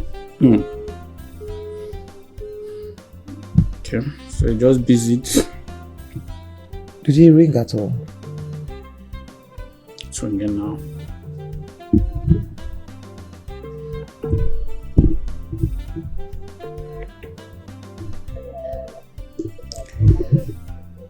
Good afternoon, sir. Good afternoon. My name is Kel Armstrong Amobi. I'm calling you from the Car Truth podcast. Okay, Car Truth podcast. Yes. Good afternoon, sir. I'm sorry to disturb your afternoon.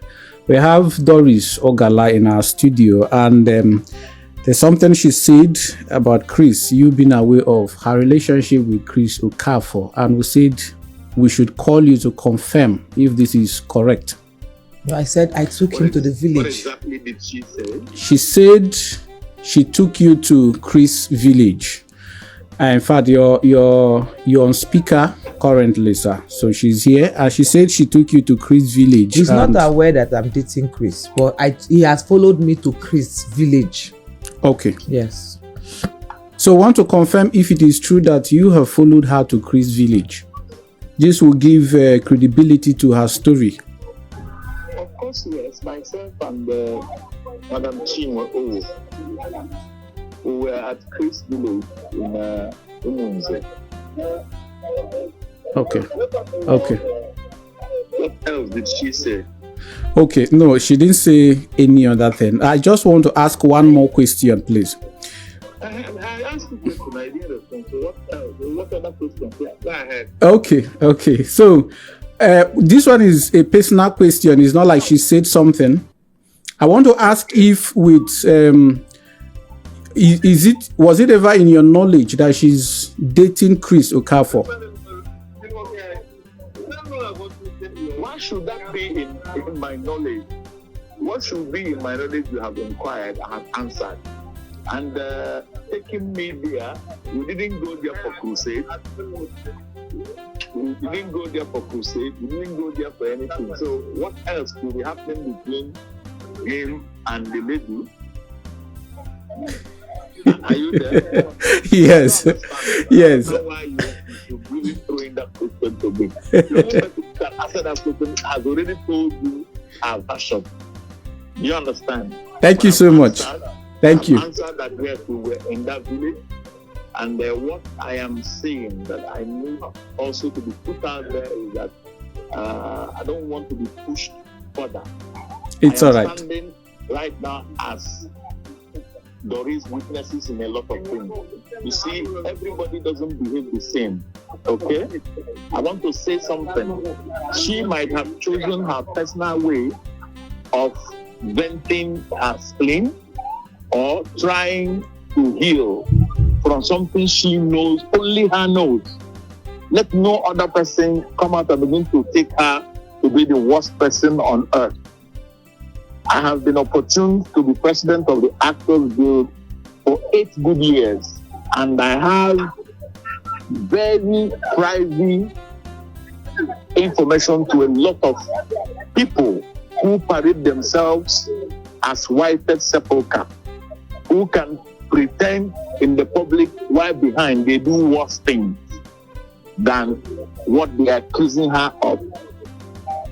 She and whoever she's mentioning have their issues, and they have, every human being has the right of doing what he or she feels to do to calm herself or himself down. Just like as you have asked me this question, and I've answered you directly, that I've been in that village, and I even mentioned a third person who was in that village before. I think that satisfies your curiosity. Yes, thank you so much for your time, sir. We appreciate it. Thank you.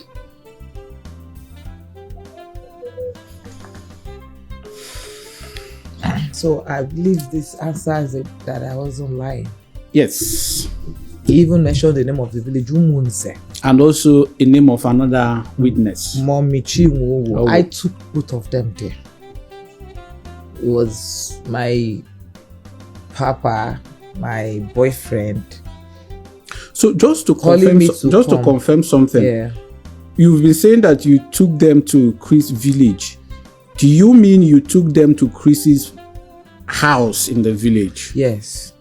Great. His house in the village. Okay. Where his mother, his father, because usually Chris doesn't travel during Christmas. He must do that his crossover night. So he travels January. So it's around January that he goes to their village. So most times he wants to see me because I'm also in the East. So one of those days that like, okay, president, because my president was around, I said, let's go and see doctor. I didn't even know that he knew him before. My national president knew him before. In fact, that's why I said I want to speak to him before I say this. It was my national president and Chinyere Winifred that did damage control of that one-hand woman. Yes. They staged the woman they used to stage. Yes, they were the ones that did the damage control. In fact, they were the ones Chris was begging to help call some people to stop trying. I didn't know that he knew Chris before I took. It was when I took them there, thinking I was bringing stars to my boyfriend. You didn't know that they already had a relationship. They knew him, yes. They didn't even mention. It was later I got to find that I hear this part. Because it was Chris that told me. Chris was badmouthing my national president, insulting him, saying my national president is a beggar and all that. I was close to Chris to a point where Chris will be talking to his church member and he will have another phone, his earpiece. I will be hearing their conversations. Sorry, just to take you back a little so that we'll be sure we understand everything. What was the part? What exactly did the national president and Chinyere Winifred do? What kind of damage control? This kind of, because Chris told me. It was Chris that told me. In fact, one of the recordings, I'm going to look for it, where he was saying it, is that it was that Emeka and put my president on the phone. Let him hear this part so that he would answer me. Are you sure it's proper to call him again? Okay, leave him. Yeah. So he said he said that it was Chinyere, and one of the times where we were having issues, him and Chinyere Winifred. He said it was Chinyere and Emeka who they wanted to use that matter to be extorting money from him. The one-hand old man that said it was Pastor Ezezebo who deceived him and sent that lady to him, knowing fully well that the lady has been used by other people. So there is change arranging. I don't know. This was what he told me. I have it on record. This person will use and then. I don't know who is Ezezebo, but he mentioned. In fact, as a matter of fact, he sent me the Pastor Ezezebo's Facebook page. And I should give it to bloggers to drag him. Oh, to pay him back. Yes. For putting him on the hot seat. Yes. So he said it was Chinyere who the people that find people that were able to, remove the scandals, people that posted it, they will go and meet them to bring it down and all that. And let me tell you, let me go back to Chris. You see, now just before you jump, you were talking about you said Chris used to put earphone on one ear while talking with the prophet. That is where you were before I drew you back. Well, so he used to do that. He used to put AirPod and be talking to his church members. One time he saw more Chinyere really fed than the husband. There was a gossip. Chinyere gossiped me. I gossiped Chinyere. So both of us were gossiping. Chinyere said things told him to be careful of me, stay away from Doris, or for people in Nollywood, it's Doris that you'll be dating. Emeka told me this, Emeka told me that. That's what Chinyere was telling him. Then him too came and told me what Chinyere was telling him. Me too, I badmouthed Chinyere and told him what Chinyere was also telling the national president that he did. Chinyere said he's dating one woman called Wayo Onitsha in the church. That Chinyere said he removed his sister from one of the shop. That Chinyere said he gave Wayo Onitsha 10 million naira. That Chinyere said one woman was going to report to one of their general overseer. Papa, wait, is there a devil or wait that he called? I've forgotten the name. That the woman is married. He's the one that fathered one of his child. That Chinyere said this. These are the things that Chinyere, according to, they told me that Chinyere said I have to gossip it back to him. Then, in getting angry, Chinyere also said that he's dating one Amaka in the church. That's what Chinyere said. They told me, allegedly, that's what they told me as gossip, but it was not there when he was dating. And I told him the gossip. Then he now got angry, and then someone Chinyere and the husband. And I said, I will show you that voice too. And I told Chinyere them, I was there because I was in that meeting. Chinyere's husband is a pastor in that church. Oh. And Chinyere is a member of the church. She's my colleague, an actress. And I saw more Chinyere and the husband. And I said, Chinyere, the day I sent that voice note to Chinyere screamed. The day I sent her the voice note that I was there, why the man summoned that Chinyere, fat, her body shook. He summoned the both of them and was telling Chinyere, say, the Holy Spirit told me. Holy Spirit revealed that you gossip me. And you are the Holy Spirit. I am the Holy Spirit. And I was in the ear. I will show you that voice note. You hear when she got angry and left, you say, Shibi, you heard it. Shibi, you heard what she's saying. That woman was talking to me. The Holy Spirit told me that you are a maker, have been gossiping me. I am telling you, listen, this is where you talk. I am telling you, have I not been good to you in this church? Why would you do that? Why would you do this? This man is. Chinyere knew that Holy Spirit did not tell him anything, because Chinyere knew who she told the gossip, and she knew where the gossip is coming from. Chinyere paro. Papa, wait, let me say no, my daughter, don't talk again. Just go, excuse me, I'll meet you later. You will see the drama in that voice note. He knew that Chinyere wanted to come and start exposing in front of her husband. He quickly cut Chinyere up and said, cool, I'll meet you later. Then I told him, did you hear it? Did you hear it? Then everything, I have that recording, so I'm going to send it to you. Now, I'll look for it because I will look for where I pack all this happened a long time, so I have to get that particular one. Because I've played it on my page before. So is this such person who really want to protect? Who treat with everybody? I've never told them anything about it. No, but I'm telling you where the story is written. It's better. Let's even hear what Emeka said told her. Because from this conversation, she will see everything Emeka told her now. Yes, because at the end of the day, if you don't do that, they will continue. So you are not even safe. Me too. You are not safe. But I don't tell Emeka anything about you. Never. No, it's not about you telling him. You know, one day he saw you around the village, not two of you came or something. So in his mind, you get, probably because he thinks, because he told me, I think he said he was saying how he used to give women to Suleiman, how he used to give women to Jeremiah. And I said, men of God.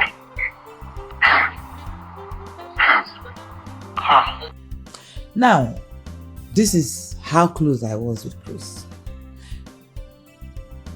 before they now got me involved on this prophet matter. And I insisted I was going to get police involved, which they did and obliged. Then I started following up prophets. Mind you, following up prophets has nothing to do with baby testimony case. No.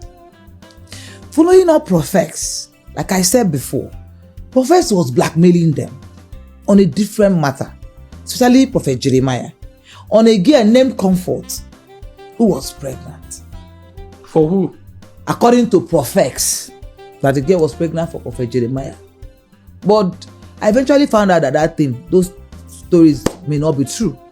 Because when I got into prophets trusted me. In fact, I'm going to get, if I want to get into prophets, it's going to be a long story because I posted all those things that time I exposed him. He trusted me to a point that he said we are now running streets. That he will get information from pastors. Because I'm in Nigeria, I will go and look for the pastor number, then I'll show the pastor his disgrace, and the pastor will not pay us money. One time he sent me to one pastor. I don't want to start adding too many names in this podcast. And I went there, said I should go and tell the pastor that he want to bring in his victim on live. And when he wants to bring in, when I went to the pastor, I was the one who told the pastor, "Sir, I beg, my name is Doris Ogala, not Choma Johnson. Please insult me. Let me send back to Professor. I should come and blackmail you and collect 30 million. This is what I'm doing for your friend Jeremiah them and Chris." I had to open up to the man. It was not the man who now told his boy, I don't want to add too many names, who now told his boy my real name. And it was his boy who now went to go and expose who I was to prophets. Now, what I did in prophets' life, Interpol, there's a petition on prophets. Interpol was already looking for prophets. Now, I was working with Jeremiah them and Interpol to get more information from prophets. So when I talk with prophets, he tells me things, I revert to Interpol and Jeremiah and Chris. So most of the discussions, I have it on record and I'll send back. It was in between that matter that Ruth Matthews' case came. I'd already started talking to prophets like 3 weeks before the Ruth Matthews case came. So it's not as if they was sent to come and spoil. That's why when I see people talking, say, she was an agent to come and spoil the bit. No, if you want to go and look for the child, go and look for the child. That was not what I was sent to do. What I was sent to do was to arrest, to get information to arrest prophets. Now, when Ruth Matthews' case came, prophets, because he has trusted me 3 weeks now of boyfriend, because we're acting like boyfriend and girlfriend on the phone. So he sent me to help him and go and release Ruth because she was arrested in Abuja. When I got to the place and I saw Ruth, because only me could find where they kept Ruth. Other people didn't know. They hid her. Where the police station, if I didn't come, they would have jailed Ruth. The police station where they kept her is inside an estate. If you like go anywhere in Abuja, you will not find her. When I saw the woman, she's a crippled woman, my heart melted. I told these people, I went back to them, went on our 3-way call. I said, listen, I'm not going to be part of this. If you want me to continue investigating prophets, you must not hurt this woman. That was why, when they now whisked her out to Benin, I was one who even released the information to prophets. Then I was one who got her lawyer. Because when they took her to Benin, one lady too went there and was shouting and all that. At the end of the day, they wanted to whisk Ruth out by 6 a.m. in the morning. I was one Ruth called. So I had to call Bisola. Bisola is the only truthful person in that case. Not Bisola, to God, I reformed Bisola. Maureen.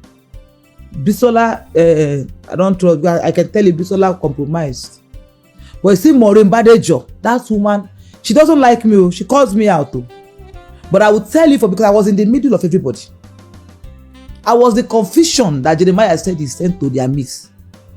Because one time Jeremiah came out and said, I have sent confusion in their midst. I was the confusion. So I was listening to everybody. So you've been the Holy Spirit and now you are also confusion. Yes, I was listening to everybody talk. Do you understand? So I can tell you everybody's role, categorically, including Ewuilo that is here. I contacted Ewuilo myself. I said, come and join them. Don't fight against these other people. Fight against Prophets. Prophets is a blackmail. I called Ewuilo even before Ruth Matthew's case. I can remember.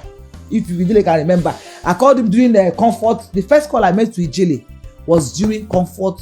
When Prophet was talking about comfort, I said, come and join these people and fight these prophets. This guy is blackmailing these people. But when the Matthew's case came, Ewuilo was one of the people that came to expose that I'm Doris Ogala. And if prophets will come and say, oh, I knew she was Doris Ogala, is a lie. Because if he knew, when Ewuilo will call him on the phone, prophets will do the same thing that Chris was doing. I'll be on another phone. Ewuilo will be calling. I'll be listening to Ewuilo. Ewuilo will say, Chioma Johnson is Doris Ogala. Oh, leave her. Oh. After coming and prophets will be laughing at Ewuilo. Let me drink water first. This story is like it's not going to end today. So it will say, Chioma Johnson is Doris Ogala. Oh. Prophets will say, see, that's that one. He just want to use me and shine. I want to come. Actually, because prophets was not actually looking for the baby. Prophets calls it streets. Now, when the matter, let me not go deeper. Let me follow it sequence. When I started following, when they arrested Ruth, I got Ruth Matthew a lawyer. When they got to court, she got bail. Honestly speaking, it was fights.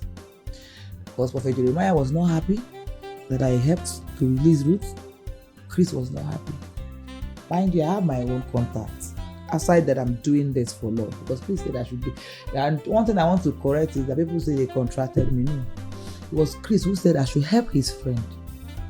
And you were doing it because Chris is your boyfriend. There was no money agreement when I started doing this thing. I was doing it because Chris said, if you love me, do it. It was when I was done that most of the things I got, the information I got that proved that Prophet was the blackmailer. And also Ruth contradicting herself severally. That was what they now use in court to exonerate themselves from the court. And I will tell you for free, in as much as people tag many pastors fake, I will tell you for free, in my own, if there's anybody to hold in this Ruth Matthew's case, it is Ruth Matthew. Ask me why. I never got involved in that case. If I told you that me and them had issues, we had issues. And I wasn't looking for any child. And I told them from the beginning, my mission here is prophets. When Prophet sent me to go and collect money, during that case, Prophet sent me to go and collect money from Jeremiah them so that he can spoil the case, which he did. Because at some point, they paid Prophet 13 million. The first one was when I wanted to lure him to Nigeria before Ruth Matthew's case. They paid him 13 million. Yes, the first one was 3,000. The first money they paid Prophet was $3,000. It's the same year now, the same I think that's the same 2022. No, 2022. But before Ruth Matthew's case, 3 weeks before Ruth Matthew's case, when I was doing all the love with prophets on phone, I have the payment slip. Let me show you. Let me share it. You can share it later. Just continue. Yeah. When they told me to lure prophets to Nigeria, they wanted to arrest him. That was before Ruth Matthew's case. The first money that was sent to prophets was ticket money, $3,000. Right? Then during Ruth Matthew's case, prophets now sent me, thinking that me and him were like this. So I'm now, he calls it streets, that we're running streets. So I should go and meet Prophet Jeremiah them to give him money so that he can, change the narrative. And I told them that was when they now got EFCC involved. What I'm going to share with you, you will see it, how the monies were paid. It was paid batch by batch because when Prophet was mounting pressure, The EFCC woman, the woman they called that the Oga of EFCC said I should delay him. And this was my lawyer and their lawyer who went to EFCC. So they say I should hold on so that they can put a lien in a Nigerian account Prophet provided. So Prophet was Martin pressure. They said, okay, send 1 million first. Why they are so although the money was sent by because they were trying to get court order to put a lien in that account. Eventually they did. Then I sent the money to Prophet. Mind you, the account is not Prophet's account. It's a Nigerian man who is doing Bureau de Change, which I'm going to show you because Prophet also munch the guy, him and the guy's chat, which he stored the guy's name as Timothy Bureau de Change. So the Bureau de Change guy is a Nigerian based in Enugu that has a filling station. That's EFCC's investigation. So that was when they now put a lien in that account. So when the money came in, the man didn't know that there's a lien in his account now to hold the money back. He now paid his Prophet in South African money. So Prophet received that money. Now, I will tell you what I know of the testimony case, and this is my truth. Prophet Jeremiah, I don't think that man knows where the child is. You know why? That man did not spend money looking for solution for that case. Even his family members ate a lot from him. That man could spend up to 500 million or 600 million because they took a lot of money in search of that child. I could tell you for free, he even paid private DSS people to look for that child. I am between I was paying double agent, so I know their own, I know these people own. This thing I'm saying is verifiable. The man was confused, was also looking for the child. I'm not saying he's a perfect man. I'm not here to do damage control. I'm telling my truth, what happened behind. The person they should hold responsible for this missing child is the mother. Ask me why. When they finished this case in court and she was found guilty, I was given bail of around 20,000, 30,000 naira. Fine of 20,000, 30,000. The woman is out. Forgive me, the disabled lady. When this woman came out, all these things I have them in voice notes, which I'll sort them and send you. This woman started calling everybody who know Prophet Jeremiah to come and beg for Jeremiah. Say Prophet is a fool. Prophet use that to make money. All those blah blah blah blah. She collected 1 million naira from Jeremiah's brother after the case. This same woman that they are calling now, they want to resurrect the case. This same woman badmouthed Jeremiah. As a matter of fact, there is one lady called Chantel. This lady say Chantel, she will turn Chantel to dumb baby because Chantel ate, which is true. Chantel took money that was donated for her. So it was all about money. Chantel, Kinsley, all those people embezzled money. I used to talk with them now. So I have all those conversations. The only people that I did not call, is it Dadamas did not collect 1 naira. You see Maureen Badejo and my what's the name? She don't like me. Did not collect 1 naira. You see Jele speak. This one don't know what they happen. This one just say, let us go and fight the baby. Would you protest? Like money was just flowing. He did not know what was happening. Dr. Chidi, 1 naira did not collect. These are people that did not collect money. But you see the rest of them. The other one, the many people, these people sent, paid money. Prophets. If you watch Prophets after that case, Prophets started doing like a promo for Prophet Jeremiah. Prophets now became on their payroll. So he does more of adverts. He stopped talking about the matter. So I prophets coming out now to come and say, hey, look at her Choma, Doris came as Choma, I was playing my voice. No, you don't have to. Because I came, I said I was used as a double agent. And I worked according to the law because I took guidance from my lawyer, their lawyer, which I have conversation of, including Chris' lawyer. They all were guiding me as a layman. And I also went to police and EFCC. So if I have these people guiding me, and they say what I was doing was not wrong, I don't think I was doing wrong. So I didn't commit any crime. I don't know anything about the child. My interest was not about the child. I've never been interested in looking for the child. My interest was they were looking for prophets. They wanted to arrest prophets.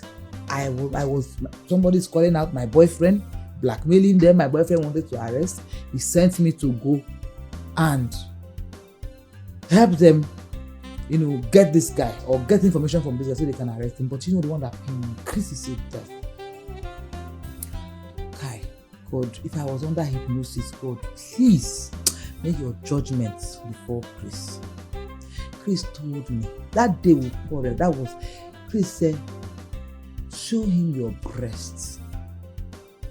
Seduce him. This is my breast. To show prophets. Because he knows my breast is beautiful. Sorry, I will say this proudly. Because I used to show him. You used to show Chris the breast. Yes. On a video chat. When I was even still in my husband's house. Yes. And I'm not when I went to and I said I was going to show you, people said don't show them your breast. These are the things I've done. Chris shared my naked video. Do you have anything to prove this thing you just said now? Which one? To prove that Chris asks you to send your breast and you send it to him. No, don't show me. Don't ask me that question. Don't show me. You can send to us later. No, I can't send you, but I can show you. It's not for me to see. But I can show you.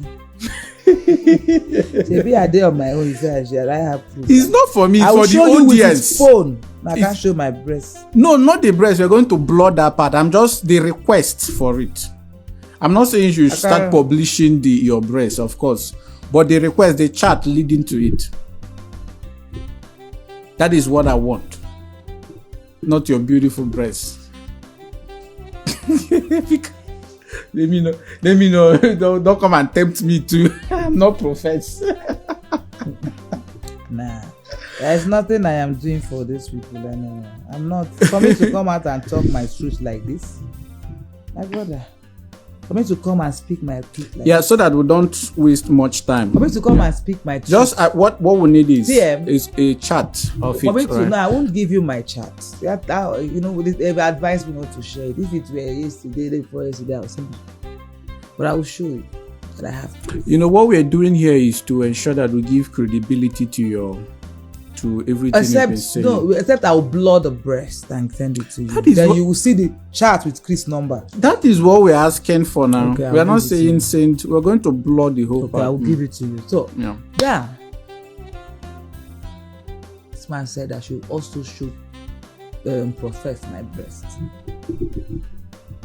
Because they wanted something. That was when it began to.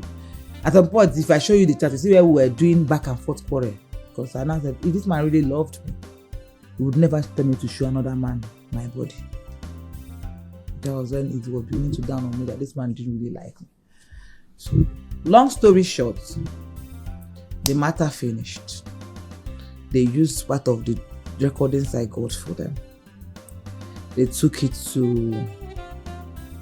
it to court and they got Jeremiah was exonerated because truly, in all fairness, I will still say this thing. When we were looking for that baby testimony, even during our 3-way call, there was no time Jeremiah was coming to say, "Oh, I keep the child somewhere." No. Even when they said they have found somebody they look alike, Jeremiah was very happy.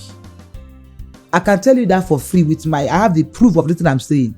So, coming to say, the first person you should hold responsible is the mother of that child. If you hold her, she will explain what happened to the child.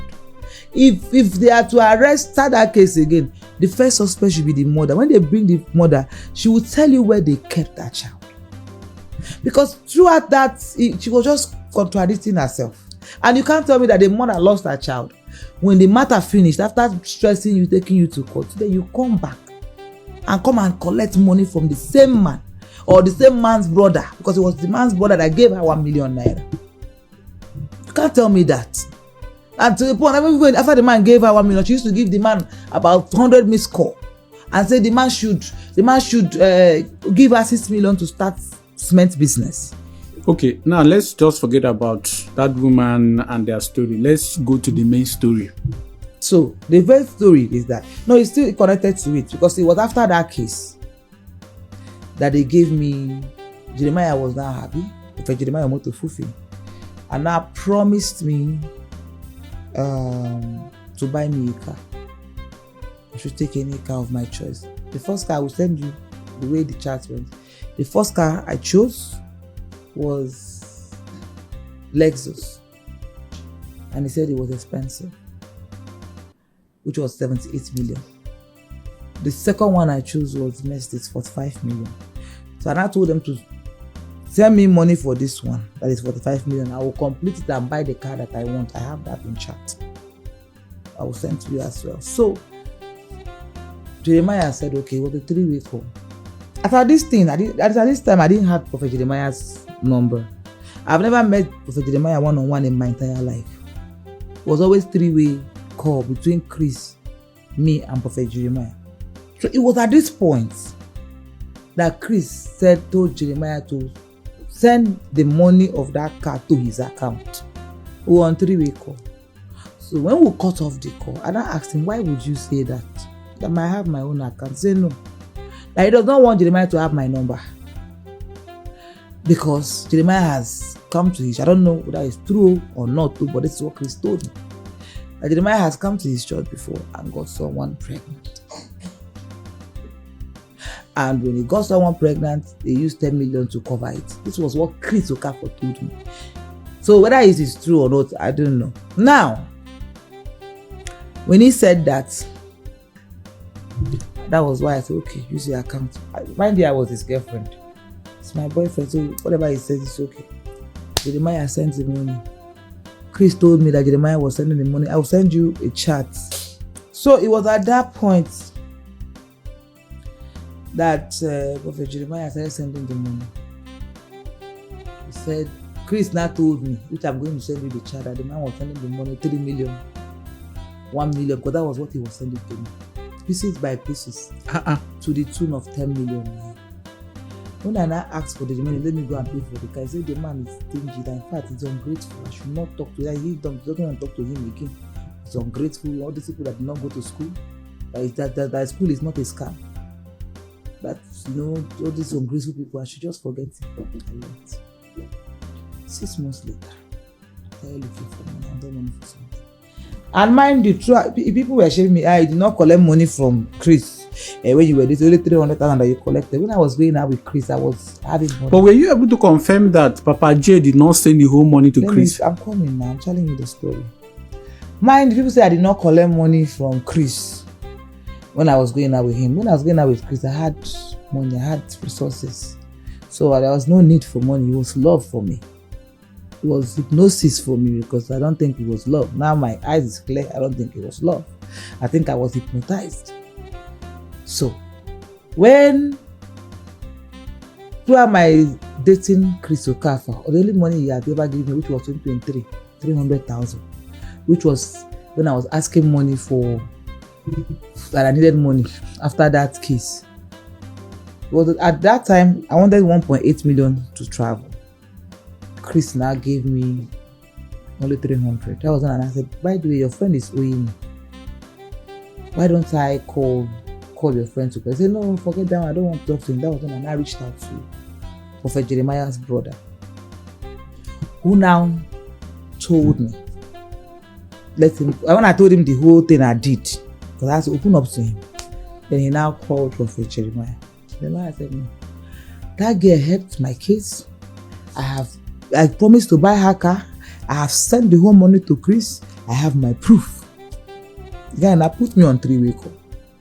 And I spoke to, I was also send you my chat with Prophet Jeremiah 3 days ago. I will send you my chat with him where he also confirmed it. People say, I have given Chris the money. Why is Chris doing this thing? You tried. You protect, you revealed so many things that helped us in the case. Why is he not doing this? Prophet Jeremiah now called Chris immediately. Chris was in America. Give this guy our money now. Chris said, please, that he's building a hotel. That he borrowed money from bank. That Jeremiah should help him and pay. Jeremiah said, I can only do 7 million for you. But then he said he would pay that 7 million, then Chris pay 8 million. I don't know, but whatever they wanted to pay was to amount 15 million, because Prophet Jeremiah was begging me to collect 15 million and let go the rest. I said no. The money was 45 million. He gave me 10 million. Remaining 35 million. They said I should take 15 million and leave 20 million. I said no. We had that argument. They said no. They said okay, they paid 15 million to me through the brother who now transferred it to me. And I asked them, when are they paying the remaining one? Say 1 month later. 1 month later, I called Chris. Chris blocked me. Where is my money? When was this? This was 2020. When I was drawing the money was 2023. 2023. That's when I was. So this is how they used to be sharing our tight money. 10 million to this person, 30 million. No, this was 2024. Not 2023. Hi, God. 2024. Please continue, my dear. So 2024, that's when I started drawing the money. So when I started drawing the money, Chris now said he was going to. After that 1 month, I asked for the money. Chris had to involve one blogger like that. Chris now started posting my nude video and my miscarriage video. I was pregnant. I got pregnant for Chris during our relationship, and I miscarried the baby. So when I had miscarriage, they were doing evacuation. So in that hospital, they made a video and I sent it to Chris. So Chris had that evacuation process. Then he now went to say that he wants to send it to a blogger to use it as blackmail, that I was doing abortion. Nobody would do abortion and video herself. I was 2 months pregnant then, and I miscarried it. But as a matter of fact, I've always had miscarriage in 2013, even before I got married. When I was courting my ex, that was the reason why when I said I don't have feelings for my ex again. 2013, when we were courting, I got pregnant. He beat me in the village and kicked my stomach. I lost the baby. So those were the reason why I refused to marry him before I met Chris. So when I sent that, Chris now said he was going to send my nude video, my miscarriage video, and turn it to abortion. That was what forced me to now release that evacuation process myself on my Instagram. All these things started happening just because you asked for your 45 million. Yeah, because I asked for my money. That was what led me to now release that miscarriage process myself.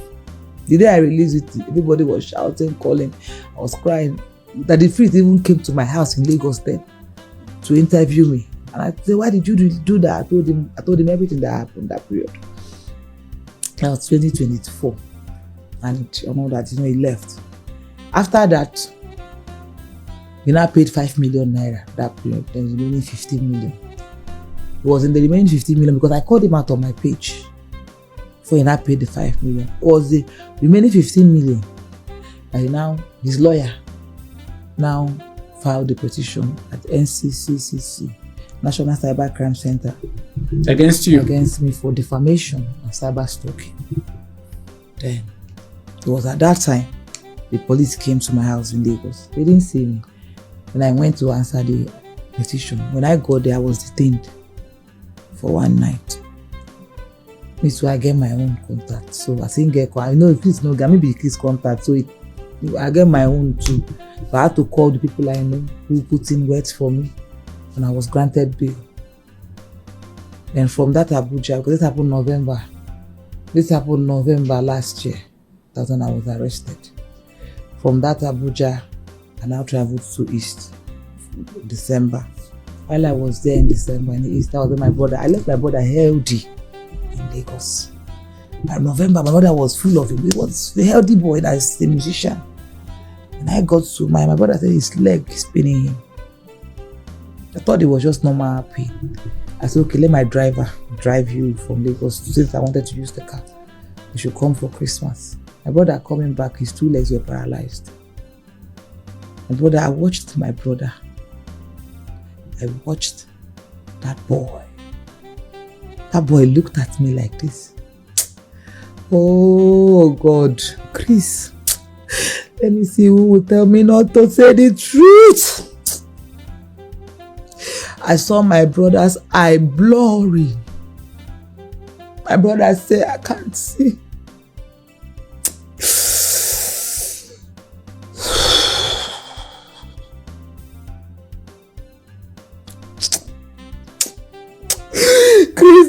bad.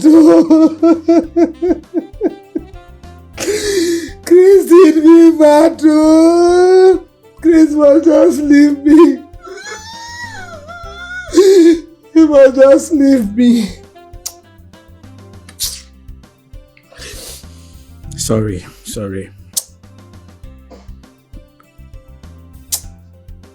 Are you saying Chris had anything to do with?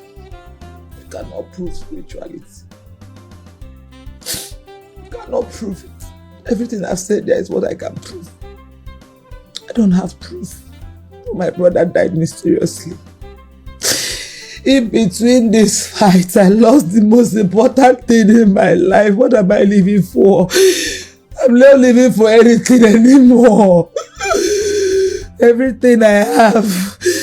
Everything I have.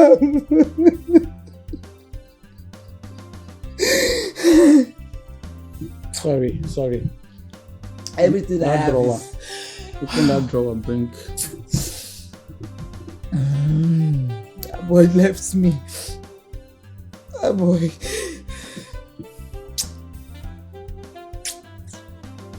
Sorry. Chris did me bad though. Please just put yourself But together. just beating me for how much? Let's even assume that, Just put yourself that they did together. not give me. Let's assume that I did not do anything. Although can't Chris just dash me 15 million as his girlfriend? The one that is paining me most. This is this year. I lost my brother this year. My brother this year, January. 4 months, 2 days, 4 days to my brother's burial. Chris sent police to come and arrest me. Police took me away. Took me to Ewuilo. Collected my phone. I could not call anybody. I was detained for 2 days. They beat me up. On what allegations? Defamation, cyber stalk for my money that he was owing me. I will send you the agreement that he paid me money. When he paid the money, eventually the agreement was signed. I was detained for 2 days. My brother's burial was in 4 days. Eventually, I had panic attack inside cell. By midnight, I could not breathe. There is no way they go and find out. I could not breathe. I was shaking in the cell. By 2 a.m., the DC of that station came out. Told them to take this lady away or they release her. That was when after 2 days they took me to Abuja. I was released on bail to go and bury my brother, and they gave me court paper. When we got after burying my brother, I went to court. The police prosecutor was insisting that they remind me in prison because I had a wonderful lawyer, Agla Okori. It was the lawyer that told them to provide evidence that I jumped bail because they told the prosecutor that I was flight risk. If they provided evidence that she jumped bail, they couldn't provide it. The judge gave me bail and I was released on bail. It was at that point I have decided, since that time, that I have decided this exposition would have happened the moment I came out from prison, from court. Please, sir, please give me this. From court. Because there was that time that nobody was going to stop me. I entered my page. I started releasing evidences. Then? This was this year. When I came out from court, that was around March, April, That was around March, yes. Started releasing evidence. They knew at this point they couldn't stop me. They now ran to my lawyer and started pleading that they are ready to withdraw and pay me my money. And that was exactly what happened. But they brought it nonsense condition that I have to put down every video that I've made, that I will not sue the police, I will not sue Chris Okafor for infringement of my rights. Police came into my house, ransacked my house without warrant. They said I must sign that, and I signed it. That was why I did not sue him for fundamental human rights, for beating me up. They now paid me the remaining 15 million this year, March, April. But you see, God, and since that time, my life has not been the same. Since my brother died, I had to leave my house in Lagos, move to Abuja. I've been so depressed. In fact, this time, after confessing this whole thing, that is the first time I'm feeling light. I've been so paranoid. If you watch lately, I've been everywhere on social media.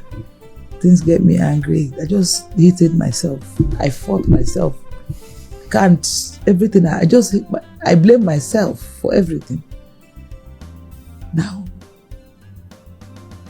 God gave me opportunity. He wants to marry.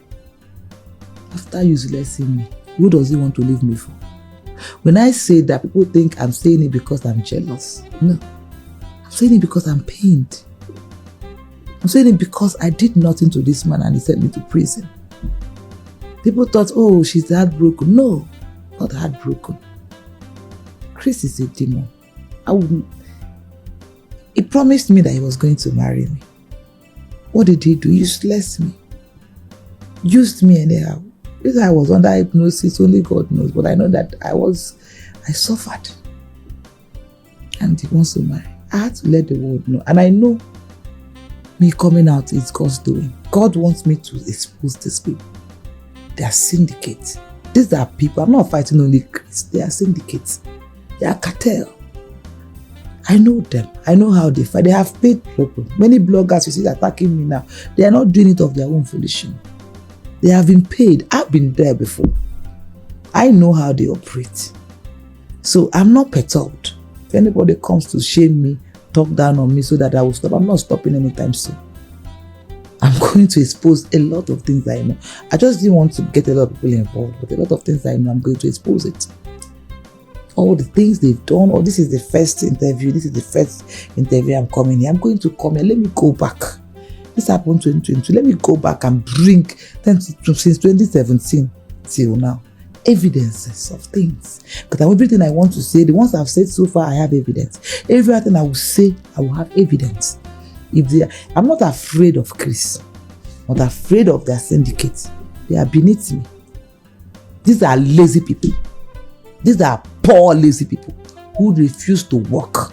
All they resorted to was to go and use charm, or that charm or no charm, or magic, lies, fake, to destroy people, to extort money from people. These are lazy people who just come and carry mic and blaspheme, say a lot of things and collect money. And you think they are better than you and I?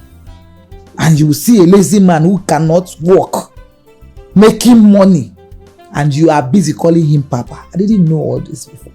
My mind didn't think all this, but now he's beneath me. They are poor people. They live off people's wealth. All of them. From A to Z.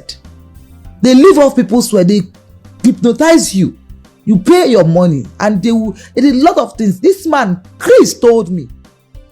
When my national president took my colleague that was sick to his church, Prophet Jeremiah's church, Chris called me on the phone and said, look at these people. Emeka no get sense.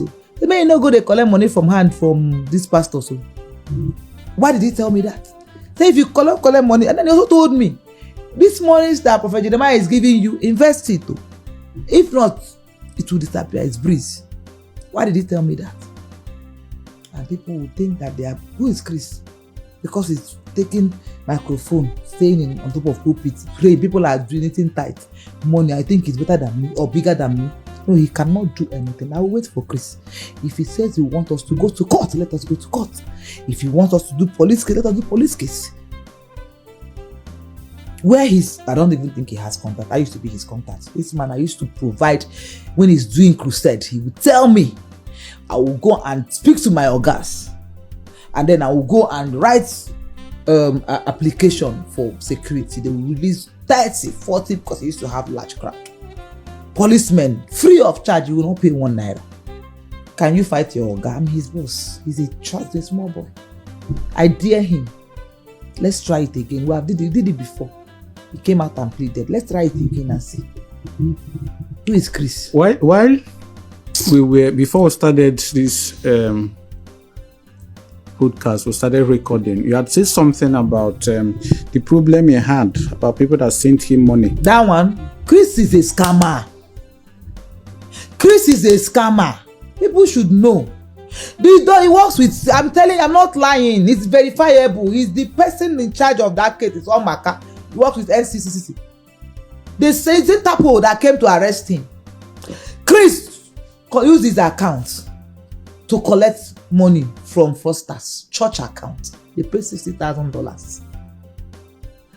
When they paid the money, the people agreed 10% with Chris Okafor. When the money landed, Chris became greedy and collaborated the money only for himself. The people got angry and went to report to police, Interpol. When they reported to Interpol, the Interpol invited him. I have the invite. I will look for it and send to you. They invited him. Omaka is the name of that man that signed that invitation. When they invited him, Chris called me. He ran inside his office. That man you see there, panic is understatement. He locked the door. They come, please call your girl. They are downstairs in the church. They want to embarrass me. Call your girl. I had to call people I know to help intervene and stop the arrest that he was going to come. That was how they stopped that arrest.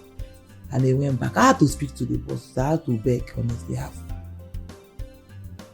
Even one time I wanted to give him money to go and bribe the police people. I said no. Why you bribe police? So that was how that case died? No. You know when God wants to disgrace somebody, he will disgrace people. The moment that AIG, the one made me know, and the one when my organ know, get control of die. Unfortunately for Chris Okafor, the next person who's going to take over as AIG Interpol was the person the other people gave the case to in his hand. The first case that man did was to arrest Chris Okafor. The moment he entered as AIG today, the first case he did was to arrest Chris Okafor. Chris was in Interpol like this, shaking. They wanted to detain me. He was shaking. Chris was calling me again. I had to call everybody I know. Until Chris now refunded that money to the account that sent that money to the church account. So what you're saying is that Chris is what Yahoo boy they call these people? No, he got another name where Yahoo boy. Azaman. I said I'm saying it on the broadcast now. Let him come and deny it. It's verifiable in Interpol. Can't deny it. That case file is there. So they use church accounts. Yes, to collect fraud money. To collect fraud money from fraudsters. Bam. Because of course, church account is an NGO account. Bam. Charity account. Nobody has itself any money that goes in there. See, I'm going to say more things that I need to hold myself back, but take my time, get the evidence. So what I'm going to reveal, people will understand that they are making a mistake, especially people going to Chris Okafor. Yay! I will say everything with his voice. I will respond to Chris with his voice. People will hear him talk. People think I'm doing this because he left me to go and marry. Which nonsense marriage? The moment my brother died, every love I have for that man died with it. Promised me marriage. Dirty, made me dirty. What am I living for? Do you think a normal person will come out and be disgracing herself like this? I have nothing to lose anymore. Nothing. The daughter you said ran away to go and start living with the mother, the one you used to wear uniform with. Why did she run away? I don't know. It was Chris. You know when the brother ran away, he was heartbroken and all that. So, did Chris ever tell you why he left the previous marriage? He told me. That's what this is his own story that he told me. Chris said that he caught his wife making love to another man on bed. That he has the BlackBerry phone where the evidence is. He was crying the day he was telling me. He was crying in his bedroom. He said, "Women, what the wife's wife did to him made him scared of women." That's what he told me. But that's not the story I heard. I had a different story. I heard that he was doing that was a different story entirely. I don't know how true it is. But allegedly on this one too. He said, all I heard is that he set the wife up because he was sleeping with everybody. Actually, one Amaka in the church. The wife got angry and all that. He now set the woman up. Probably because he was not always there in the house and all that. Somebody was the woman was found the shoulder to cry on the mounted camera, not knowing that he was Chris' boy. Mounted camera and the woman slept. So that was why he got that evidence. I'm sure that's what he used in taking custody of his children. But the children has grown now. So they can take their own decision. That was why I'm sure that's why the daughter left. Because he used to tell me that the daughter is chatting with the mother. Can you imagine? After all he has done for the daughter, she's now sneaking chatting with the mother. That the mother now even opened the business for the daughter for lipstick, lip gloss, and all that. That's what he told me. Wow, that is the only thing I can shout. I wish you could have told us more, because I know, as an insider, I know some of these pastors, whenever they are in the presence of beautiful women in some conditions, situations, they say a lot with their mouth. Yes. And I'm sure you're. Let me tell you. Let me shock you people. This guy is so jealous that he gossip even his friends. This guy is so jealous of his friends that I want to read this one on live. I don't want to send it. Chris is evil. Chris, when he saw that his friend wanted to come out for vice president, that's Bishop Idahosa. Chris started, the envy came too much. He said, "Can you imagine this man want to come out for vice president and he's owing me 5 million naira and he has not paid? He made me to go and now I told him I collected the money from my church son. Now he wants to come out for vice president. Say he will not win. Say he has to pay him the money. I imagine that he's calling him his son. How can Idahosa be calling him his son? He now one day, but he sent Idahosa a message and forwarded it to me. I'm trying to bring out that message. This is Chris. See it if you can see his number. This is his number. This is WhatsApp. I munched his WhatsApp inbox on 15 July 2022. Good morning. This is a message he forwarded to me. A message he sent to Bishop Idahosa. Good morning, Your Lordship. I'm sure you had a great night.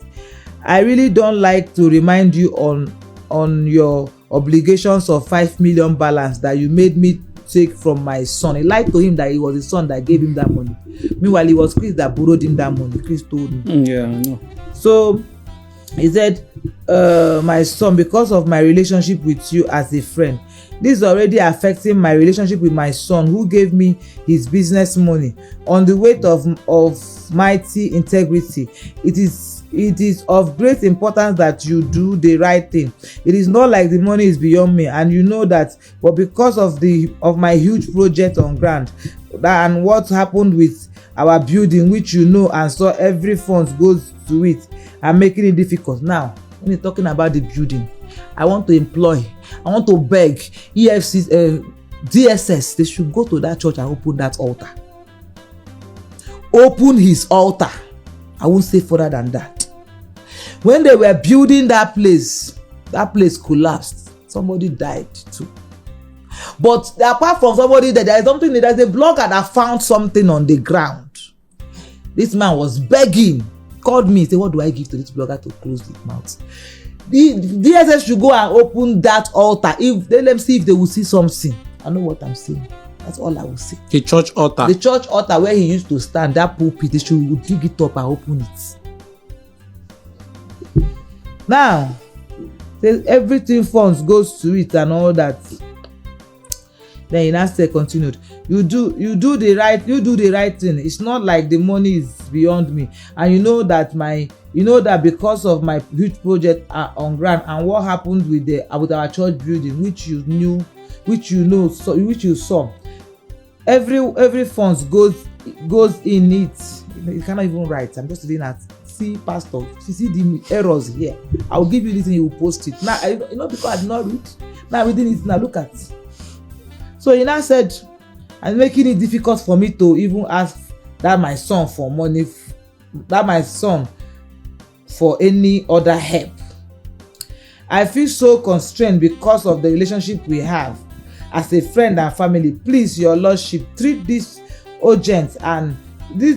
as urgent as possible. Also, it has come to my notice many times before now that there is a claim from you that I am your spiritual son. And yesterday, one of my sons sent the online soft copy of your biography that also established your claim that I am your spiritual son.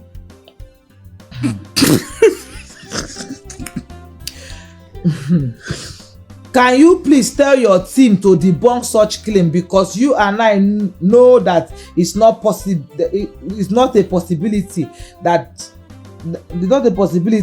This I say with no disrespect to you in any way, because my sons, pastors and members of our ministry are already getting confused, because at no time have I told the church that you are my father in the Lord.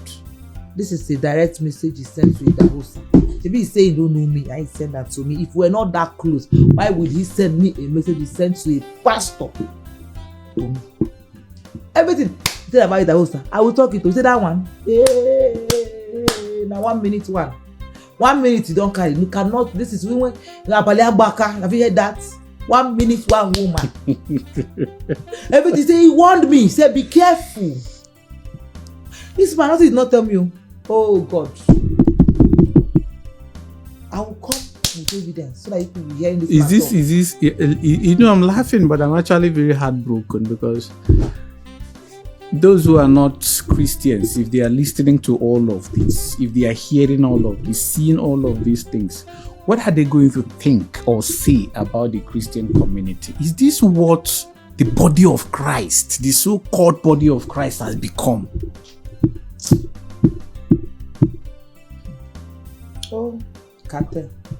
Kai! Is it alcohol? A community of mponaro, abominations. Alcohol.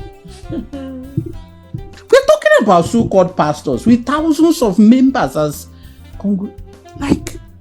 My brother, I don't care at this point. What do they do? That is what they normally do. Either they send assassin to come assassinate me, or they arrest me and detain me. So recently, while all these things,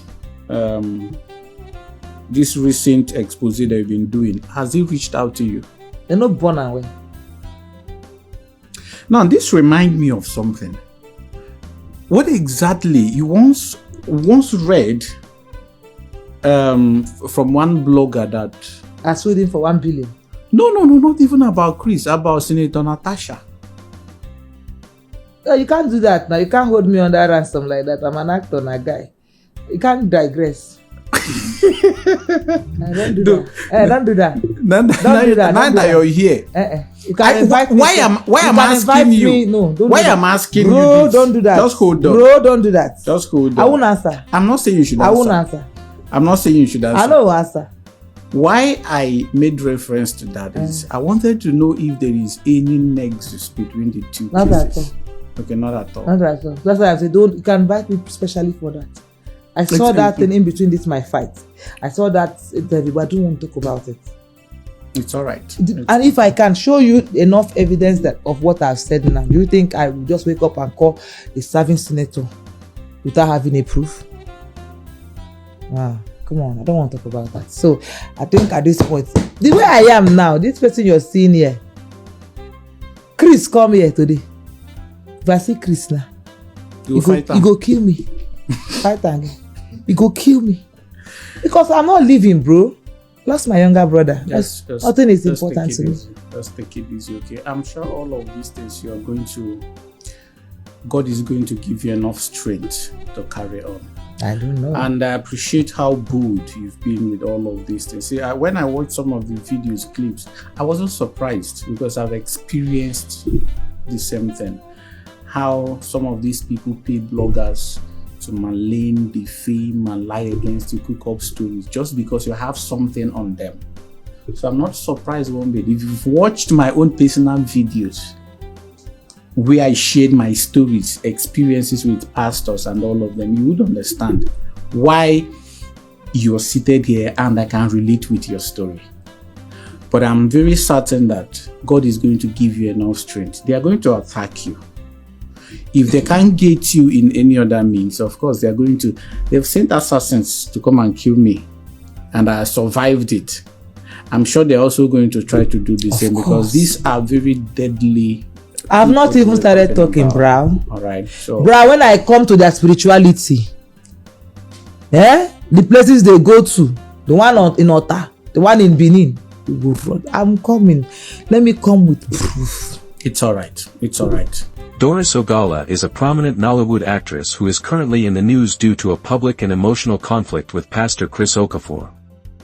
Doris Ogala is a versatile Nollywood actress, producer, director, and television personality known for her compelling roles in Nigerian cinema, including the film Airline Babes, 2012. Ogala has been at the center of controversy after publicly accusing Pastor Chris Okafor, founder of Grace Nation Ministry, of betraying her. She claims they were in a relationship since 2017, and she left her marriage at his insistence with the promise of marrying him. Ogala expressed severe distress after Okafor got engaged to another woman. She alleged that he shared explicit videos of her without her consent and turned a private miscarriage into an abortion story. Pastor Chris Okafor's defense has primarily consisted of a public shaming of Doris Ogala during a church service and a general denial without explicitly mentioning her name. He criticized her character for being arrogant and disrespectful. Which man won't marry you when they know you have slept with different men? Somebody should go and tell Chris Okafor that he will not marry you. Somebody should go and tell Chris Okafor that he will not marry you, not lie you. What are you leaving me for? No, forget about saying clouds or no cloud. I've not slept since yesterday. That I had to deactivate myself to think this thing through. What are you leaving me for now? Okay, shame here. You people can insult me for all you care.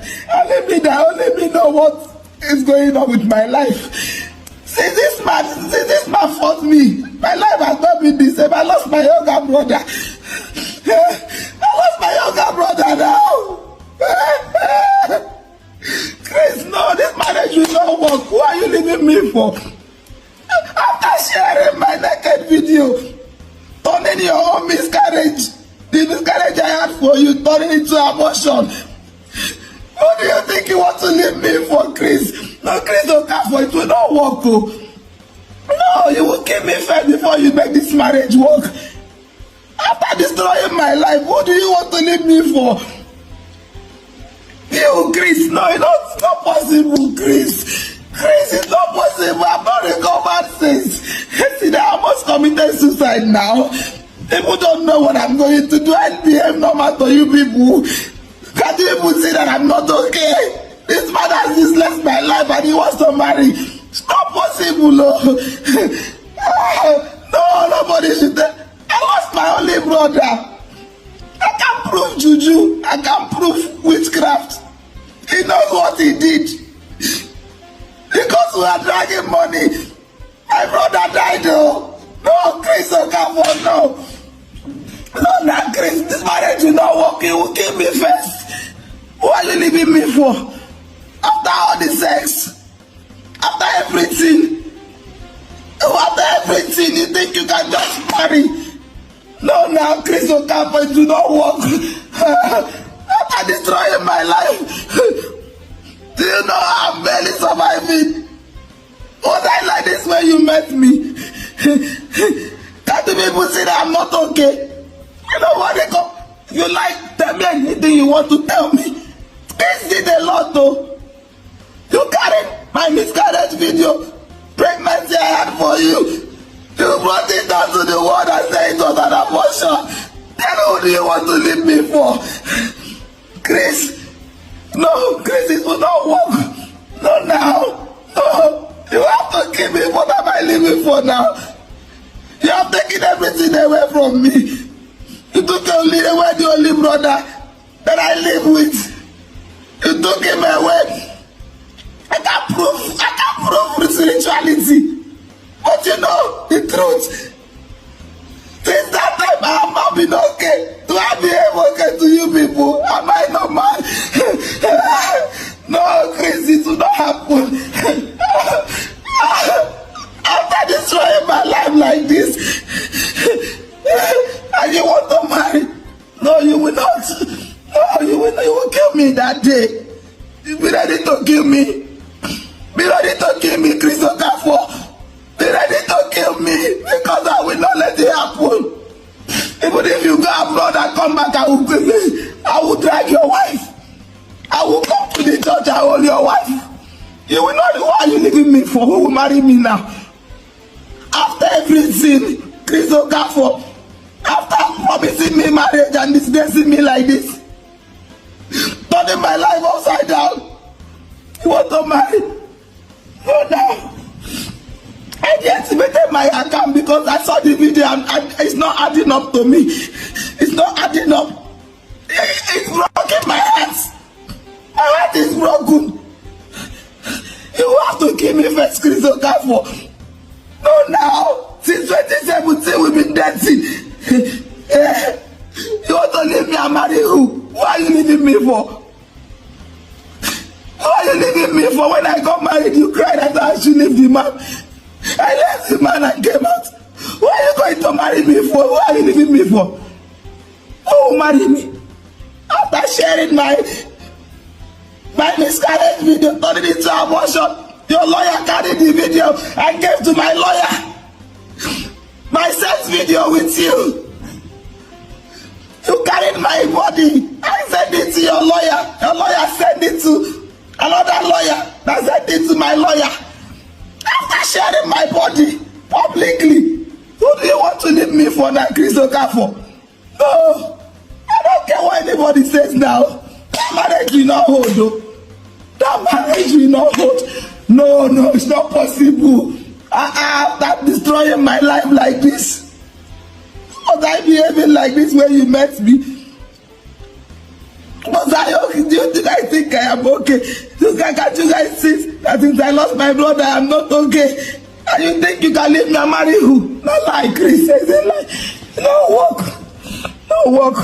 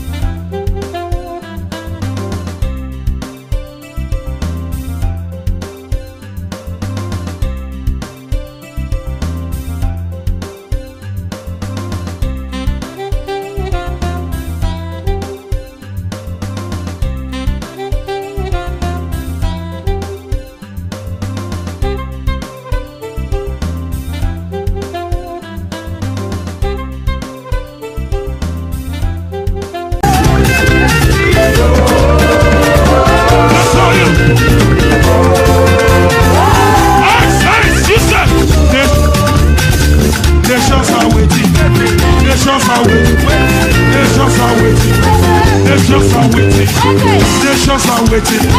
Nations are waiting. Nations are waiting. Nations are waiting. Nations are waiting. The people are. The master is.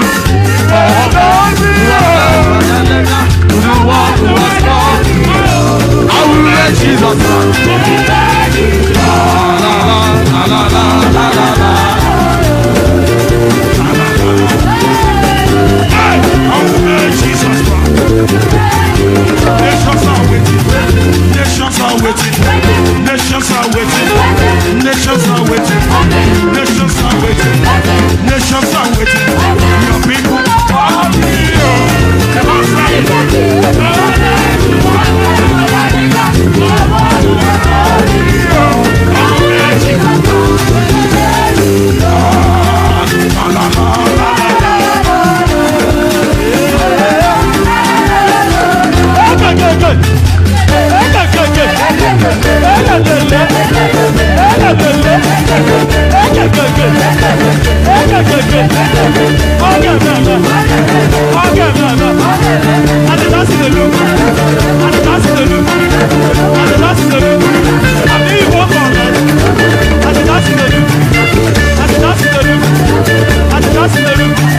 Everybody, let's go! Let's go! 1, 2, 3, 4.